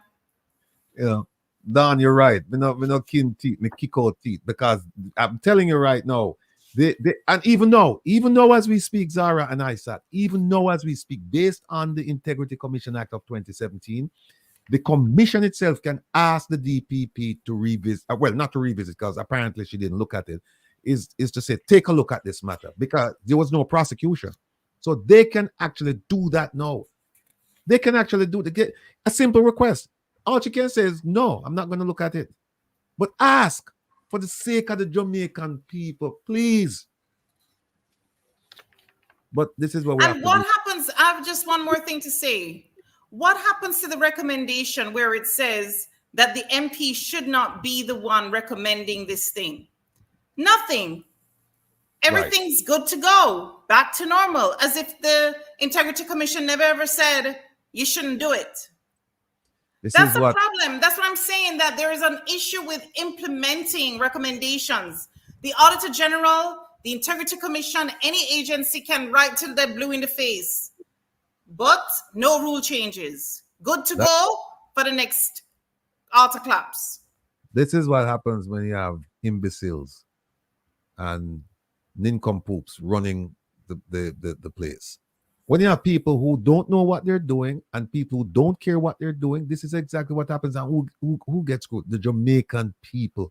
There is no justice here. I mean, bring the damn case and to the DPP. Then if you don't want to bring it in court, bring it to the DPP. Let her make a decision. At least, you know what? And there's a good chance here. And I've read the report and I've read the summary.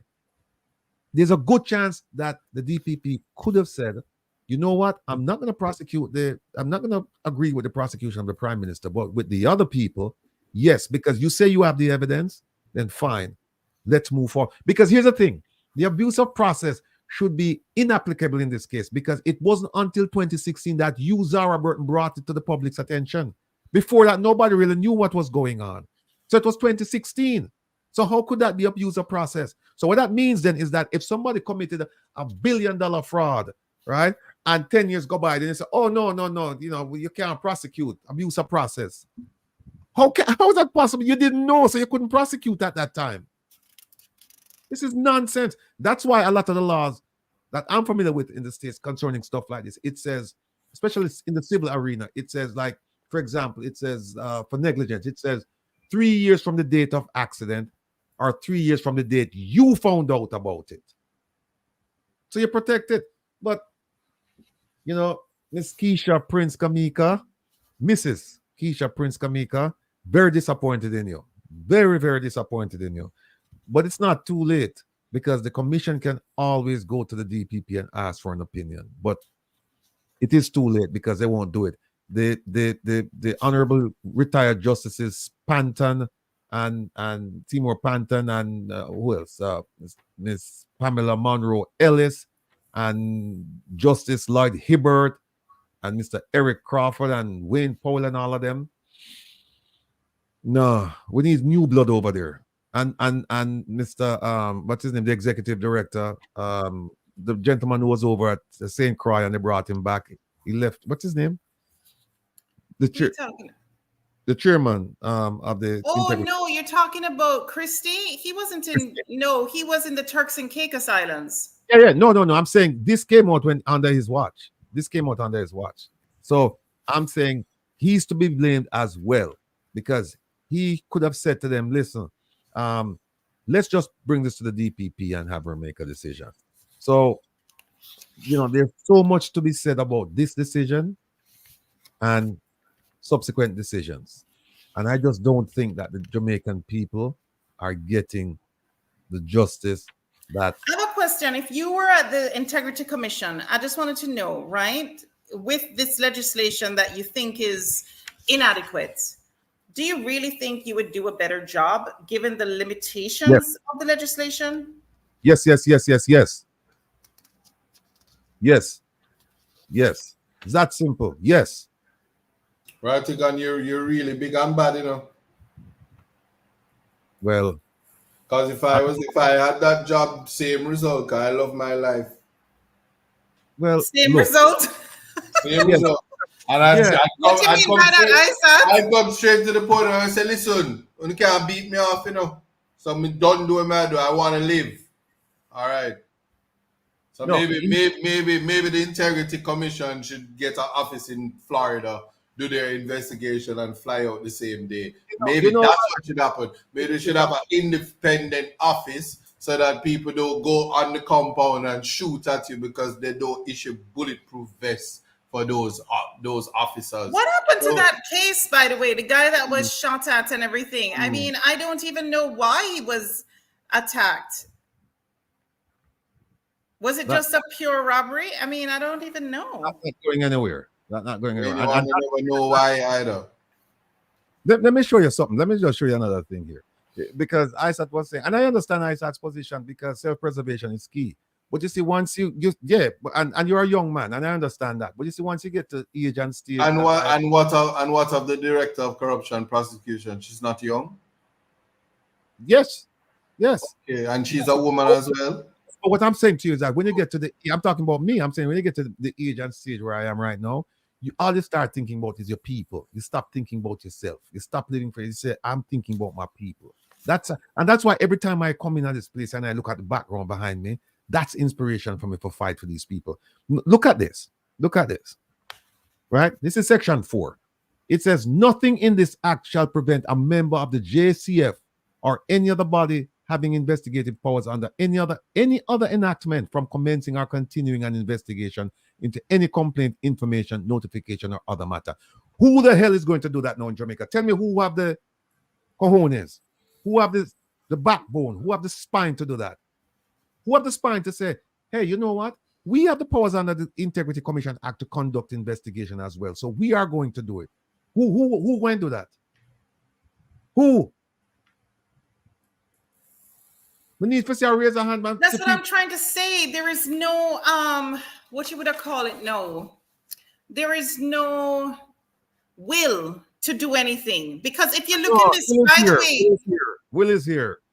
Hold on. If you look at this thing, and this is another thing that nobody's talking about. From the same investigation report, let me tell you something. From the same investigation report, the one that recommended prosecution for Mr. Honus that eventually did not result in him being prosecuted, it actually speaks about the Speaker of the House, right? So, okay, listen to this. Recommendations to the Speaker of the House of Representatives. Now, at the time, it was Dalrymple, right? She's no longer Speaker. Who is Speaker? The wife of the Prime Minister. Now, the Prime Minister is supposed to be prosecuted according to the Integrity Commission report, the first thing, right? But then, of course, he was not. But one of the recommendations, in the aforementioned regard, and insofar as it relates to the provisions of Section 54.3a, Part 2 of the Integrity Commission Act, a copy of this report is also being referred to the Honorable Speaker of the House of Representatives for such further action as the Honorable Speaker deems appropriate. Now, we haven't heard anything from Dalrymple, Filbert, about what she did or intended to do with this this report that came from the Integrity Commission. No, if Dalrymple Filbert, we don't hear nothing from she, and she is a party member. We're going to hear about what the Speaker did, and the Speaker is now the wife of our Prime Minister who was referred for prosecution at the time. So, this whole conflict of interest situation, and, but you can't hear from the Speaker of the House. I just find it the members of the public have accepted this cozy relationship when the Speaker is supposed to be somebody who is also taking action within the Parliament. It's just so crazy. Well, the law says that a wife cannot bear testimony against her husband, so judges will be bound by that. She wouldn't be allowed. She couldn't be called to testify. Can't that privilege be pierced by if there's fraud or something like that? No, absolutely not. It's grounded. All right. Well, look on this. Here's another one. This is what? Section 6 of the same Integrity Commission Act, right? It says here on the K that the Integrity Commission can, let me go back and see where it's right. Shall, right? It's one of their functions, right? collaborate or cooperate with other persons or bodies, whether in Jamaica or outside of Jamaica, duly authorized to prevent, combat, and investigate acts of corruption, so as to implement an integrated approach to the eradication of corruption. Nice words, beautiful words. Now, you know what that means to me? That means when you start talking about illicit wealth, a whole heap of money there in Miami. Whole heap of money there, Miami, St. Lucia, Panama, Bahamas, all over the place. Ask yourself the question, is the Integrity Commission working with those people, those foreign agencies? Are they giving them names and dates and other information to say, check these things? Incidentally, yesterday I had an interaction with, sorry to cut you, but yesterday I had an interaction with the registrar in St. Lucia. And the reason I had this interaction is for the same reason. I wanted to find out if, like, the Integrity Commission could get, you know, like how we in the public, let us say we're trying to get information about these offshore companies, but we can't get the information because the information is private, right? So the question I was asking is, can the Integrity Commission get the information from St. Lucia, right? No, he responded. I asked about specifically, I was very specific. I said, can the Jamaican Integrity Commission? But he responded as if to say I had asked about the Integrity Commission in St. Lucia, right? But I found this very interesting, his response, right? He said, let me pull up his response right now and you know, give it to you, right? Yeah. Now something I want for you. He says, there is an Integrity Commission. As I said, I think he was referring to St. Lucia, even though I asked him about Jamaican Integrity Commission. He says, there is an Integrity Commission, but it cannot access the information that is privately held by the registered agents. That's so crazy. No, you see, let me tell you something, Zara. You see, all of this, you know, is based on relationship, right? What I would do if I were in charge of the Integrity Commission, I would go around, I'd make myself known, I would make my organization known to all of these people. I'd go sit, I'd have lunch, I'd have dinner, I'd develop relations with them so that when I need information, I wouldn't be asking for it in a vacuum for the first time. And I go, who the hell are you? No, we're not going to give it to you. You develop these relationships and you establish protocols to get it. That's how you do this. Look at this. I'll tell you about this worthless commission. Look at this. This is what? The CM section, right? 6. Look at 2. It says, in addition to its functions under subsection 1, the commission shall be responsible for developing the strategic direction of the commission and the policies in support thereof. In the exercise of its powers and performance of its functions under this act, the commission, look at 1, shall not be subject to the direction or control of any other person or authority other than the court by way of judicial review. So them can actually do whatever they want to do despite the DPP, right? Except, in fact, they can't even go to the court. They can't even go to court. Look at B. Shall act independently, impartially, fairly, and in the public interest. Look at C. Shall have the power to do all such things as it considers. That's worth reading again.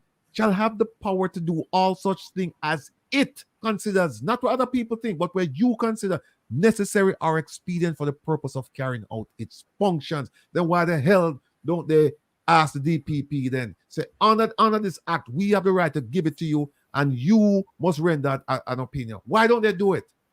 Why? Look.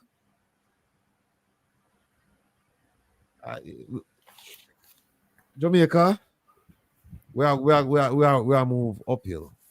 We. When I say we, people who are try seek change, we are move uphill. But by the way, Ratty, you're not applying for the Commissioner of Police job. You finished with that effort?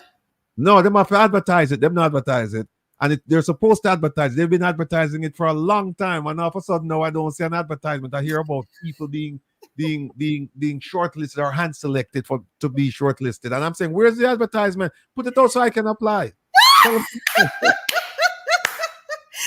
so you are gonna apply when they put it out? Hey, let them put it out and see what happens. Them not put it out, Clara. Them not put it out. No, but I'm asking you, do you think you'll apply if they put it out?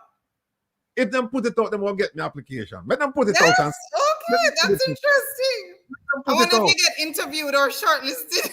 No. Listen, Dr. Harris Chang, please rip up him application. We need crime in Jamaica. We don't want the dirty to come mash up people business.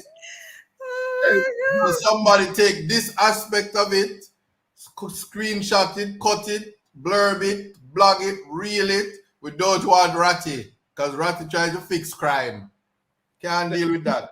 And you know what, Zara, since 2007, they've been advertising it, right? They've been advertising it in Jamaica, outside of Jamaica, locally and internationally. And you could even apply by email. And then all of a sudden now, you just hear that, no, we have some people, some handpicked people that we're going to interview. And I'm saying, one to me. I wonder who else would apply. No, it's interesting. I wonder who else would apply, you know? So who do you think should get the selections? Because we've heard about Blake. We've heard about Chambers. I don't know if you've been following. Clifford Chambers is one. I think it's Warren Blake is another. The other one is isn't this the possibility for his contract to be extended, the one that's there now, Anthony Anderson, or he doesn't want to? What's the latest? He doesn't want to be the extended, or he does want to be extended? I'm not even sure. Huh? The word is that he's going to step away. Okay. We need Anthony Anderson to become the next ambassador to America in Washington, because we have a problem. We have a dirty plague that's taking place in America. So we need that type of intelligence on the ground. A military man that can quail all of this protesting that's going on over there. So he's going to step away. That's a question, Zara. Who do I hope Blake gets it, because Blake, there used to be a show called... Oh, no, but I didn't finish. Bailey is also in the mix. Fitz Bailey. No, Bailey is rum. We don't need alcohol. But no, Blake. I'll give you a name. Yeah. I'll give you a name. Rowan James, Chairman Rowan James. Okay. They won't select him, but I'm telling you, that man has more integrity than all of them combined. He's the guy that they should seriously think about putting either as a commission or as what they call the high command. Because he's light years ahead of all of them. Light years ahead of all. In terms of fighting crime, the components that you need as an individual to fight crime. I'm not talking about the resources now. Just the person. He's light years ahead of all of them. What about the fact that Fitz Bailey has a few, quite a few charges, like high profile cases, and that result in charges under his belt? Whoa.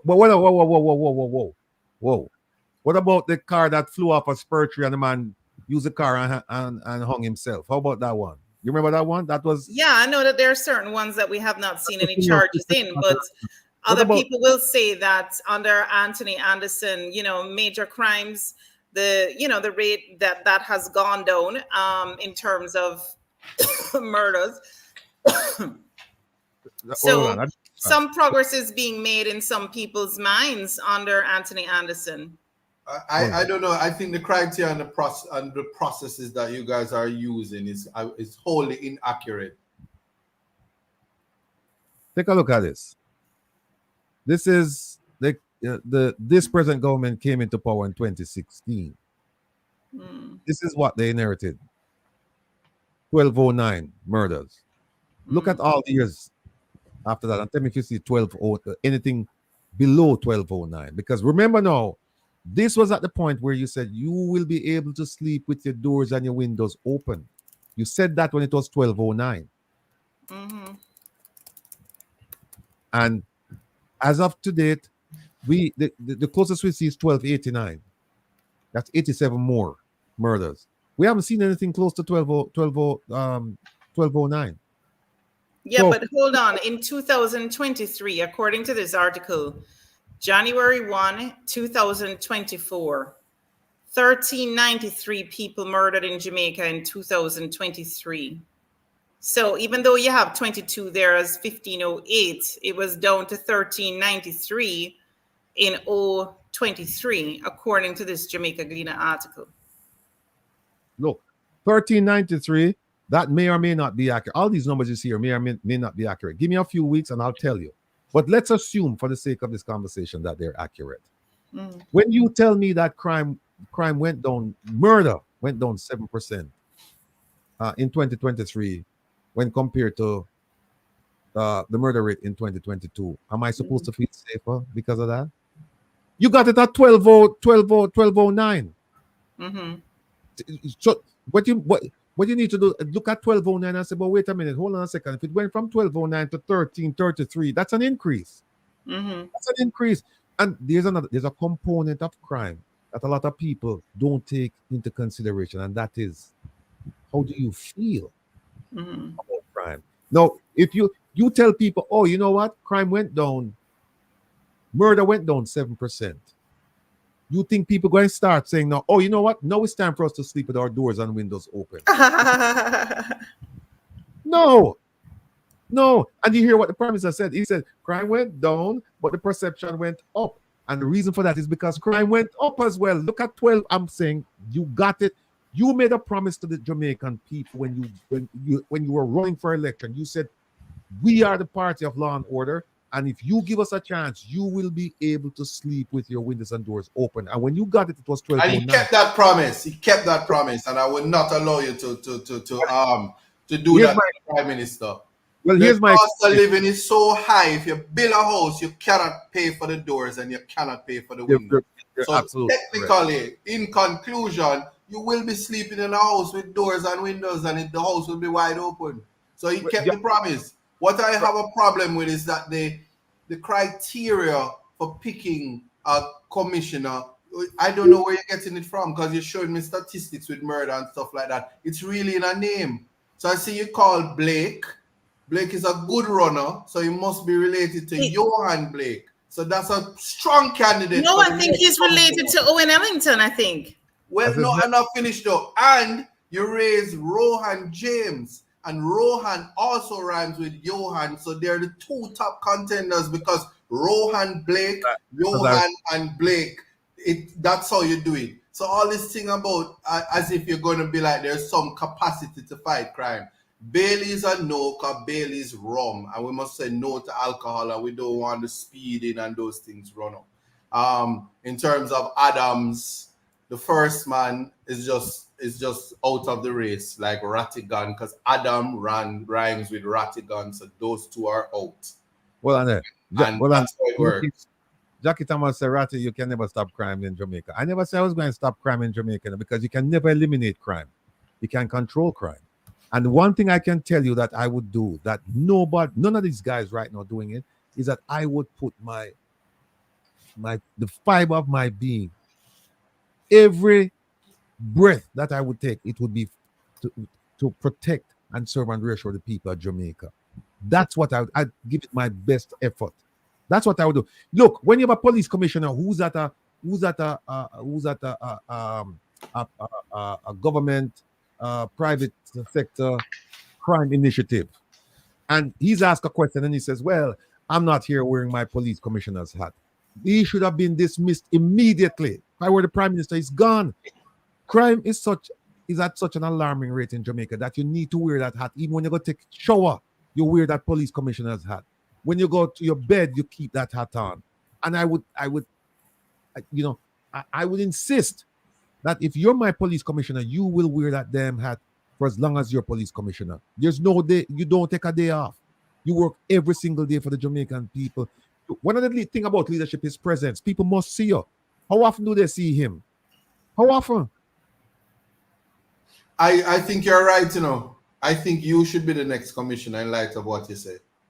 Because at least if the commissioner is a lawyer, he can never take off the lawyer hat. Well, that's true. And so for an argument done, tell you what, email me the application and I will personally go serve. Look, here's where I take it, right? With the links that I have internationally, with the people I know who would come to Jamaica to help address this issue, I am supremely confident that I would be able to reduce the crime rate in Jamaica. But I know they're not going to give me that job, and I've gone way past that because this job that I have right now, it's not even a job, it's a passion. Tell me something. What would you do differently outside of having your links in the United States and elsewhere to help crime in Jamaica? Can I ask what I'm interviewing you now? What would you do different? Yes. First thing is that I would get rid of the high command. I don't need those slugs. I don't need those people collecting all the money from the Jamaican taxpayers and doing absolutely nothing or providing useless, worthless information to me. I don't need them. That's number one. Second thing is I'd have my team with me. I'd bring my team international, a team drawn from other countries, people that I've worked with, people I know who are true, dedicated crime fighters. Third thing is that I would do the natural borders in Jamaica, Cornwall, Middlesex, Surrey. You take these slugs and you put them out there and you say, look, you're going to work for the Jamaican people because you're collecting taxpayers' money. And every morning at 8 o'clock, they have to call me. We're going to have a teleconference. And they have to tell me what they've done in the last 24 hours, what happened and what their plan is for the next 24 hours, so that I can brief our Prime Minister, so that he can be, not our Prime Minister, the Minister of National Security, so that he can then brief the Prime Minister, who will be well aware of the crime situation in Jamaica. And any day that I have to tell you what's going on in your county, that's the day you're going to be relegated to taking care of the horses and the band and something else. But you're not going to be fighting crime. You cannot be on my team if you don't know what's going on. Because one of the things that you must do, you must develop a robust intelligence base. You must do that. And if you don't have a robust intelligence base, then what are we doing? Another thing is that you have to have, you weed out the ne'er-do-well and the dishonest, because people know who they are. They know who they are. And the resources that the taxpayers are providing you with, they should be used in the most productive manner possible. Develop your relations with your international partners, right? You can't tell me, look, from when they say they're going to get body cams. How many body cams do we have out there, right? I see policemen marching with them booty pop off, right? And they claim that they claim that, oh yeah, we have all the resources. I just found out that the Ministry of National Security give back a lot of money to the Consolidated Fund and other funds every year. Them give back after the documents. Yeah, but hold on, in terms of the body cams, I don't think it's a matter that they didn't get the body cams. They just don't want to wear them. There you go. There you go. Why don't you want to wear them? It's a requirement. You go and wear them. You go and wear them. So I am going to provide my troops with resources. And guess what? Once I give you the resources, I expect production. I expect productivity. So when you fail, you not only fail me, you feel the service, you feel your family, you feel the Jamaican, and you feel Jamaican. We have to get rid of you. It's that simple. No, it's hard to get rid of civil servants, but there are ways that you and there are ways you can get rid of these people without telling them I'm getting rid of you. There are ways you can do that. So, in fact, you know what? Now that you mentioned it to me, I was doing something one day and I just started writing down some things how to improve the JCF, and I think I came up with like 42 suggestions. Wow! Will all of them work? Will all of them work? I don't think so, but I can guarantee you that some of them would work. Guarantee you that. Would you implement, second question, Mr. Rattigan, would you implement any of the procedures that El Salvador has implemented so that people can in fact feel safer on the streets? Because you would talk about perception in El Salvador. From everything I've read, people feel safer. Their jails and prisons are absolutely full and running over, but they feel safe. So the question I would ask you next is, do you believe that you would implement or recommend to the Minister of National Security and our Minister of Defense, which I think is Mr. Prime Minister himself, that we continue states of emergencies and also round up the ones that we believe are involved in gangs in order to get those criminal actors allegedly off the streets so that we can feel safe? All right. That's why I would have somebody, if not Isat, somebody like Isat, because we're a nation of laws. We're a democracy. And we cannot be seen to violating people's constitutional rights. There are ways you can fight crime without doing that, without engaging in that type of behavior. And so I know that Isat would be ready to sue, represent people to sue the ministry. So what I would do, I would have somebody like Isat and say, listen, tell me legally, what can I do in terms of doing what El Salvador and other nations are doing, because I think it's illegal what they're doing. And I'm saying that that's drastic. You don't have to go there. Jamaica is not there yet. There's still hope for Jamaica. There are ways that we can implement police practices and procedures that will cause a reduction in crime. But you need to start it with leadership and then your resources. And we don't have leadership in Jamaica. So even if you could have all the resources in the world, if you don't have the proper people, if you don't have the right people to execute this plan, it's not going to work. And what do we have? At the Ministry of National Security, we have a medical doctor, no law enforcement experience, except that, well, maybe some criminal experience, because WikiLeaks said that he's associated with some criminals and criminal activity. The deputy, the junior minister, she's a former athlete who came over from the Ministry of Health. Her name escapes me now, but no law enforcement experience. The permanent secretary came over from the Ministry of Foreign Affairs and Foreign Trade, no law enforcement experience. And then we have the commissioner of police, a military man with all the training and all of that stuff, no law enforcement experience. So what do you expect? What do you expect? You expect sterling performances from all these people? They have no idea what they're doing. And by the way, criminals are getting smarter and smarter, and they have more resources than the police. So tell me how you're going to combat that, especially when you're trying to combat crime with an 1870s construct, a Paul Bourget type construct from way back when, where all you do is you react. There's no proactivity going on. You react. How are you going to fight crime when the criminals are getting smarter?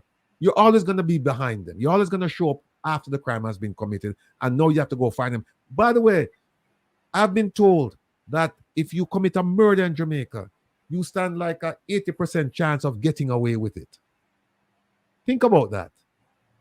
You commit murder, 80% chance of getting away with it, either through poor investigation or poor prosecution. So what kind of society are we talking about when we say Vision 2030? What kind of society we're talking about? They're not serious. These people are not serious. So, you know, I know I have it here, Zara. My 42-point plan. I would love to see this, hear this list of 42 points to me. It's a lot. Yeah, and I give him credit. The Prime Minister actually said that he was going to be dealing with the social fabric of the nation now this year, right? I think that was one of his goals, right? The Social programs. Ministry of Peace. He said he's trying to establish a ministry called Ministry of Peace and something. It's nonsense. Well, he loves the letter P, you know. He loves the letter P. He loves it. Let's put it this way. Right? I said letter. He loves the letter P, like prosperity. And positive Jamaica. There you go. He loves it. Thank you for filling that. Thank you for closing that gap for me. Okay. You hear you close what gap? There's no gap to close. But anyway, I was just gonna say this part.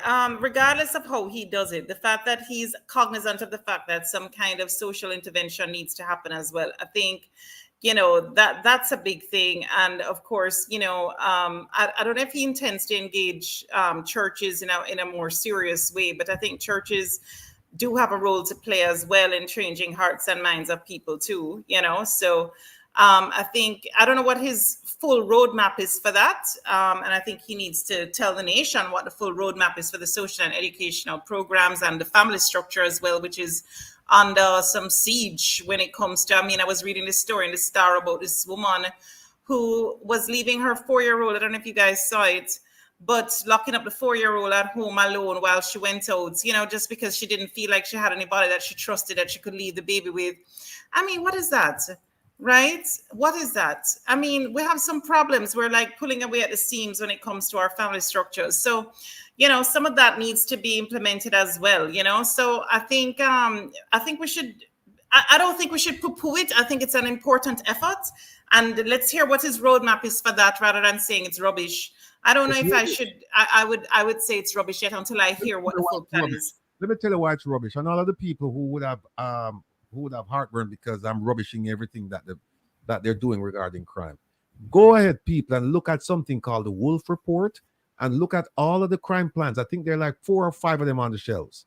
And then also look at the National Security Plan. And then also look at Plan Secure Jamaica. Then you come talk to me.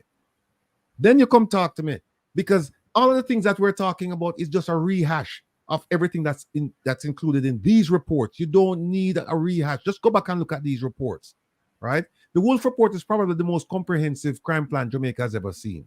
And where is it today? It's on the shelf. It's on the shelf.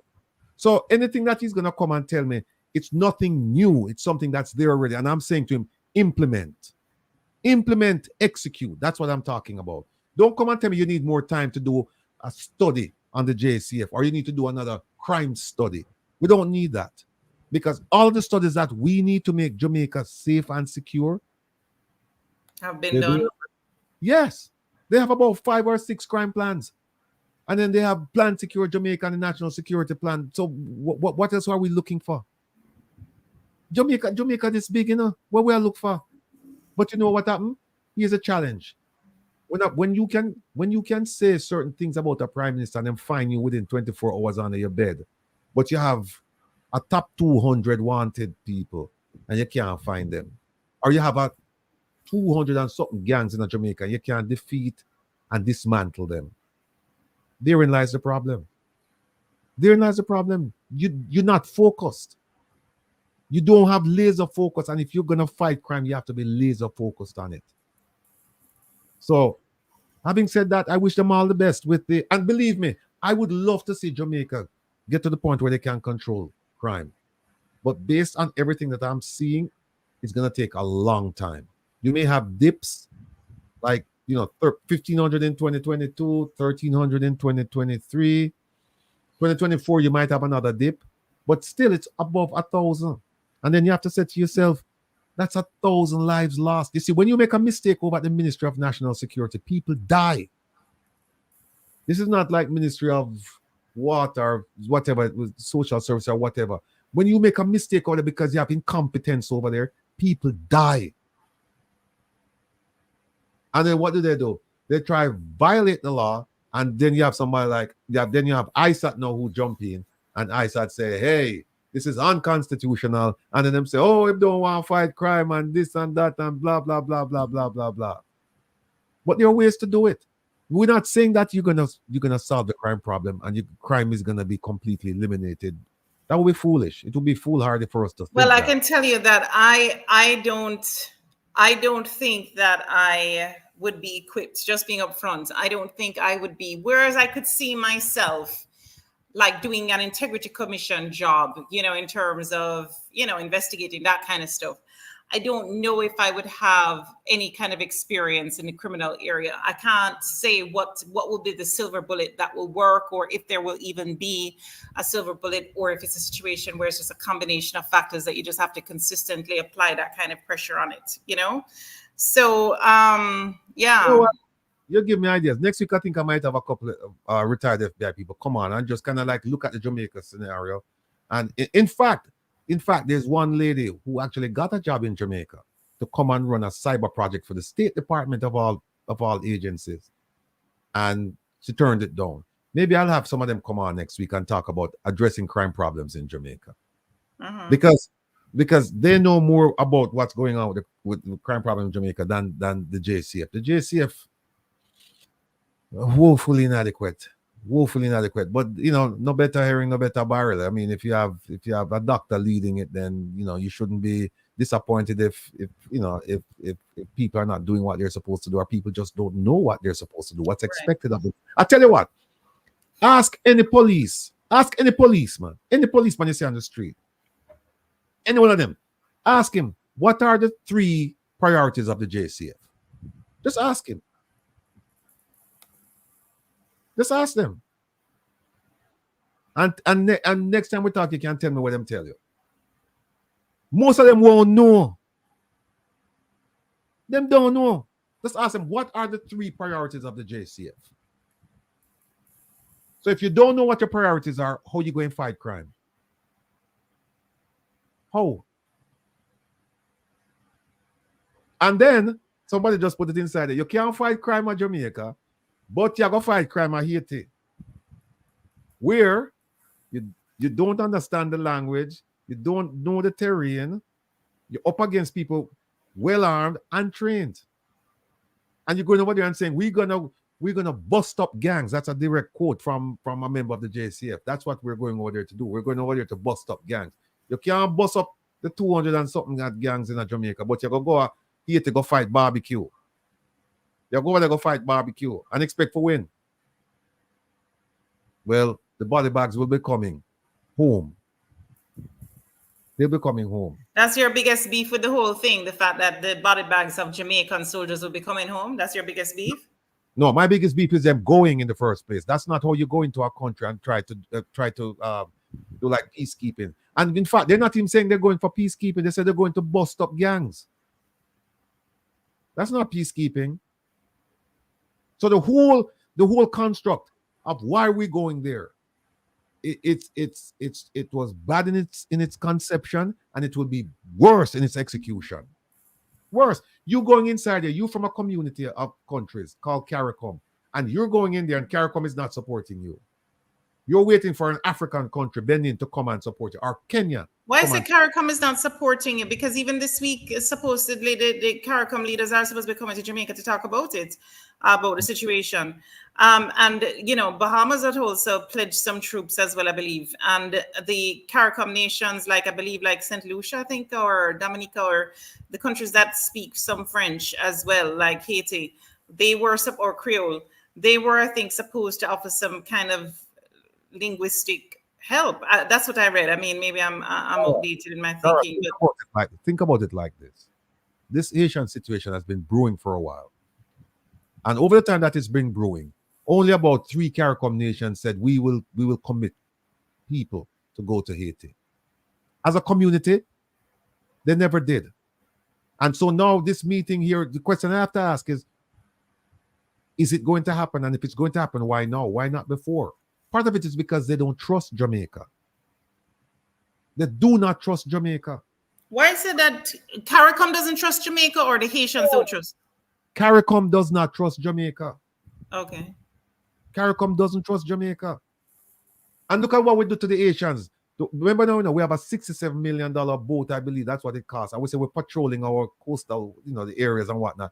And people pan inner tubes and makeshift rafts and manage to make it past your high-tech boat and make it on land, right? And then what you do, instead of provide aid as prescribed by the Geneva Convention and all the other conventions, what you do, you hurry up and send them right back to Haiti. Well, before we get to that point, because that's a point worth exploring, but can I just ask this question? Why do you say CARICOM doesn't trust Jamaica? That's an interesting point, but it's one that I disagree with. But why do you say that? Again, one example. I sort of laugh.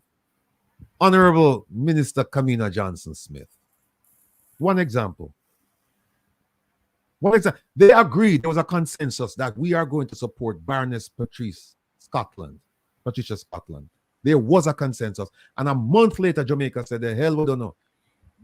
Jamaica listened to other countries, including the UK. And the UK, Boris Johnson had a problem with the Baroness. He had a problem. And they came and they spoke to Jamaica, and Jamaica said, fine, we'll put up our candidate. And they did that. And CARICOM said, but wait a minute, we all agreed that we're going to support the Baroness. And so what happened? What happened is that our minister had to run go to Africa go look support because she did not get the support of CARICOM. I think only 3 countries out of the 15, I think it was only 3 countries who supported her candidacy, including Jamaica. 3 or 4. The majority, overwhelming majority, supported the Baroness. And then she ran to Africa to try and get the support. So how can you trust somebody like that? Not to mention the ongoing tension between Guyana and Venezuela.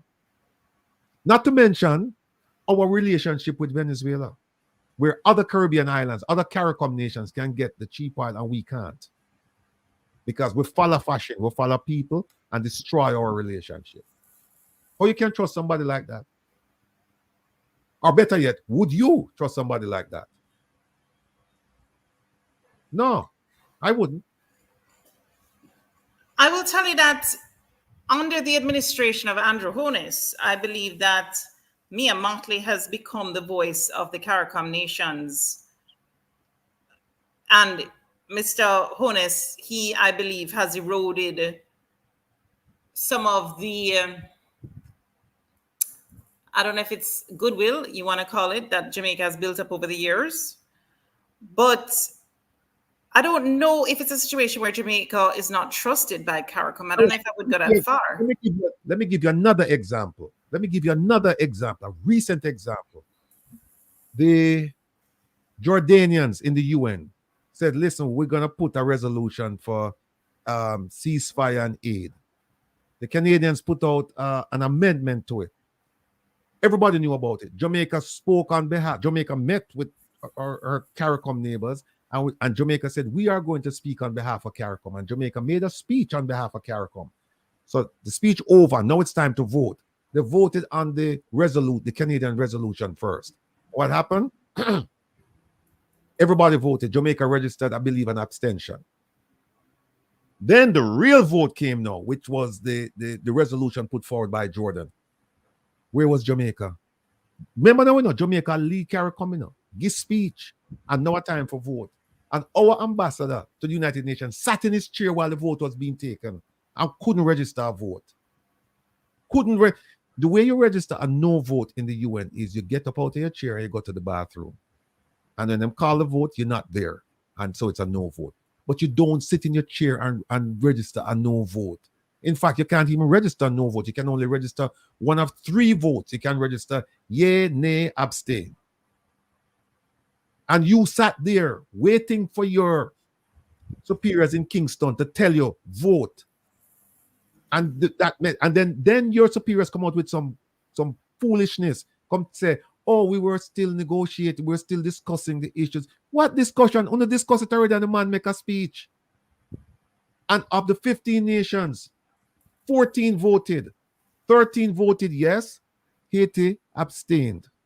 Yeah, but at the same time that you're saying all of this, to the credit of Jamaica, Jamaica was the point of the site where the meeting took place to try and figure out, what should happen in Haiti, And so to that extent, the Haitians, at least in that instance, felt that we were neutral enough to have a discussion on our land or in our jurisdiction to try and come up with a solution. And as I said to you before, I read that they're supposed to be meeting again this week, again about the Haitian crisis in Jamaica. So I don't know if, we may have eroded some goodwill, but I'm not sure we're, just fully untrusted or If you seriously want to help Haiti, right, you wouldn't have to wait for anybody. Haiti is 90 miles away. You wouldn't have to wait for anybody to come tell you that you need to help Haiti. Well, right? I've been racking my own brain about what can we do to help Haiti. And the thing that I came up with is very controversial and people don't want it. And it's the issue of because when I think about our economy, okay, I mean, this might sound selfish, but I'm not being just selfish. I'm also thinking about win-win solutions. We need labor. And some of the labor we need, believe it or not, is unskilled labor, right? And some of it is skilled, yes, but some of it is unskilled as well. And if we can get labor from Haiti to come and work in some of the areas that we need labor intensive industries, in farming, because I know somebody, for instance, who's been trying to find a farmhand or farm hands down in Hanover, Western Jamaica, St. James area, Lucy, can't find persons to work, and over you hear that gripe from different individuals. We have our hotels that are being constructed. I keep wondering, where are all these jobs? How are all these jobs going to be filled? And part of economic growth has got to be being able to find workers to fill positions that can then create a sense of growth and activity. Laura, when it comes to agriculture, right, there are fewer people working in the agriculture sector. And that's not my stat. That's coming from Statin, the latest report. I've looked at the last 2 or 3 reports, and every year it's decreasing. Now, agriculture is becoming on the international level, it's becoming more technological than anything else, right? So what happened? Our prime minister went to Israel, and part of going to Israel was also to seek how to acquire technology for agriculture, because it's been said that Israel, they have one of the best, right? Where is that manifested in Jamaica? We don't see it. Also, don't forget, Morocco. When they went to Morocco and they sold out the people of the Western Sahara, they sold out the people of the Western Sahara for fertilizer and also for agriculture technology. And so the question is asked, where is that technology in Jamaica? Where? So when I'm saying them things there, we want to pull the veneer back and look and say, okay, you say it and it sounds nice, but let's see, what have you done? And when I look, I say, they haven't done anything. It's just beautiful words like a string of pearls. And nothing beyond it. Plus, don't forget that the importation of produce is a big business in Jamaica, and it's putting the small man, the farmers, out of business, because when they import scallion and onion and thyme and this and that, they can sell it much cheaper than the person who's growing it in Jamaica, although the quality in Jamaica is far superior to what they're bringing in. But at the same time, when you have a limited budget working with, you now go buy the more expensive onions, scallion, thyme. No, you go and stretch your money. You go and go as far as the money can go. And what that means, you're buying an inferior product. And while you're doing that, you're putting farmers out of business. That's what it comes down to. If Jamaica was so concerned about Haiti, I'm thinking to myself, 1.7 trillion missing over the past 10 years, plus billions and billions missing elsewhere.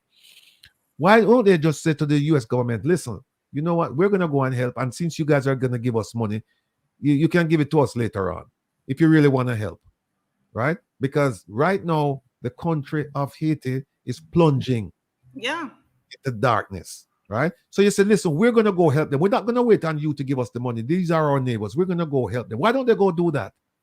How? That's the question. How would you help them if you were Jamaican, leading the charge? How would you help Haiti at this point? And therein lies the question. It's like, I don't know if Isat has any answers, but before Isat come in, one quick thing. The reason is because we don't have a plan. And whatever plan we have, it's based on money. We're turning our people into mercenaries. We're saying, let's get the money from the Americans and then we send them over there, go fire up shot. That's why, if you truly care about your people, you wouldn't have to wait until now. Now it's getting worse by the day. And we are not there. And why are we not there? We say we're waiting on money. Isat. No, for me, I was just listening to both of you and connecting the dots, and that's everything that is wrong with Jamaica. Because when Zara says, it's hard to find a handle and stuff like that, nobody trying to handle anybody when nobody's getting paid. And why would I want to work in Jamaica when I can get a RADA ID and then go be abused on farm work in another country?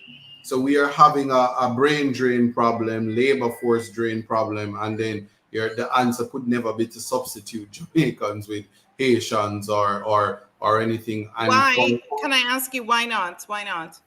Why we not? Because we have too many things in Jamaica that we need to fix.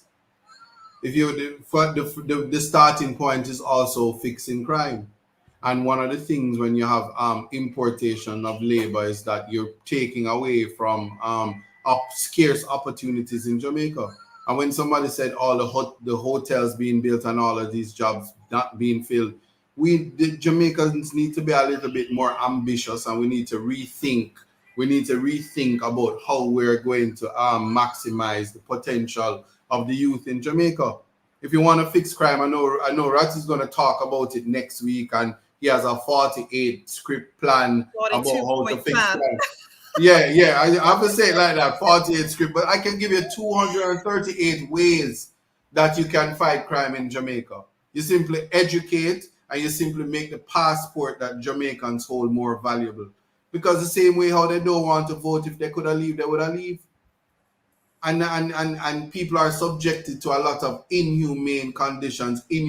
I mean, if the Speaker of the House can say, "Oh, we needed salary increase because it's a basic requirement," remember, you know, people must not forget, you know, it takes $600,000 Jamaican dollars to live like a human being, to reach the world index, to live like a human being. What are people getting, and what would you expect? So I'm being honest with you, I'm actually offended that nothing is wrong with farming, but farming come with technology. These generations are technologically savvy. I've been to enough graduations. To actually know where that is concerned, that the young people, they have technology, the benefit of technology. They just need education. They just need opportunity. There was a time when education, even at the tertiary level, was free. We need to get back to that. Instead, politicians want to thief the money and behave like Jamaica is such a bad state. That is what we need to fix. I'm objecting to importing labor, especially the manual labor, because when you bring in the labor, and the labor people don't stop work, they're gonna need to impregnate, and when them can't get to impregnate, and them can't, you can't match the need for sex with the people at back road, and then we're gonna have an increase in rape, increase in sex with persons under the age of 16, and it's just gonna ravage the society. So we're solving one problem and increasing other problems, and we have to always connect the dot, because Jamaica is developing. It's just the wrong approach. To answer the Haiti situation, I laughed about it, or I'm always joking about it, but this is really serious. The body bag situation is this. So I hope that the guys have the sense to really go to the Dominican Republic and just sidestep Haiti altogether and take it as a free trip to go have a nice time on the island of an Espanol or whatever, but not to actually go into Haiti and act like they can do something that they couldn't do in Jamaica either. Because I see soldier man kicking up woman and woman fighting back, and it's a lot of fear and a lot of distrust. And to go into guerrilla war, Jamaica just not ready for that. And I just think it's a lot of, to borrow from the Baroness, chat and nothing else. What I can say to you, Isat, is that over the years, we have seen Jamaicans in mass go to the UK, go to the United States. Windrush is one example that we know about most, which is because it was in the news. And our society, we went looking for better opportunities. Haitians are obviously looking for better opportunities too. The Venezuelans, they were looking for better opportunities too, and they flooded Trinidad, if you recall, a couple years back. And then Trinidad came up with a more organized program where they let in some to actually work in Trinidad. And some of the Venezuelans have integrated into the society there and that kind of thing. Now, what I want to say about this is that even in Cayman, for instance, it's very difficult to get a work permit as Jamaicans to go over there to work and that kind of thing. But the point is that they have a controlled immigration program. So I don't know if it is a situation where Jamaica needs to come up with some kind of immigration program that ensures that, you get this amount of time to work or that kind of thing, whether you're Venezuelan, whether you're Haitian, or whatever the case is. I think there have been a lot of concerns that Haitians have taken over TCI, Turks and Caicos Islands, have taken over Bahamas, have taken over, where else? Lower Florida, South Florida. You know what I mean? I mean, these societies are kind of inundated with Haitians. So I don't think many Jamaicans would probably want to sign up for that. But at the same time, I feel as if there must be some kind of win-win situation that can be worked out, for our society to benefit, for their people to somewhat benefit as well. And so I don't think we need to just shut it down. I think we need to try and figure out, okay, what is it that we can do to help? So my response to that, Zara, respectfully, and I don't want somebody to think that I'm heartless. We have a human rights problem in Jamaica. We have too many people living in subhuman conditions. We have people who don't even know what it is to be a human being. We have to fix that problem, and I just think that cannot be ignored. And I have no problem with a good Samaritan policy, except that there is no policy for the people on the ground. And it's going to be very dangerous because you have too many people trying to fend for themselves. So if anybody think that Jamaica is so far removed from the conditions in Haiti, I'm telling you, it's just a few years away before civil unrest would come up if we continue on this trajectory. And don't make no mistake. Once we continue to have conversations about violence producers and violence contributors and everybody from the goat them and the cow them call them the cow gang, the goat gang, the garbage collector gang, the window wiper gang. They just label everybody from like post-slavery when we had the Vagrancy Act. And people just need to understand that we need to increase our human rights recognition. We need to make sure that the laws that we have on the book actually work. We just had 4 hours of conversation in relation to people who refuse to prosecute the elite. We just had that with legislations that tells you how to do it. And then you want to introduce a new variable that can never be a win-win. What I hear is people saying, I want to run a business and I want to abuse people. And I would never invite Haitians to come to Jamaica to be abused by people who are already abused, because hurt people. So respectfully, there's no merit, no reward, no awards for any conversation about going to Haiti. Jamaica can barely do anything for themselves. You don't want to pay the police and police get disrespected. And then you want to talk about you're sending the young people who have all the prospects to do much better than what you are doing now, and send them over Haiti to be murdered because you're gonna collect a couple US dollars. That is human trafficking. I'm gonna take it that high, and I'm just offended. So I'm gonna shut it down. It's not something right now that we should do. And the Windrush generation and the people who live here, you're speaking to them right now. They're called the diaspora, and they are the ones who are upholding Jamaica, are keeping Jamaica functioning. That's the thing, that there's no comparison there. Because when you bring people to do labor, they're going to take the money and put it elsewhere. And Venezuela, what happened to Venezuela? Jamaica contributed to that. Because when Venezuela was in their problems, they teeth them oil. But anyway, or them petrol or whatever. That's one thing. Then when you speak about Trinidad, Trinidad is a first world country located in the Caribbean. Like Guyana now is a first world country because they have natural resources. Jamaica is a country of beggars with pocket broke. Don't make the people them put on them suit and put on them green and put on them orange and them elite self. And because they have access, talking about they're spending taxpayers' money. We are broke and hungry. We can never compare ourselves. And you talk about me and Motley, Barbados rich, Jamaica broke, Jamaica. Anyway, listen up. Let me not offend nobody. We're broke and hungry. Thank God for the little KFC money we me have. Anyway. Well, let me just bring in Herb Nelson. Herb is joining us. And Herb, I know you're the go-to person when it comes to the rest of the Caribbean in general, but particularly Haiti in our little circles. You're the man with all the information and the intelligence. What is your take on Jamaica's relationship with Haiti in terms of getting ready to go and bust up gangs, as they say, while we're waiting for the Americans to give us the funding? Can you hear me? Yeah. Can you hear me? Okay. Yeah, we can hear you now. Yeah. Now, look, whatever plan that's going to be executed is going to be drawn up by the U.S. State Department.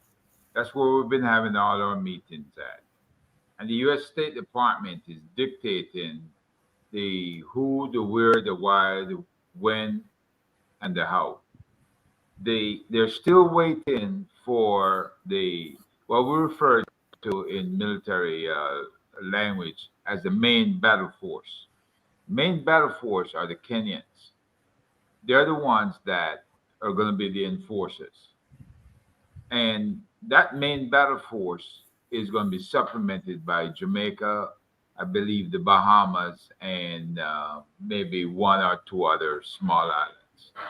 They are also negotiating with French-speaking, Creole-speaking African countries to bring them in to be your translators and linguists, because naturally you want somebody that can speak the language and communicate with these folks. What you're seeing happening right now is barbecue and the rest of folks are seizing on the opportunity that this criminal who was just recently let out of prison in the US, and he came back to Haiti, and on return to Haiti, shipments, Molotov cocktail, weapons, and other things were being shipped through Jamaica. He came to Jamaica to check on his shipments and to accompany shipments back into Haiti. Now, they may have a tinge of the days that he supported the U.S. and the agency in overthrowing Aristide, because he has those contacts still. Whether or not they're involved and U.S. policy is going to change and they're going to support a strong man in charge of Haiti, I doubt that very much. People of Haiti don't want to go back to the days of Papa Doc or Baby Doc. They want a straightforward, vibrant government, and they want to go back to growing their foods and producing so that the country can eat and so that they can probably do trades eventually. The country is flooded with a lot of cheap stuff from the US. Under globalization rules, it just destroyed the infrastructure, economic infrastructure inside of Haiti. So Haiti has some coming back to do, even after the disturbance is quelled. Most of what you see happening is within Port-au-Prince. So we know it's contained. And that means the entry into Haiti by Kenyan and other forces will most likely not be from Port-au-Prince, but descending from Cap-Haïtien or some other safe zones that they're going to be able to carve out and then move into Port-au-Prince. The stuff that's going on is standard stuff that we've seen in different countries, and that we've learned our lessons as to how urban fighting and urban control can be done successfully. And most likely, you've got folks on the ground that's gathering the intel right now. And once they have sufficient intelligence, they're going to come up with an effective plan to go in and neutralize all of those anarchists that's acting out inside of Haiti. I have no doubt that the forces that they're going to put in there will be adequate. Jamaica with 200 people is not the main battle force. They might be there with other specializations that's needed. They're certainly going to need fusion centers and a security operations center to disseminate intelligence and stuff like that. But for the most part, they're going to bring this under control once they make the move to get inside of Haiti. So they're acting up right now. The U.S. Marines are on alert. They're supposed to possibly move in to protect the embassy, and that's in Port-au-Prince. So if they move in, woe betide to Barbecue or any of his minions who strike at them, because they're going to strike back and they're going to go in there with force. So we're probably going to see some movement, hopefully in Kenya this month, for the Court of Appeals there, which is 12 to like 36 different judges, to make a decision once and for all and overrule that single Supreme Court judge who ruled against them going down to Haiti. So we're going to have a favorable decision, most likely, and then they're going to move very rapidly. The Canadians are here in Jamaica, and the Canadians have been working with JDF and JCF, and I'm certain that the force from Jamaica will be adequate and will be a good supplemental to the Kenyans. The part that I would like to see improvement is the language, is the French speaking, because you need collectors. You need guys who are going to collect within these communities. And, you know, you need to understand what we refer to as the battle space. What is going on in every square inch of that place. So if they have to fire shots into any zone, they're not killing a bunch of innocent people. You know, I'm just looking at a report here, and it says gangs overrun Haiti prison, releasing 4,700 inmates. 12 dead, nation under curfew. And that's their recruiting drive. They release those guys, and that's going to bolster barbecue's numbers. Right. But so, you know, like I said, the first time one of those helicopter chain guns go off, you're going to have probably 4,000 scared. I won't use the term I want to use, but they're going to be crapping in their pants and wondering what the hell is going on. So like I say, I'm supremely confident the preparation that they're doing between the Canadian and the US and other forces, that's teaching them things that we've learned in Iraq, in Afghanistan. I mean, you can't get any worse than that. They're going to control that space very, very rapidly once they move in. Well, I don't know, Herb. You know, it's not looking good. But folks, I was planning on doing a piece on voting because there's a big announcement we need to make. But I'll put that off until next week. But we're not going to leave right now, just not right now. But I want to show you something. Where is it? Herb, I don't think you were here for this piece. Okay. Here we go. And I don't think Zara was here. But this is a reminder. Folks, take a look at this. For those of you who were not here earlier when we did this, let me take this banner down.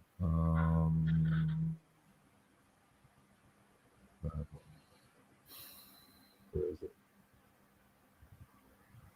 No, here we go.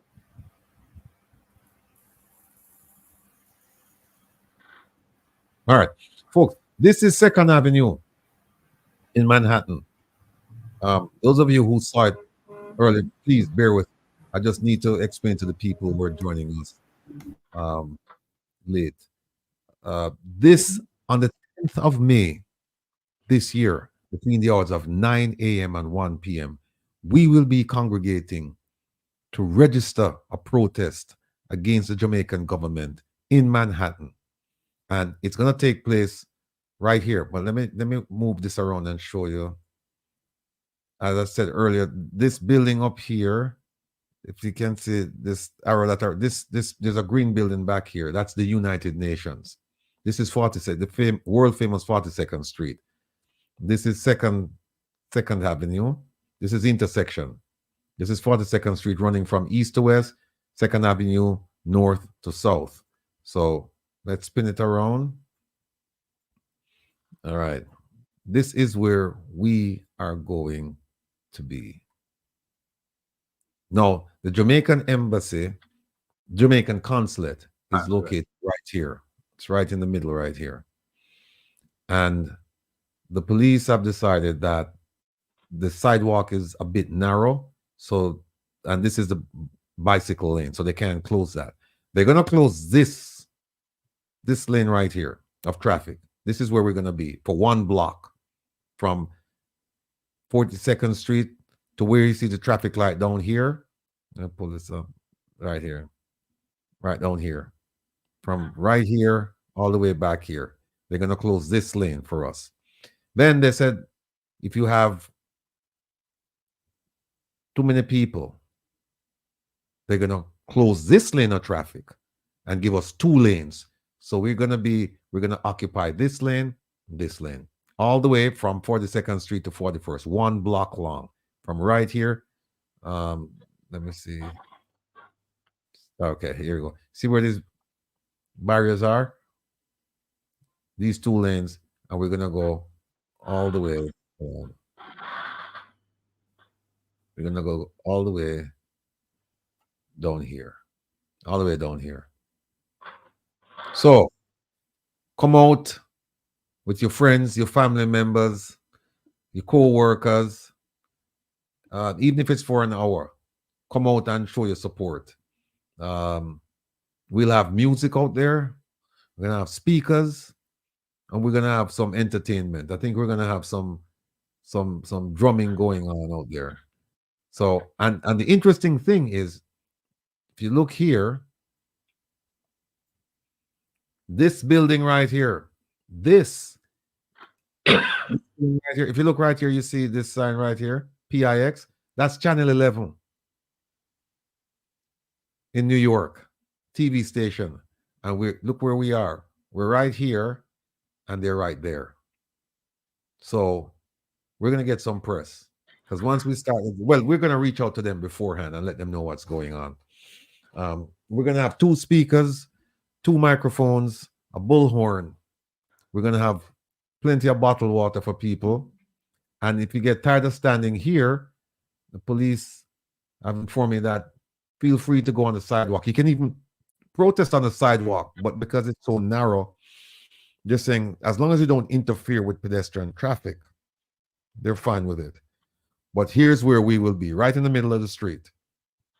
So they're going to block they're going to block 1 lane off.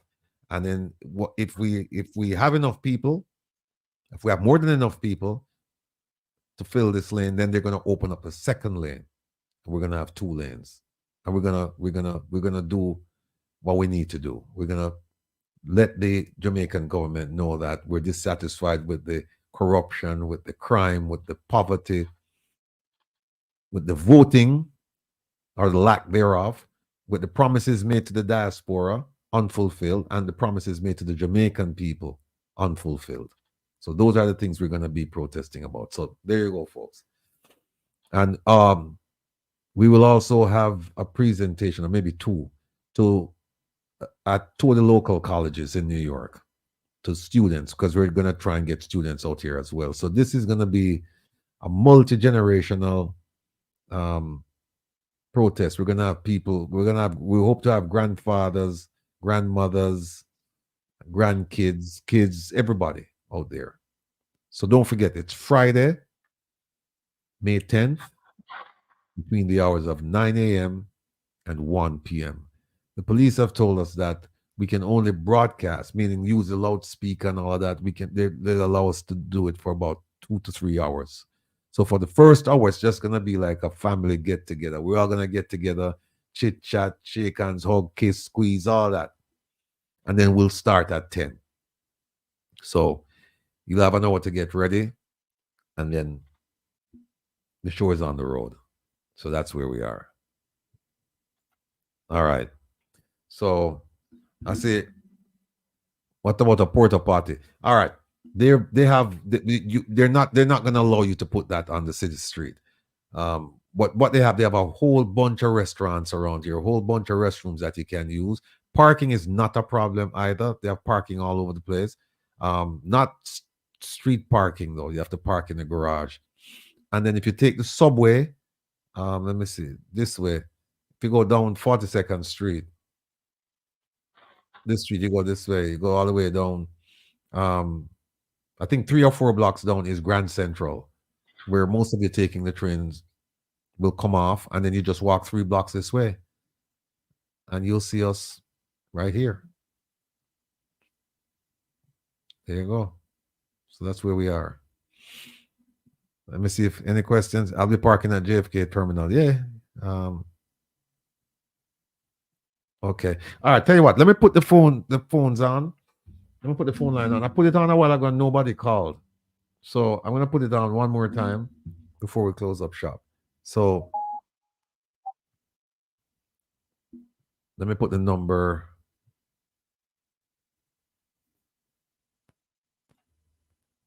All right, there's the number 667-369-8569.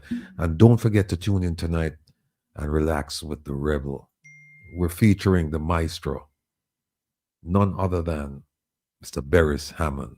2 hours, 2 solid hours of Beres Hammond. So if you're a Beres fan, if you love, that kind of reggae music, which is the kind of reggae music you should love, tune in tonight at midnight on Reggae Global Radio. All right, the phone line is on. Now, where is Jackie Thomas? Somebody's telling me Jackie Thomas is causing problems in the chat. I don't see Jackie Thomas at all. Okay, so this is Jackie Thomas. Okay.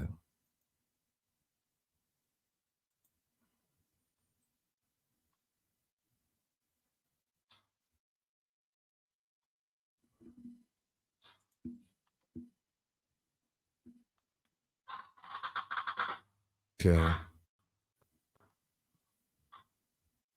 All right. Okay.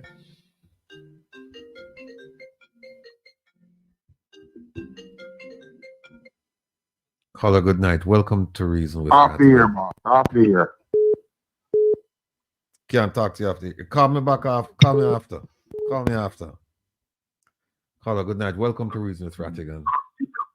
Where are you calling from? Good night, Mr. Rattigan. Yes, sir. Good night. Yes, go ahead, please. President, good night to you, sir. Yes, good night. Good night. Yeah, I'm calling from St. Mary.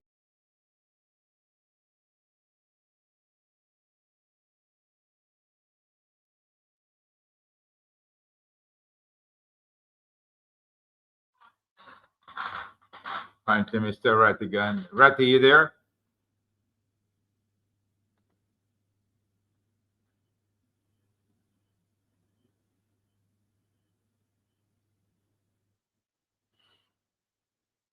Somehow we seem to be separated from Mr. Rattigan and the caller.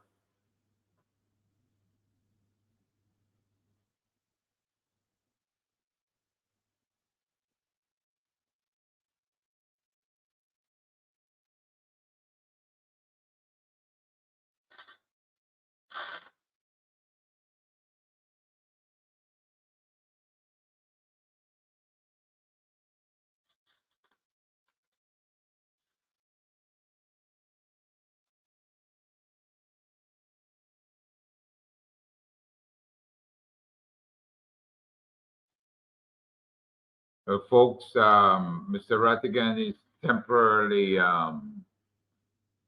off the air, and just to give you guys some more information here, the Canadian government had already identified in Haiti individuals who are fueling the violence. The U.S., however, did not go along with the targeting and sanctions against 3 individuals: Carl Braun, John Marie Borb, and Mark Antone. Okay, you're back.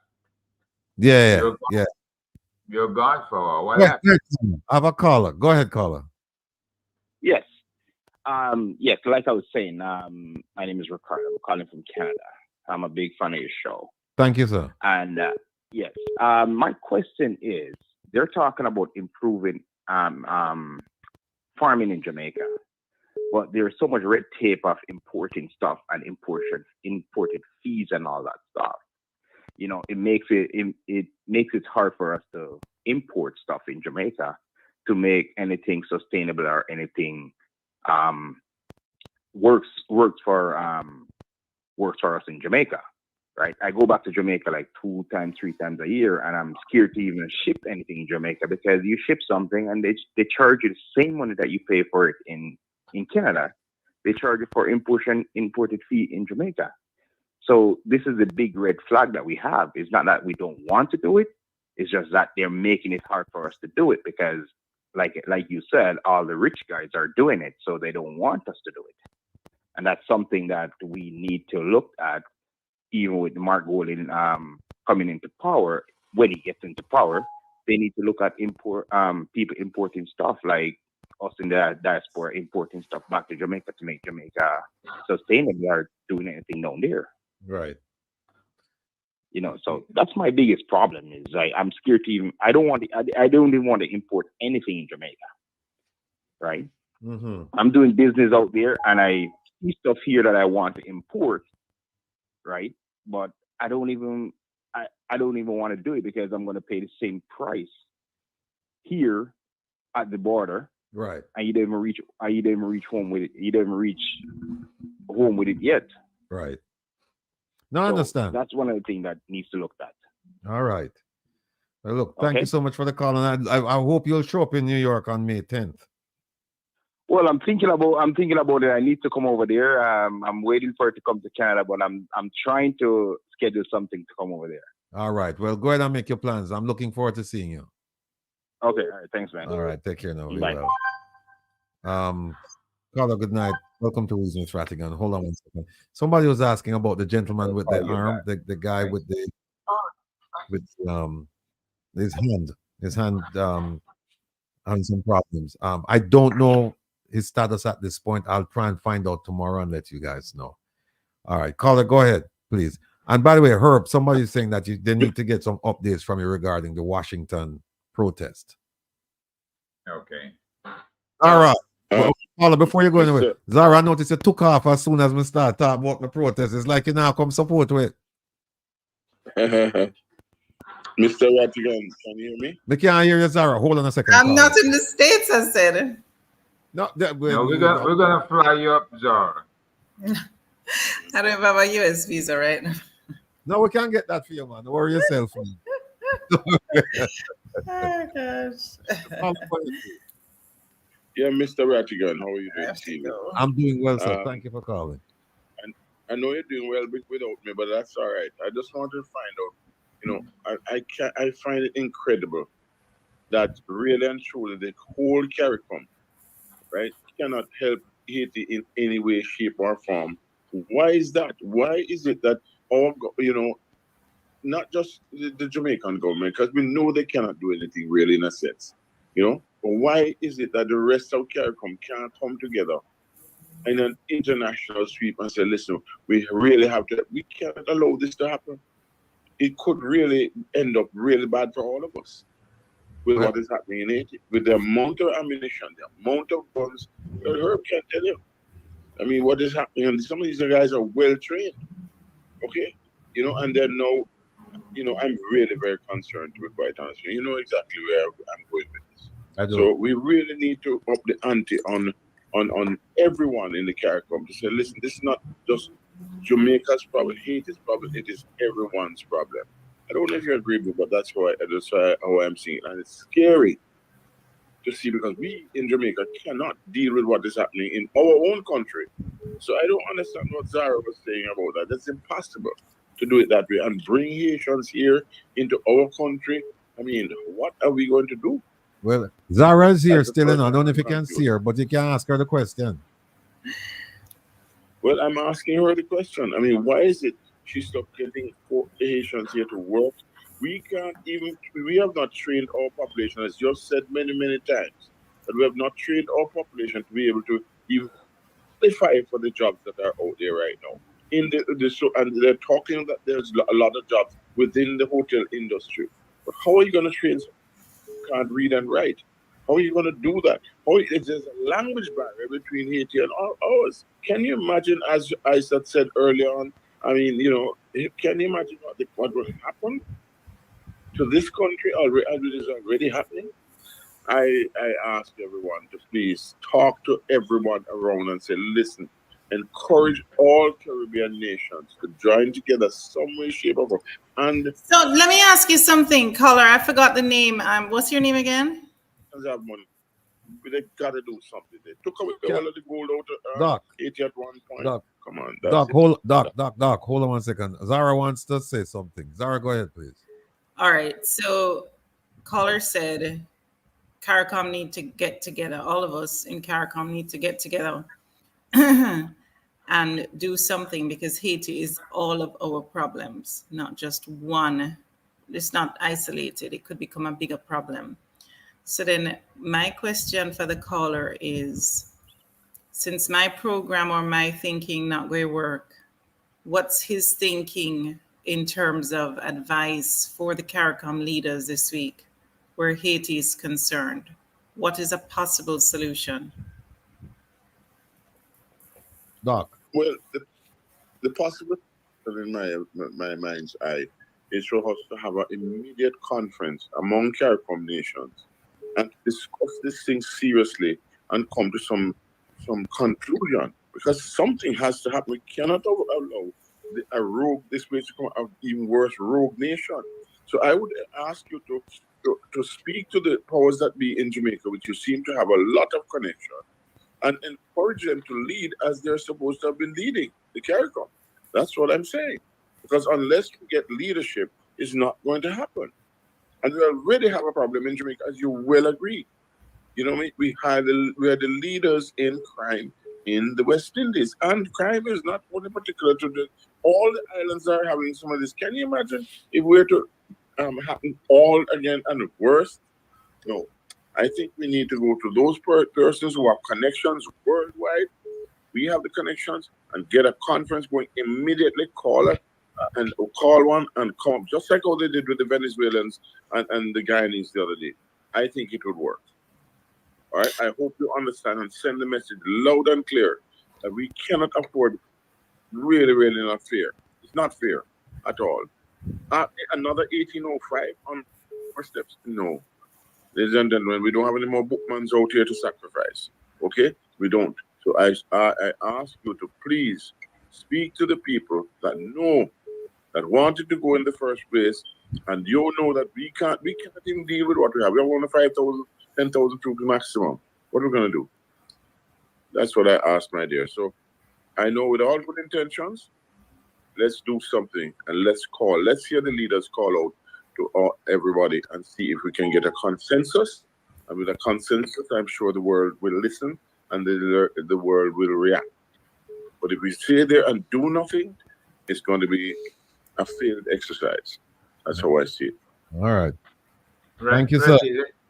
Let me comment real quick. What you're doing, I have been watching and listening. And I said to eat too much Kentucky. Take it easy on the Kentucky. All right, my brother? All right. I was trying to get some, but I was unsuccessful. But I hear you. Caller, good night. Welcome to Reasons Rattigan. Where are you calling from? I'm calling from Queens, New York. Yes, ma'am. Go ahead, please. Yeah, my question is, what is the root cause of the problem in Haiti? What is the root cause of the problem in Haiti? Yeah, what is the root cause of it? Why is it that these young decide that they are going to take it to whoever? Because I'm watching the news and they say that they make up their mind to die. Okay. Let me throw that question out to the panel. We have Miss Zara Burton, we have Isat Buchanan, and we have Herb Nelson. Who wants to take a stab at that question? What's the root cause of the problem in Haiti? Because you see, we have to deal with the root cause and can't just put a plaster over a sore and don't clean out the sore. All right. I think part of the problem is the trust in leadership in Haiti. There's been just decades and decades of mistrust of leadership in Haiti. And it's culminated in the assassination of their president. And now, as you can see, the prime minister is having a hard time retaining power there. But every couple of years, it's one thing after another in terms of leadership. The people, whether it's, somebody elected or not elected. There's always issues related to how the person was elected. And, you know, the United States, of course, they've had their sway in Haiti for so long. I don't know if their interventions over the years have been as effective as was hoped. But I would say leadership seems to be a big part of the problem in Haiti. Lack of trust. That's what I would say is one of the root causes. All right. You've got, in addition to that, the problem in Haiti stems from their colonial legacies, right? Their history is marked by brutal colonialism and exploitation. Doc, hang up, Doc.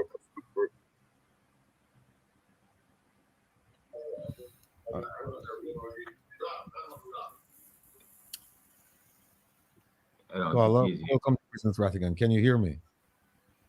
Yes, I can hear you, Rocky. Yeah, hold on 1 second, please. Let me allow Herb to finish his point about the root cause of the problem in Haiti. Go ahead, Herb. Sure. Yeah. You know, Haiti's economic burden has been tremendous, with reparations to France and the U.S. taking all of that money out of the bank in Haiti, all the gold and all the money, and taking it to New York, and I guess paying off the French based on the French demands. The occupation of the U.S. forces from 1915 to 1934, that also left a lasting effect on Haiti. And what did they leave behind when they left? A strongman, Papa Doc, who brutalized the country even further. The protracted political instability, the violent unrest, then culminating the assassination of Jovenel Moïse in 2021, that just exacerbated the issue even more. And Zara is right. It's like a headless corpse. They're just out there now without any leadership.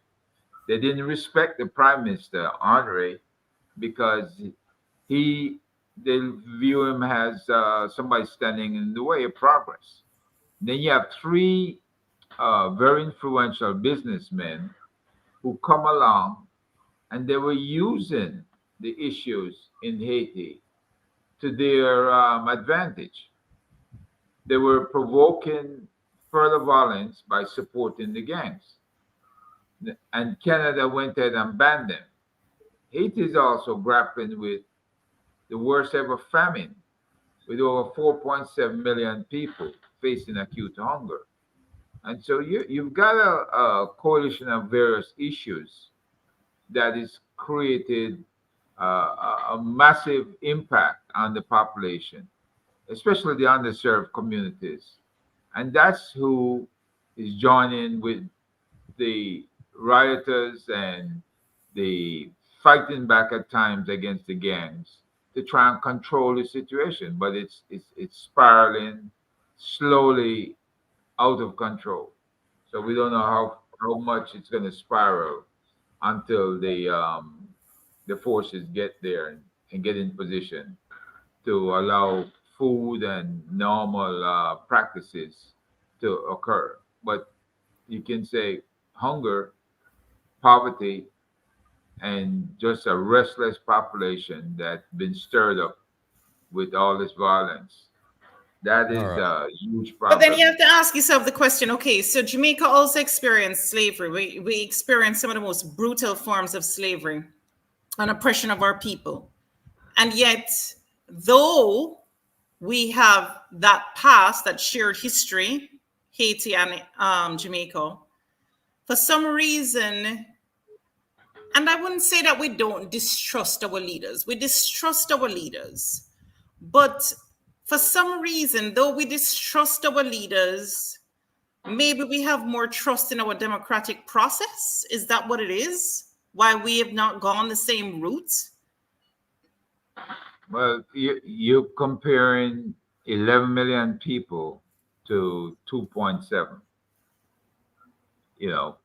11 million people is a lot of people to go hungry and to be bashed around for decades to the point now where the place has become a powder keg. We can control the situation here in Jamaica. You simply, address the problem of poverty, hunger, and you can control that. But for poverty and hunger amongst 11 million people, it's a lot more difficult in Haiti. All right, hold on a second. Let me take this call. He's been waiting for a while. Caller, go ahead, please. Yeah, Rattigan. So I think it may be important for Jamaica to be involved with the mission in Haiti. I agree with Zara to some point that we have a share of from slavery to people to exploitation, which is not dissimilar in Jamaica in many respects. I personally think that we shouldn't be going into Haiti with an adversarial mindset, because we could be sowing the seeds for generations to come, where Haitians see Jamaicans as colluding with other people to hurt their own people. Mm-hmm. And that is not far-fetched. Many associations between Haitians in the United States, Haitians and Jamaicans in the United States, and it could breed discontent, and we don't want that. Right. So it needs to be from a position of Jamaica going there to help, but not to say you're going there to bust up gangs, because some of the same reasons you may have gangs in Haiti, some of the same reasons in terms of root causes that you may have gangs in Jamaica. We don't need to be adversaries. Absolutely not. All right. The other thing with when I know it's just from her, I'm not really knocking her because I understand what she's saying, Zara, but you get a father with 4, 5, 7 children in Haiti, and you give them a job in Jamaica. Are they going to take Jamaican dollars back to Haiti? No, they don't want Jamaican dollars. How are you going to pay them? How are they going to feed their family? When people like the Mexican come to America to work, they bring back US dollars to Mexico. You can't take Jamaican dollars to Haiti. So to me, that wouldn't be a viable option to import. Just so you know, let me just say one thing. I mean, I don't know if Western Union is there, yes or no. I'm not sure Western Union is there. Go ahead, Zara. I'm not sure Western Union is there in Jamaica. I'm not sure about that, right? I mean, sorry, in Haiti. Jamaica. In Haiti, that's what I meant to say. But, just so you know, like, let us say, for instance, that you pay, because I've done it before, you can pay, let us say you're paying somebody down in St. Vincent, which is Eastern Caribbean money. So you can pay with Jamaican dollars through Western Union. And Western Union gives the equivalent down in Eastern Caribbean money to the person that you're paying in St. Vincent, right? I don't know what the situation is in Haiti. I'm not going to pretend that I know what that situation is, but I'm just making a point that I think can happen. Okay. All right, caller. Okay. All right. Thank you for calling. Much appreciated. Yeah, thank you. Just one quick point. Sure.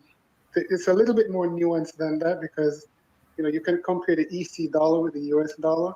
There's a whole lot of involved in terms of exchange comparisons and risks when you compare the Jamaican dollar to the EC dollar. There's a whole lot of issue going on with exchanges, and it probably just wouldn't work. Okay. You would have to maybe buy the EC dollar with Jamaican dollar, or buy the US dollar with. Uh-oh. I also think we lost him. Technology can help sort through some of that. Hello. Yeah, caller, good night. Welcome to Reasons Rattigan.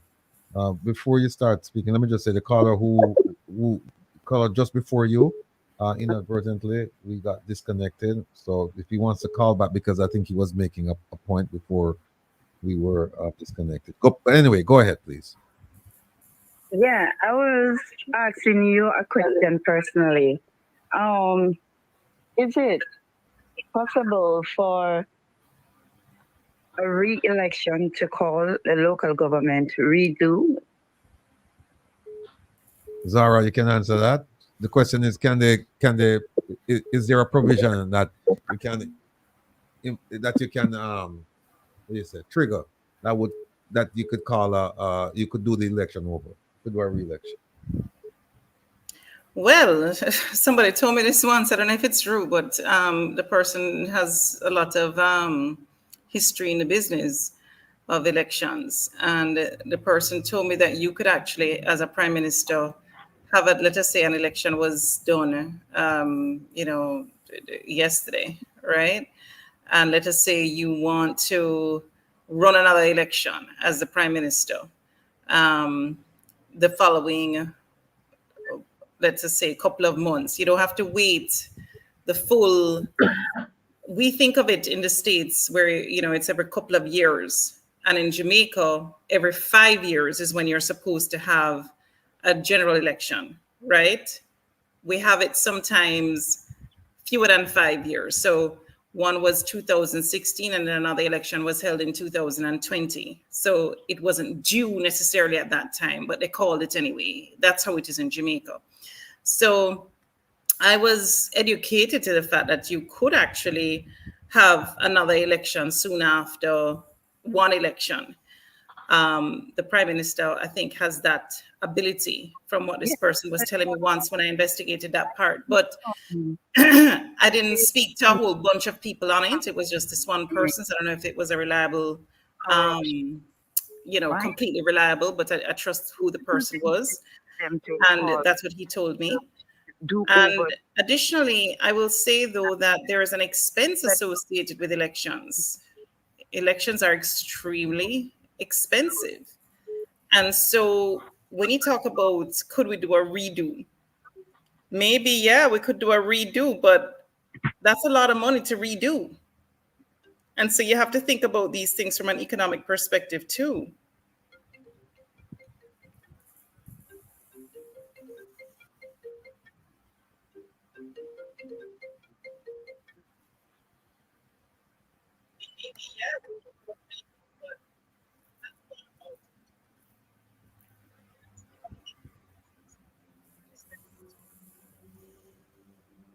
Hello? Hello? Hello? Bratty, we're not hearing you. Hello? Yes, sir. Go ahead. Go ahead, please. Good night to your panel, Mr. Ratty. Yes, good night, sir. Good night. Miss Dara, would you went to Haiti now, cover that events going down that war there as a journalist?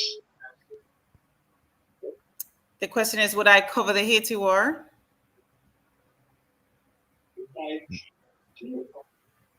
Is that the question, caller? If she would go to Haiti and cover the war? Yes, sir. Yes, that's the question. I'm afraid there have been so many journalists that have died and been killed in Haiti, whether it's by the gangs or, kidnapping. I remember I had gone to Haiti for a journalism training seminar some years ago. And I remember at the time, around that time, there was a journalist who was just missing in action. They couldn't find the journalist. And it was like, I don't know what ended up happening. Okay. But I've known that since that time period, I've seen where just journalists have just gotten cut down in Haiti, missing in action, gotten killed. And so it's difficult to say that you're going to suit up and go to Haiti to cover what's going on there as a journalist, especially without maybe proper protections. So it's not something I'm running to be honest with you. I'm not running to it. Would I rule it out? I wouldn't rule it out, but I'm not running to it. All right. All right, caller, welcome to Reasons Rattigan. Where are you calling from? Ratty, Yes, sir. here's the situation. Lady is perfectly right. The Prime Minister has the authority to call election, general election, whenever he pleases. Yes. You have to be 5 years, unlike the USA. That's why they are afraid, both parties are afraid to put it in stone. So they can manipulate the election date based on their performance. But Prime Minister Andrew Holness, if he claims right now that he won the election, if you think you win the election, right, and you're satisfied with your performance, call the general. If I was in her position and say I win the Parish Council, which he did not win, he knew he won less divisions, he got the national vote, he lost parishes, right?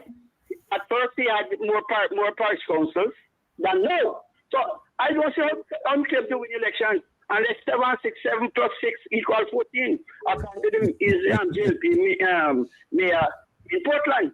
So if I'm in a situation and I claim that I win the election, I would call, because the longer I take to call the general election, it worse I get. Right. Right? So you have to keep the fire burning boss and say the patriotic Jamaican regards are what them say. That they can't stop you. That Jamaicans, a lot of Jamaicans, especially in the diaspora, learn from you, including myself. All right. I learned from you. I learned so much things that you other Jamaicans should know. And they should stop talk nonsense and just listen to you learn. Like I remember the thing with the diaspora, when you warn them that they must register if they're working for overseas entity, and they did not listen to you. And she come back almost 2 years later and bite them. All right? Yes, thank you, sir. All right, thank you so much. Take care now. Be well. Caller, welcome to Reason with Rattigan. Good night. Where are you calling from? Calling from Georgia. Yes, sir. Yeah, well, go on, brother. Good evening. So, Miss Zara, how you answer the question? Good evening to you, madam. You were saying that without the proper protection and resources, you would not go to Haiti. But based on the climatic condition that is in Jamaica at this time, I would put that same prospect with the security forces, because the fact that we are unable to curb crime in Jamaica, why is it that we are putting ourselves, even though we are going to be affected some way, somehow, but even though we are unable to curb crime in Jamaica, we are unable to do all those things, why is it that we are trying to be the person to go to Haiti to actually control what is happening there? Because basically what I'm seeing, if we should put ourselves in that position and cause a rift or anything should go down in Haiti, we are so close, that we can wake up in the morning, and Jamaica is completely under siege from what's happening in Haiti. So we have to be careful of how we think about going into Haiti to actually control crime when we are unable to control crime in Jamaica. All right. All right. Well, thanks for your comments, and also thank you for your support. All right. Blessings. Yeah, my brother. Good. I see Zara said Mario, the chat number. Hold on, Mario, the chat of Mario said me tell her, say 2 times 9 equals 13. That is government math. That's Jamaican government math, sis. That's not. Hold on a second, Herb. Caller, good night. Welcome to Reasons Rattigan. Where are you calling from? Calling from Fort Lauderdale, Florida. Yes, sir. Go ahead, please. You have a question or comment? Yes, good evening to the panel. The question about the Haitians coming to Jamaica and us taking them in. The Cubans come to Jamaica and we basically don't turn them back because we have a relationship with Cuba with doctors and nurses and those people that are Cubans, and they come to Jamaica. We don't really turn back to Cubans who come as refugees. The Haitians come to Jamaica. It's just really poor people with no skills or anything that compared to, say, a group like the Cubans in particular. In addition, the guns to ganja nexus between Haiti and Jamaica, and the guns coming in from Haiti through Clarendon and winding up in Waurika Hills. Now, all of these guns and gangs have relationships.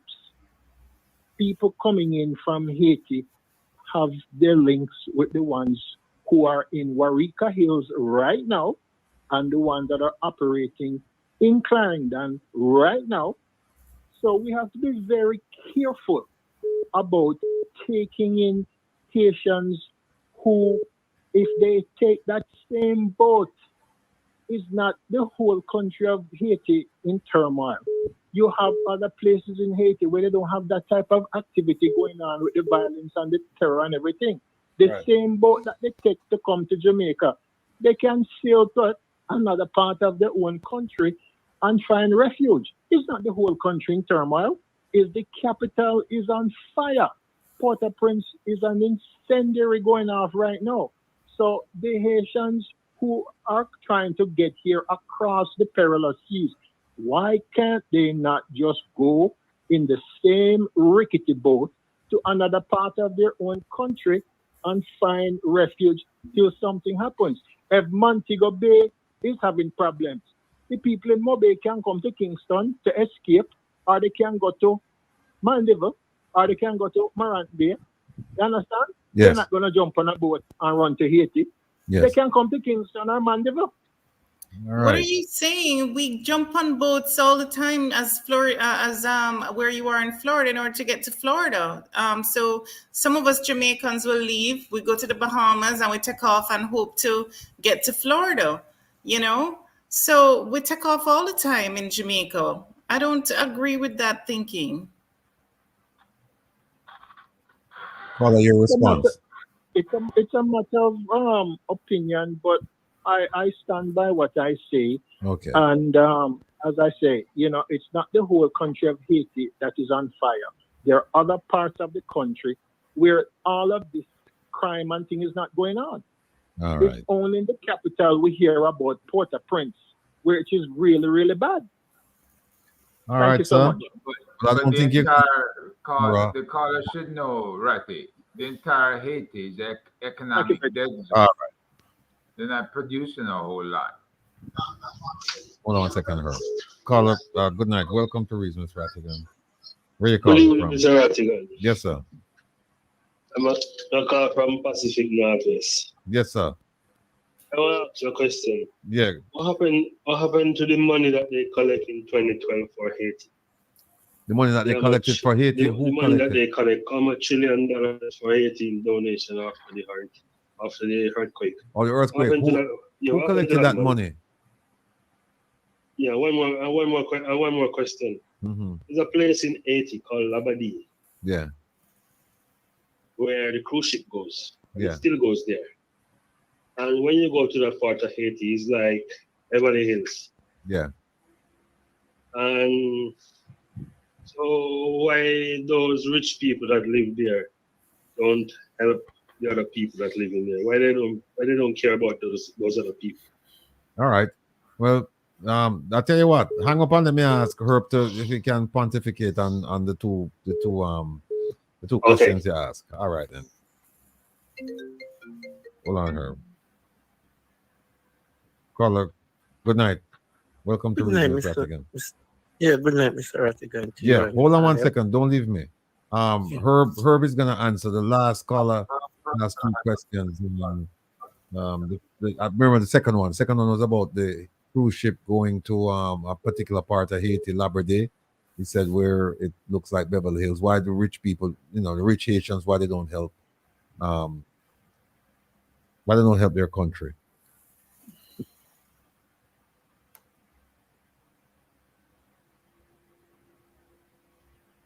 Herb is not here.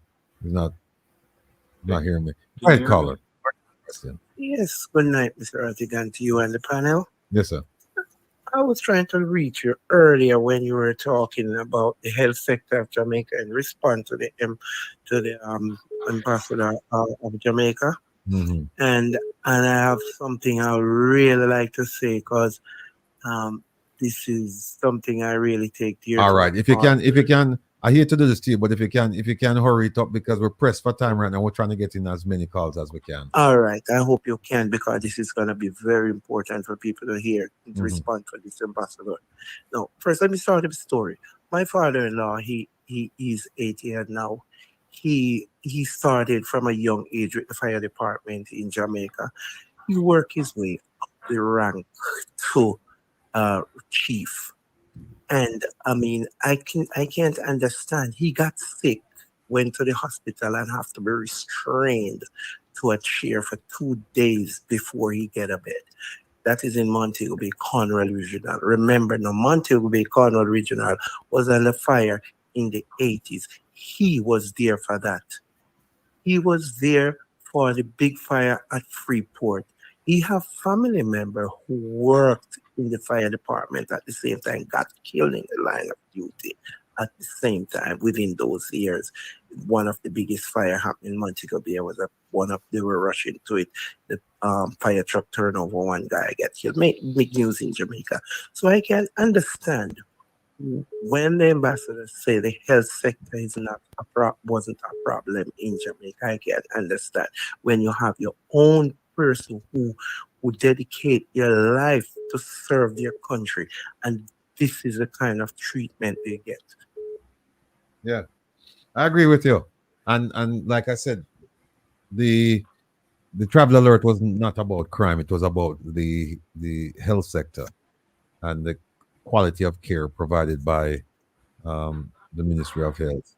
So I don't know where the ambassador is getting her news from, or maybe she's getting the correct news and she's just trying to spread propaganda. I don't know what she's doing, but whatever the things that she's saying, they're incorrect, blatantly incorrect, and she's been corrected by the State Department. The State Department said no, it's not about crime, it's about the health sector.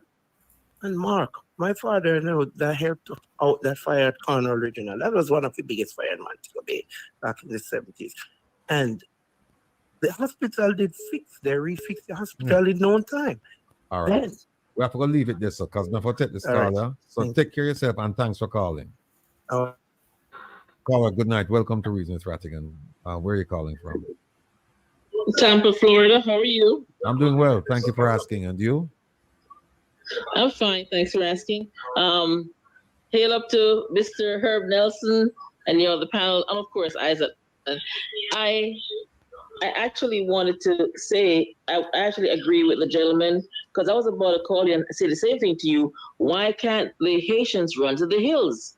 As you said, as the man said, if anything happens in Kingston, we're going to Clarendon, Mandeville, and the Maroon Town and all that. Why can't they run to the hills? Why are they going to jump on a boat and actually risk their lives to come all the way to Jamaica? They need to go to the hills. Seriously, they need to go to the hills. I really don't see why they're trying to cross the ocean to go somewhere else where they could go to the hills if they're running from the gunshots and all that kind of stuff. I don't think they should really risk their lives like that. Go to the hills. Haiti is bigger than Jamaica. Haiti is bigger than Jamaica. So let me ask you a question. If the ones who live close to the coastline and they have the opportunity to jump on a makeshift raft and head to Jamaica, you're saying they should forego that and then head to the hills? Believe me, Ratty, they're not gonna risk them life to come to Jamaica when they could go up to the hills, find out if they go up to the hills. They must say, this war does start saying, them know say it was happening, Start pick up your family and go up in the hills. Seriously. Bring food, whatever it is, go to the hills. Yeah, but them don't have no food though, that's the thing. Them not having no food. Oh, that's it. Oh my God, poor people. Yeah. It's a shame. And I have Asian friends. I do have a lot of Asian friends. All right. I do. And I wish them all the best. And thank you guys. You guys are doing a great job. And thank you for doing what you do. Right, okay, I wish I could come to New York, but I don't think I'm going to be able to make it. But I'll support you with the one legal fund thing. All right. Income tax is coming. I'll definitely support you. All right. Thanks so much. All right. God bless you. Bye-bye. Michelle, I try to reach you, but somehow Michelle, call me now, Michelle. Yeah, Herb, go ahead, please. Okay. See, people don't realize with 11 million people, it's a complex social dynamics in Haiti, right? Communities operate within their own social circles. Residents of affluent areas may not have direct connections or awareness of the struggles faced by those in impoverished neighborhoods. After the earthquake, I asked the same question. Why don't the government deploy the people to other areas of the country? Well, there's a problem with land ownership, right? Where the oligarchs or could I say the very rich people own a lot of land, and they do not desire to have the people in the inner city moving out to their areas.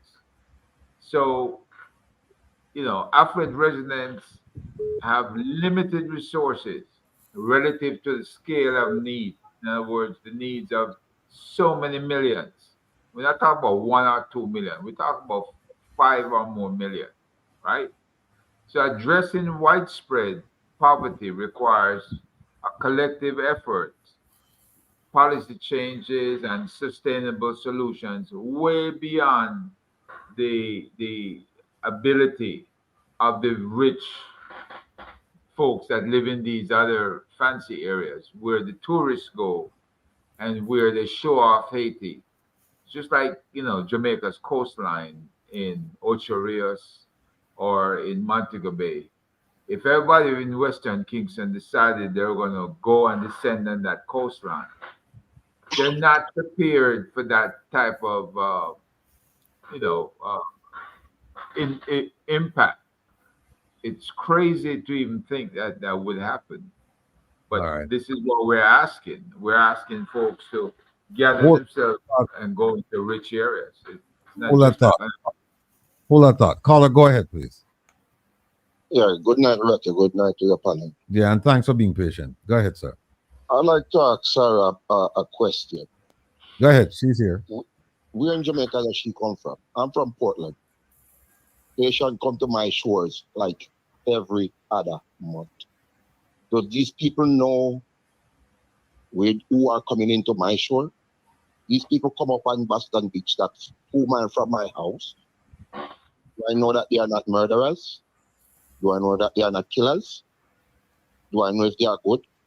Do I know if they are bad? And I should accept them in my backyard? I live in America, work hard to build my house. No, I don't want them in my backyard. We can't control our crime, make them keep feeding crime. We can't keep them. Send them back. Thank you very much. All right, sir. Tell her if you tell me where she come from and tell her if you bring the Asian in her backyard. Well, she was advocating for a more structured program, if you recall, right? I did say that. A more structured program like what Cayman has. Right. All right, caller. Well, look, she responds that she's looking. She's not trying to, just open the borders and let them come in and come in your backyard. She's looking for something more structured, but she's of the opinion that we should, at least on the level of humanitarian assistance, let some of these people come in.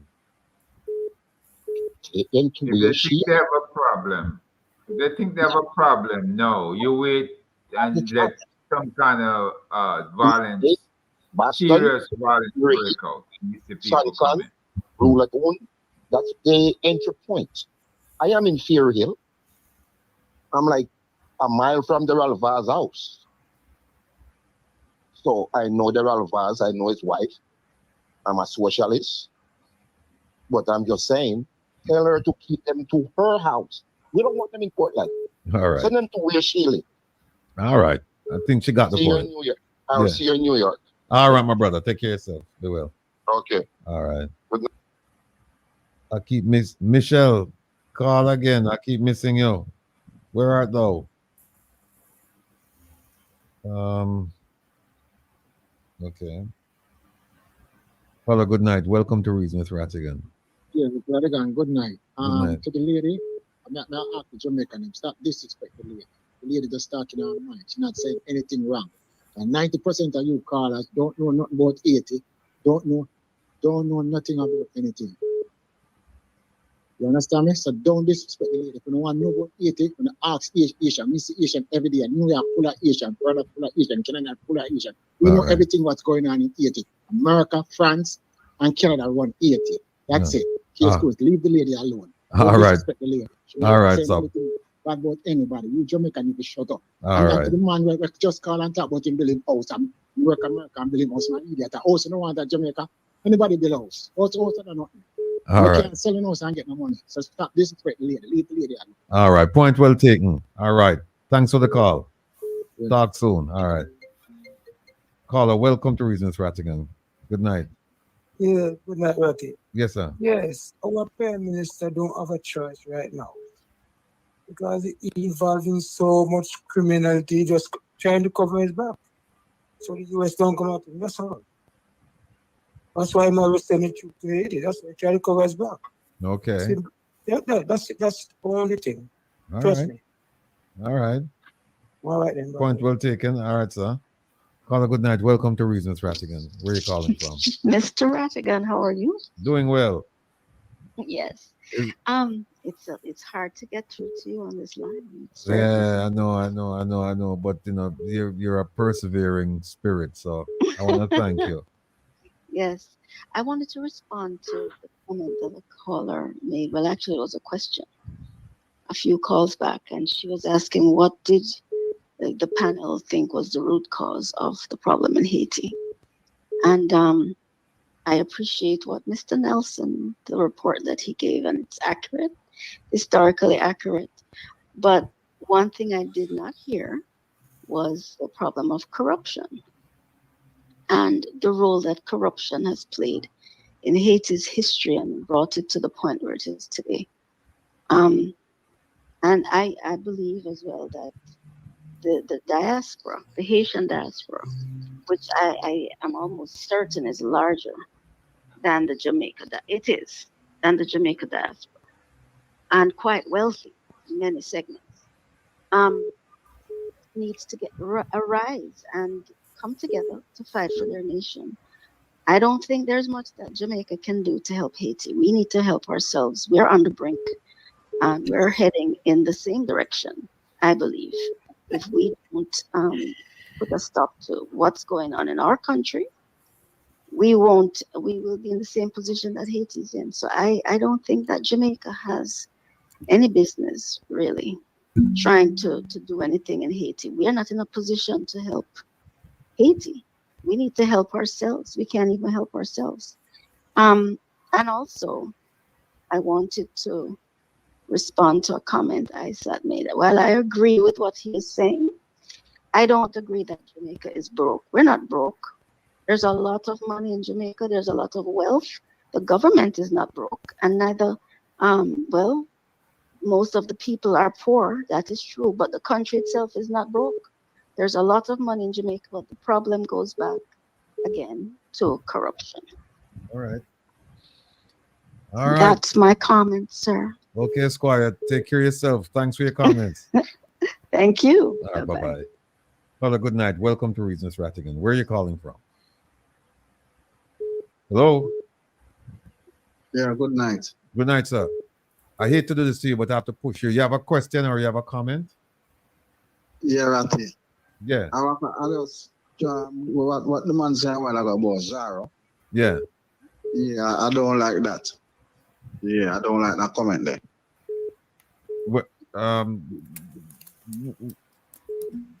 What is it that you're actually saying? Because you say you don't like the comment the man made about Zara.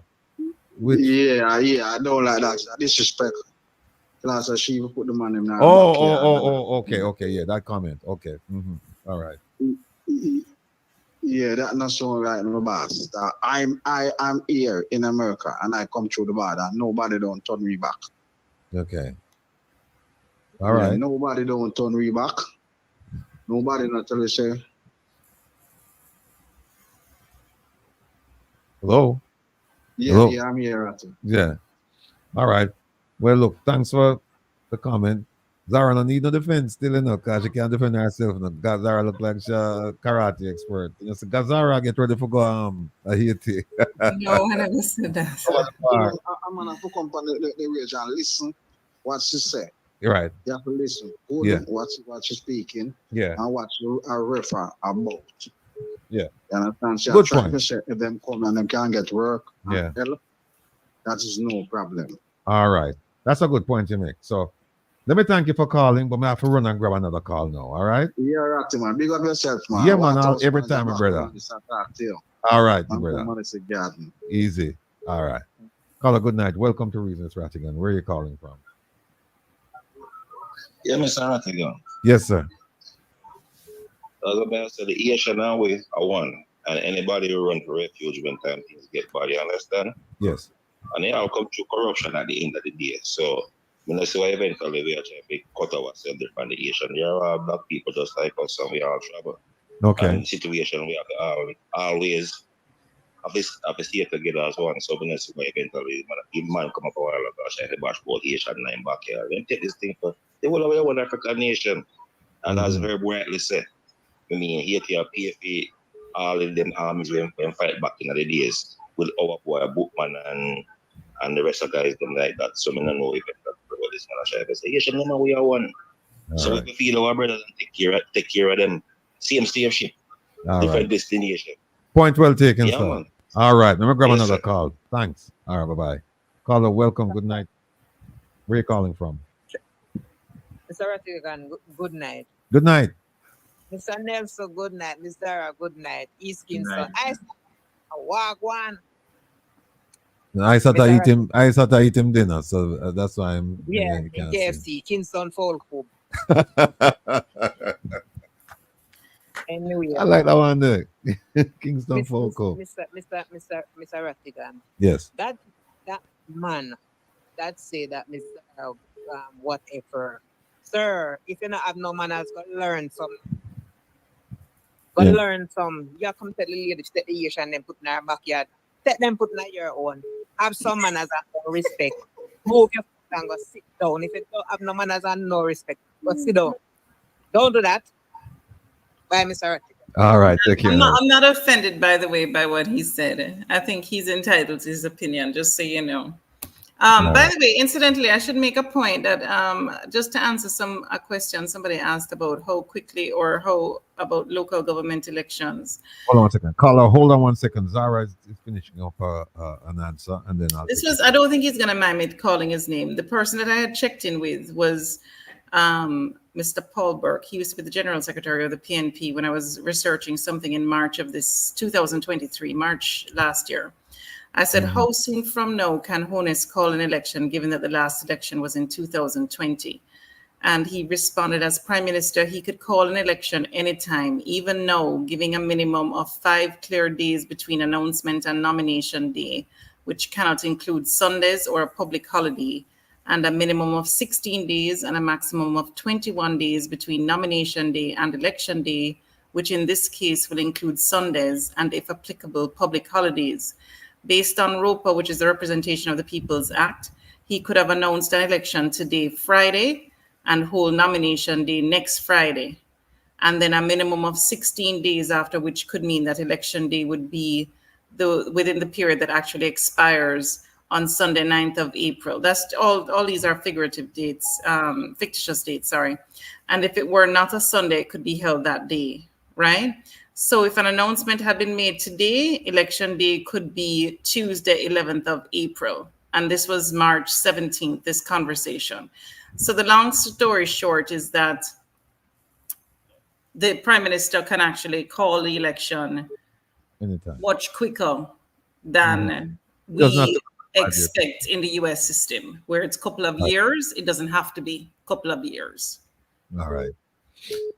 Caller, welcome to Reasons Rattigan. Good night. Yeah, good night, Rocky. Where are you calling from, sir? Yeah, I'm there in the Canada, you know. Yeah, man. What I really want to ask is why America want the black nation to fight a colonial problem, and this is a colonial thing what I see I want right now. That's my question. That's a good question. That's a very good question. Yeah. I think we know the answer. But I'll leave it up to Herb and Zara, and maybe I start to answer that one. The question is, why is it that? Wise up. Yeah. Did you guys hear the question? Take care, brethren. Caller, good night. Welcome to Reasons Rattigan. Where are you calling from? I'm Mr. Rattigan. I'm calling from South Carolina. Hi, how are you? Can you turn on your device, please? Yes, sir. Mm-hmm. I'm calling from South Carolina, and I'm from St. Thomas, Jamaica. Yes. I would just like to know what reason is there a way we can amend law that we have election at a certain time and it has to be called? That's a we could, but the thing is that's a deeply entrenched provision of the Constitution. So that would require a 2/3 vote in the House and the Senate, and also. But I believe that the Prime Minister himself had supported that call for We fixed have, dates. people go around and take up census to get young voters to register. Do we have to have a driver's license or an identification card or something so we can vote? What is the qualification? Because for the longest time, my siblings, they can't have an ID. They have a passport, but not an ID. They live in Jamaica? Yes, sir. Yeah, well, according to the Electoral Commission, in order to register to vote, you must be a Jamaican citizen, 18 years or older, and a resident in Jamaica. And that's all. But what I'm saying, when you go to the polling station to vote, do you have to have an ID or something to show where in Jamaica you're living and so you can able to vote? No, you go wherever your name is supposed to be on a list, and that's where you vote. You don't show up with the thing and say, look, I want to vote, and and if you can't prove where you live, then there's an issue or whatever. All that all that must be taking place before you show up for the polling at the polling station, because then you're gonna register, they're gonna verify your residence, and then you get on that list. And wherever your name is on, whatever constituency your name appears on that roll, then that's where you have to go and vote. So I don't understand the question you're asking, because you're saying that they register, but then they don't have an ID and they go to vote. I'm asking how early, if election can call whenever he chooses to call an election.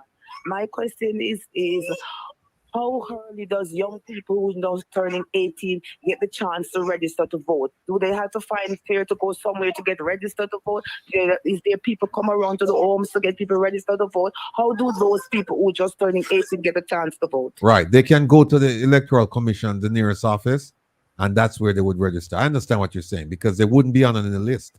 But now they're approaching 18 and now it's time for them to vote. Right. So you're right. Yeah, they wouldn't be on any list. So they'd have to go to the office and take ID with them. That's what I'm saying, because there will be a lot of people who don't get the chance to vote because election can just call ASAP. Right. Well, the thing is, you're gonna have a minimum of what, 3 weeks, Zara, from the time they announce the date, because then you have nomination date, and then she said that it must be a minimum of 16 days or something like that. So they'll have time to go to the office and register. If they're gonna turn 18, they have time. They won't. You're right. They won't be on the list. If it's a snap election, they won't be on the list. So then they'll have to go to the electoral office and register. Okay, thank you. You're welcome. Caller, good night. Welcome to Reasons Rattigan. There's a question Herb, the gentleman asked before the last caller. What was it again? He asked a question. Oh, the question was, why is it that we're gonna go fight the colonial war? Because the problems in Haiti, they're caused by colonialism, and so we are one. So why are we gonna go there and try and fight our own people, essentially? The bottom line is, if you don't contain the breakdown of a country, it will spread to other regions of the Caribbean.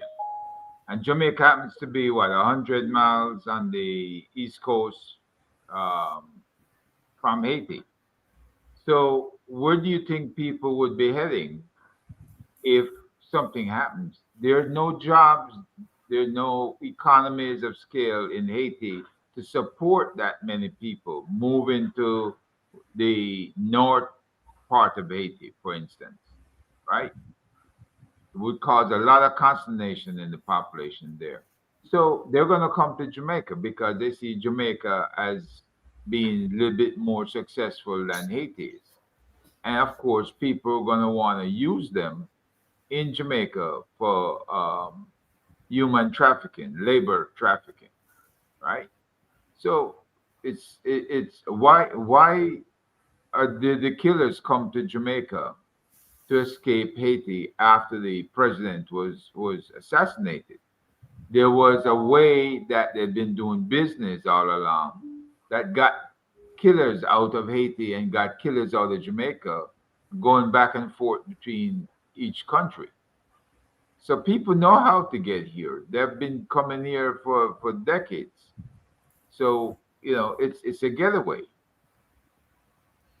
Maybe what we need is somebody who is Haitian and understands some of the root causes, the current problems, what will actually solve it, to come up with, let's say, the 42-point plan that Rattigan came up with for crime that he's going to share. We need some kind of, I think, expert on Haiti to really come up with, okay, how can CARICOM help? How can Jamaica help? Because to me, Jamaica has always been a leader in CARICOM. And somebody raised a point about Jamaica being distrusted, where CARICOM is concerned right now. And that may be true to some extent, but I don't believe we've fully given up our position of leadership in the Caribbean. I do think we still have a lot of respect in the region. And at this point, I do think we can take a leadership position where this is concerned, because Herb is right. It's next door. And if that system just completely breaks down, and we just, have, no solutions for Haiti, we could be affected. So we need to be at the table. And I think that is what our leader is doing right now, by having this event this week in Jamaica. All right. Caller, welcome to Reason with Rattigan. Where are you calling from? Hello? Hear me? Yes, I can hear you. Go ahead, please.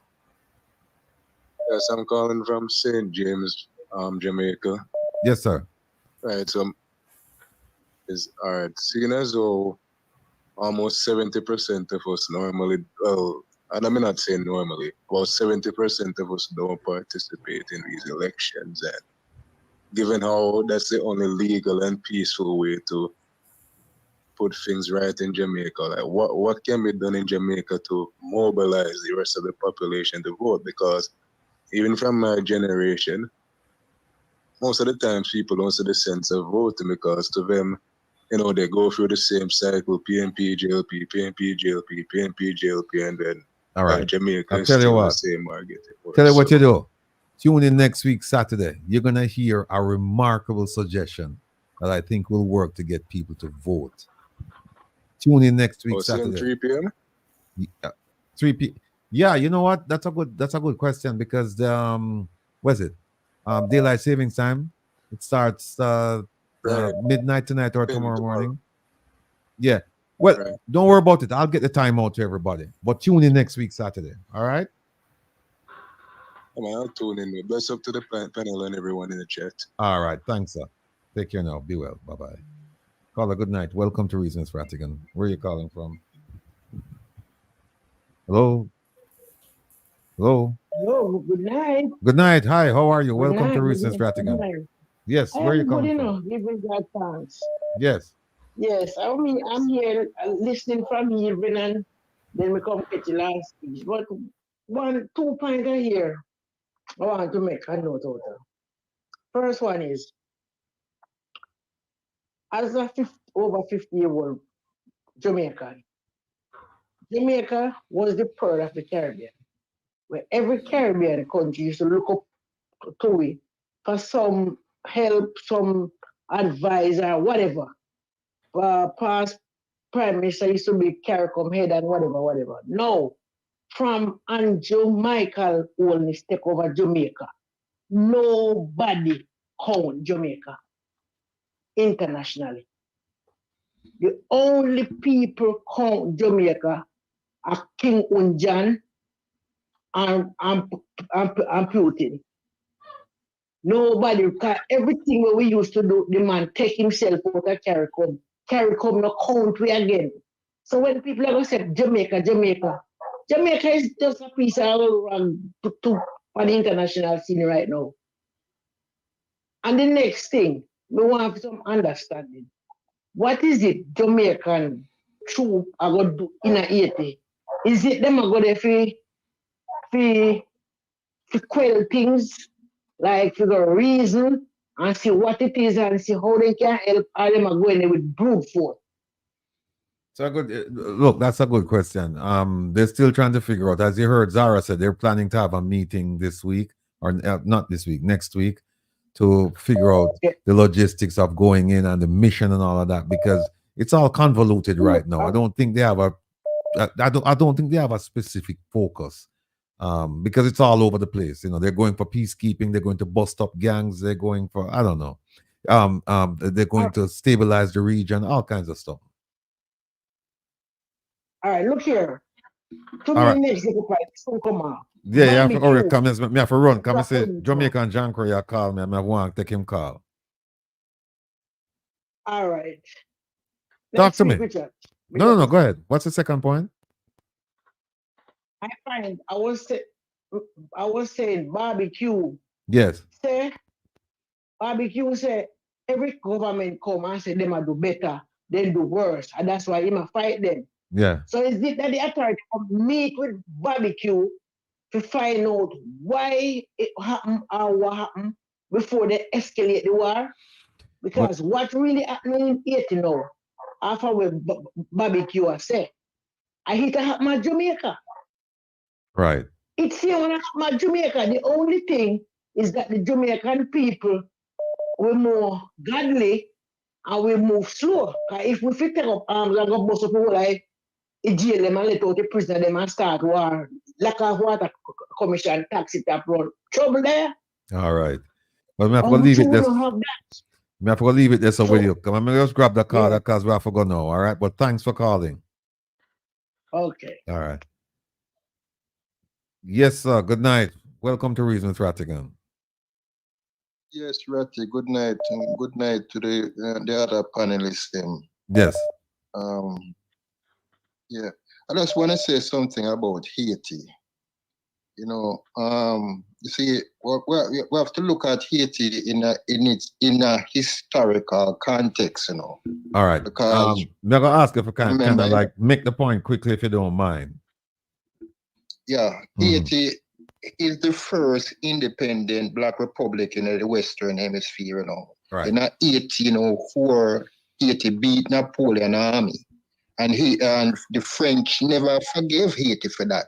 Right. So that's why Haiti is constantly being destabilized, and if they send those troops in there, it's just going to be more death. You know, it's just going to be more. You know. So anyway, that's all I have to say. Thank you. All right. Thanks for calling. All right. Cool. All right. Well, I'll turn off the phone. I think there's one person trying to call desperately. And all right. I forgot to stop it there. So, all right, folks, look, we just gone over by 1 minute.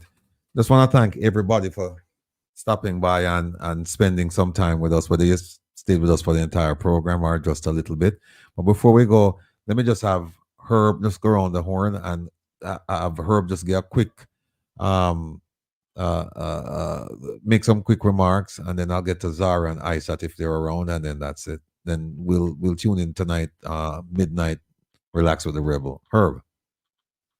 Okay. I got this from a listener to the program. Remember, some of the present parliamentarians were elected on the second elections that the Prime Minister called in their constituencies after they were found ineligible because they ran in the initial election and they had dual citizenship with the U.S. And that included Minister Vaz, Warmington, and Shane Robbins. The elections were held in 2007 and 2011. So you have to wait a full 5 years, right? I don't know if there's a minimum period of time, but you know, you don't have to wait that period, that length of time. the Haiti question keeps coming up, and what people are going to have to realize is that this is a question that is not going to go away anytime soon. If the Cuban situation was out of control and not Cuba was not being assisted by the Chinese to some degree, and as well as by the Venezuelans in the earlier days, then the Cubans would be all over the Caribbean, just like the Haitians are. Right now, the Haitians cannot just go to the rich section of Haiti because they probably are restricted, and they probably have private security that these rich people pay for that ensures that that doesn't happen. Very similar to private security here in Jamaica that would ensure that, what, beach control. You can't go to certain beaches because it's not accessible for the regular person. So you have different situations that pop up, and I don't know why they come to Jamaica. Maybe they just love Jamaicans, but they also go to the Eastern Caribbean. There's a lot of Eastern Caribbean. You remember the Bahamas? After the hurricane, all these thousands of Haitians died because they were out on this island that was pretty flat and they had no cover. And so they take the chances. All right. Somebody's asking me to drop the link for the radio show. Just Google Reggae Global Radio, and it'll take you right to it, and then you just click on it, and you're in. Again, midnight for 2 hours. Because I think by the time I finish, it will be 3 o'clock instead of 2 because we're jumping forward. So Reggae Global Radio at midnight. Isat, you're around? No, Isat. Zara, you're around? Oh, there's all right, there you are. Any closing remarks? By the way, thank you for coming. It's been an eye-opening. What are you eating? I'm sorry. All right. I made myself a sandwich, a turkey sandwich. All right. I was hungry. Closing remarks? I'm surprised at how many people are keying into what's going on in Haiti. I love to hear the comments, regardless of people disagreeing with me.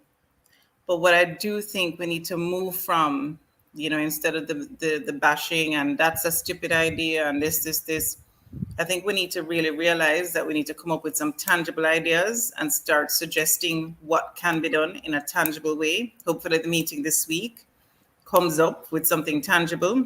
But I think more productive than ever is to try and figure out tangible suggestions for people to activate. Even though I came up with one and you bash me in some instances, the bashing is okay, but ventilation of ideas is actually very, very beneficial. And so if some of you have solutions that are tangible, bite-sized, yes, we can do this little small thing, this big thing, here's our suggestion for what can happen. I think you should feel emboldened to come together at this point and start making your voices heard, writing into the papers, calling into Rattigan Show to see what can really we can figure out as a region for this problem, because I see it as a big problem for all of us in the region. So I just wanted to say, I never expected to be on so long tonight. I'm not usually on this long. It's usually about an hour. But I'm very grateful that I got the opportunity to spend some time with all of you to hear what your viewpoints are and for me to just gather sentiment in terms of what's on your minds. That's that. So thank you for having me. You're welcome. Always a pleasure. Listen, folks, last week we had a caller, and I mean, she very emotional call. Affected me and affected a lot of us. but affected us in the way that the way we look at Jamaica and how people are being treated. And this, our sister who called last week, she called and she was literally begging for help, not for herself and her 13-year-old son. She was begging us to intervene and help Jamaica. And so we decided that we were going to do something for her and people similarly situated. So tomorrow, I'm gonna. I please forgive me. I forgot to set the donation thing up with Reggae Global Radio, but tomorrow it's gonna be up. So if you wanna go ahead tomorrow, you can just check in on Reggae Global Radio. I'm gonna talk to the folks tonight at the radio station. We're gonna set it up, and then you can just go there. I think you scroll down to the bottom of the screen, and the instructions are right there. I will make mention of it tonight on the program. I will make mention of it tomorrow on the 2 programs I'm on.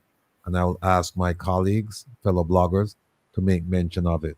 So that if you want to make a contribution, you can just go to Reggae Global Radio and make the contribution for our sister who called in last week and for people who are similarly situated.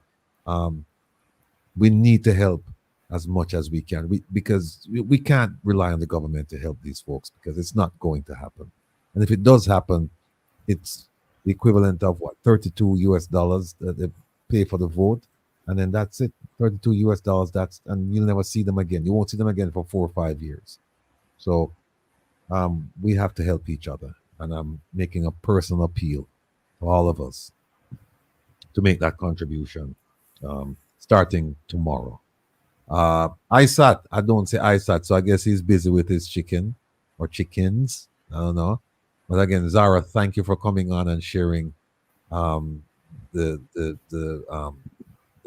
sharing the benefit of your investigation into the matter regarding the Prime Minister and others, as well as making a contribution on the other topics that we touched on, particularly Haiti. And you've given me food for thought, so I'm thinking next week I'll have someone from the Haitian community on. So if you're around, you feel free to join us. If not, you can just listen and hear what views we can get out of this person. Herb knows a lot of people in the Haitian community, so I'm sure through Herb's contacts, I will be able to get someone on. And also, it's nice to hear from someone who's from Haiti as opposed to people outside of Haiti just talking. Not that we don't have ideas, but it's always good to hear from somebody who has ties to that community. So, Herb, thank you very much for joining us, bro. I hope to see you soon. We got a lot to talk about. So safe travel, and I'll see you next week. Lara, good night. I start wherever you are. So everyone, Isat.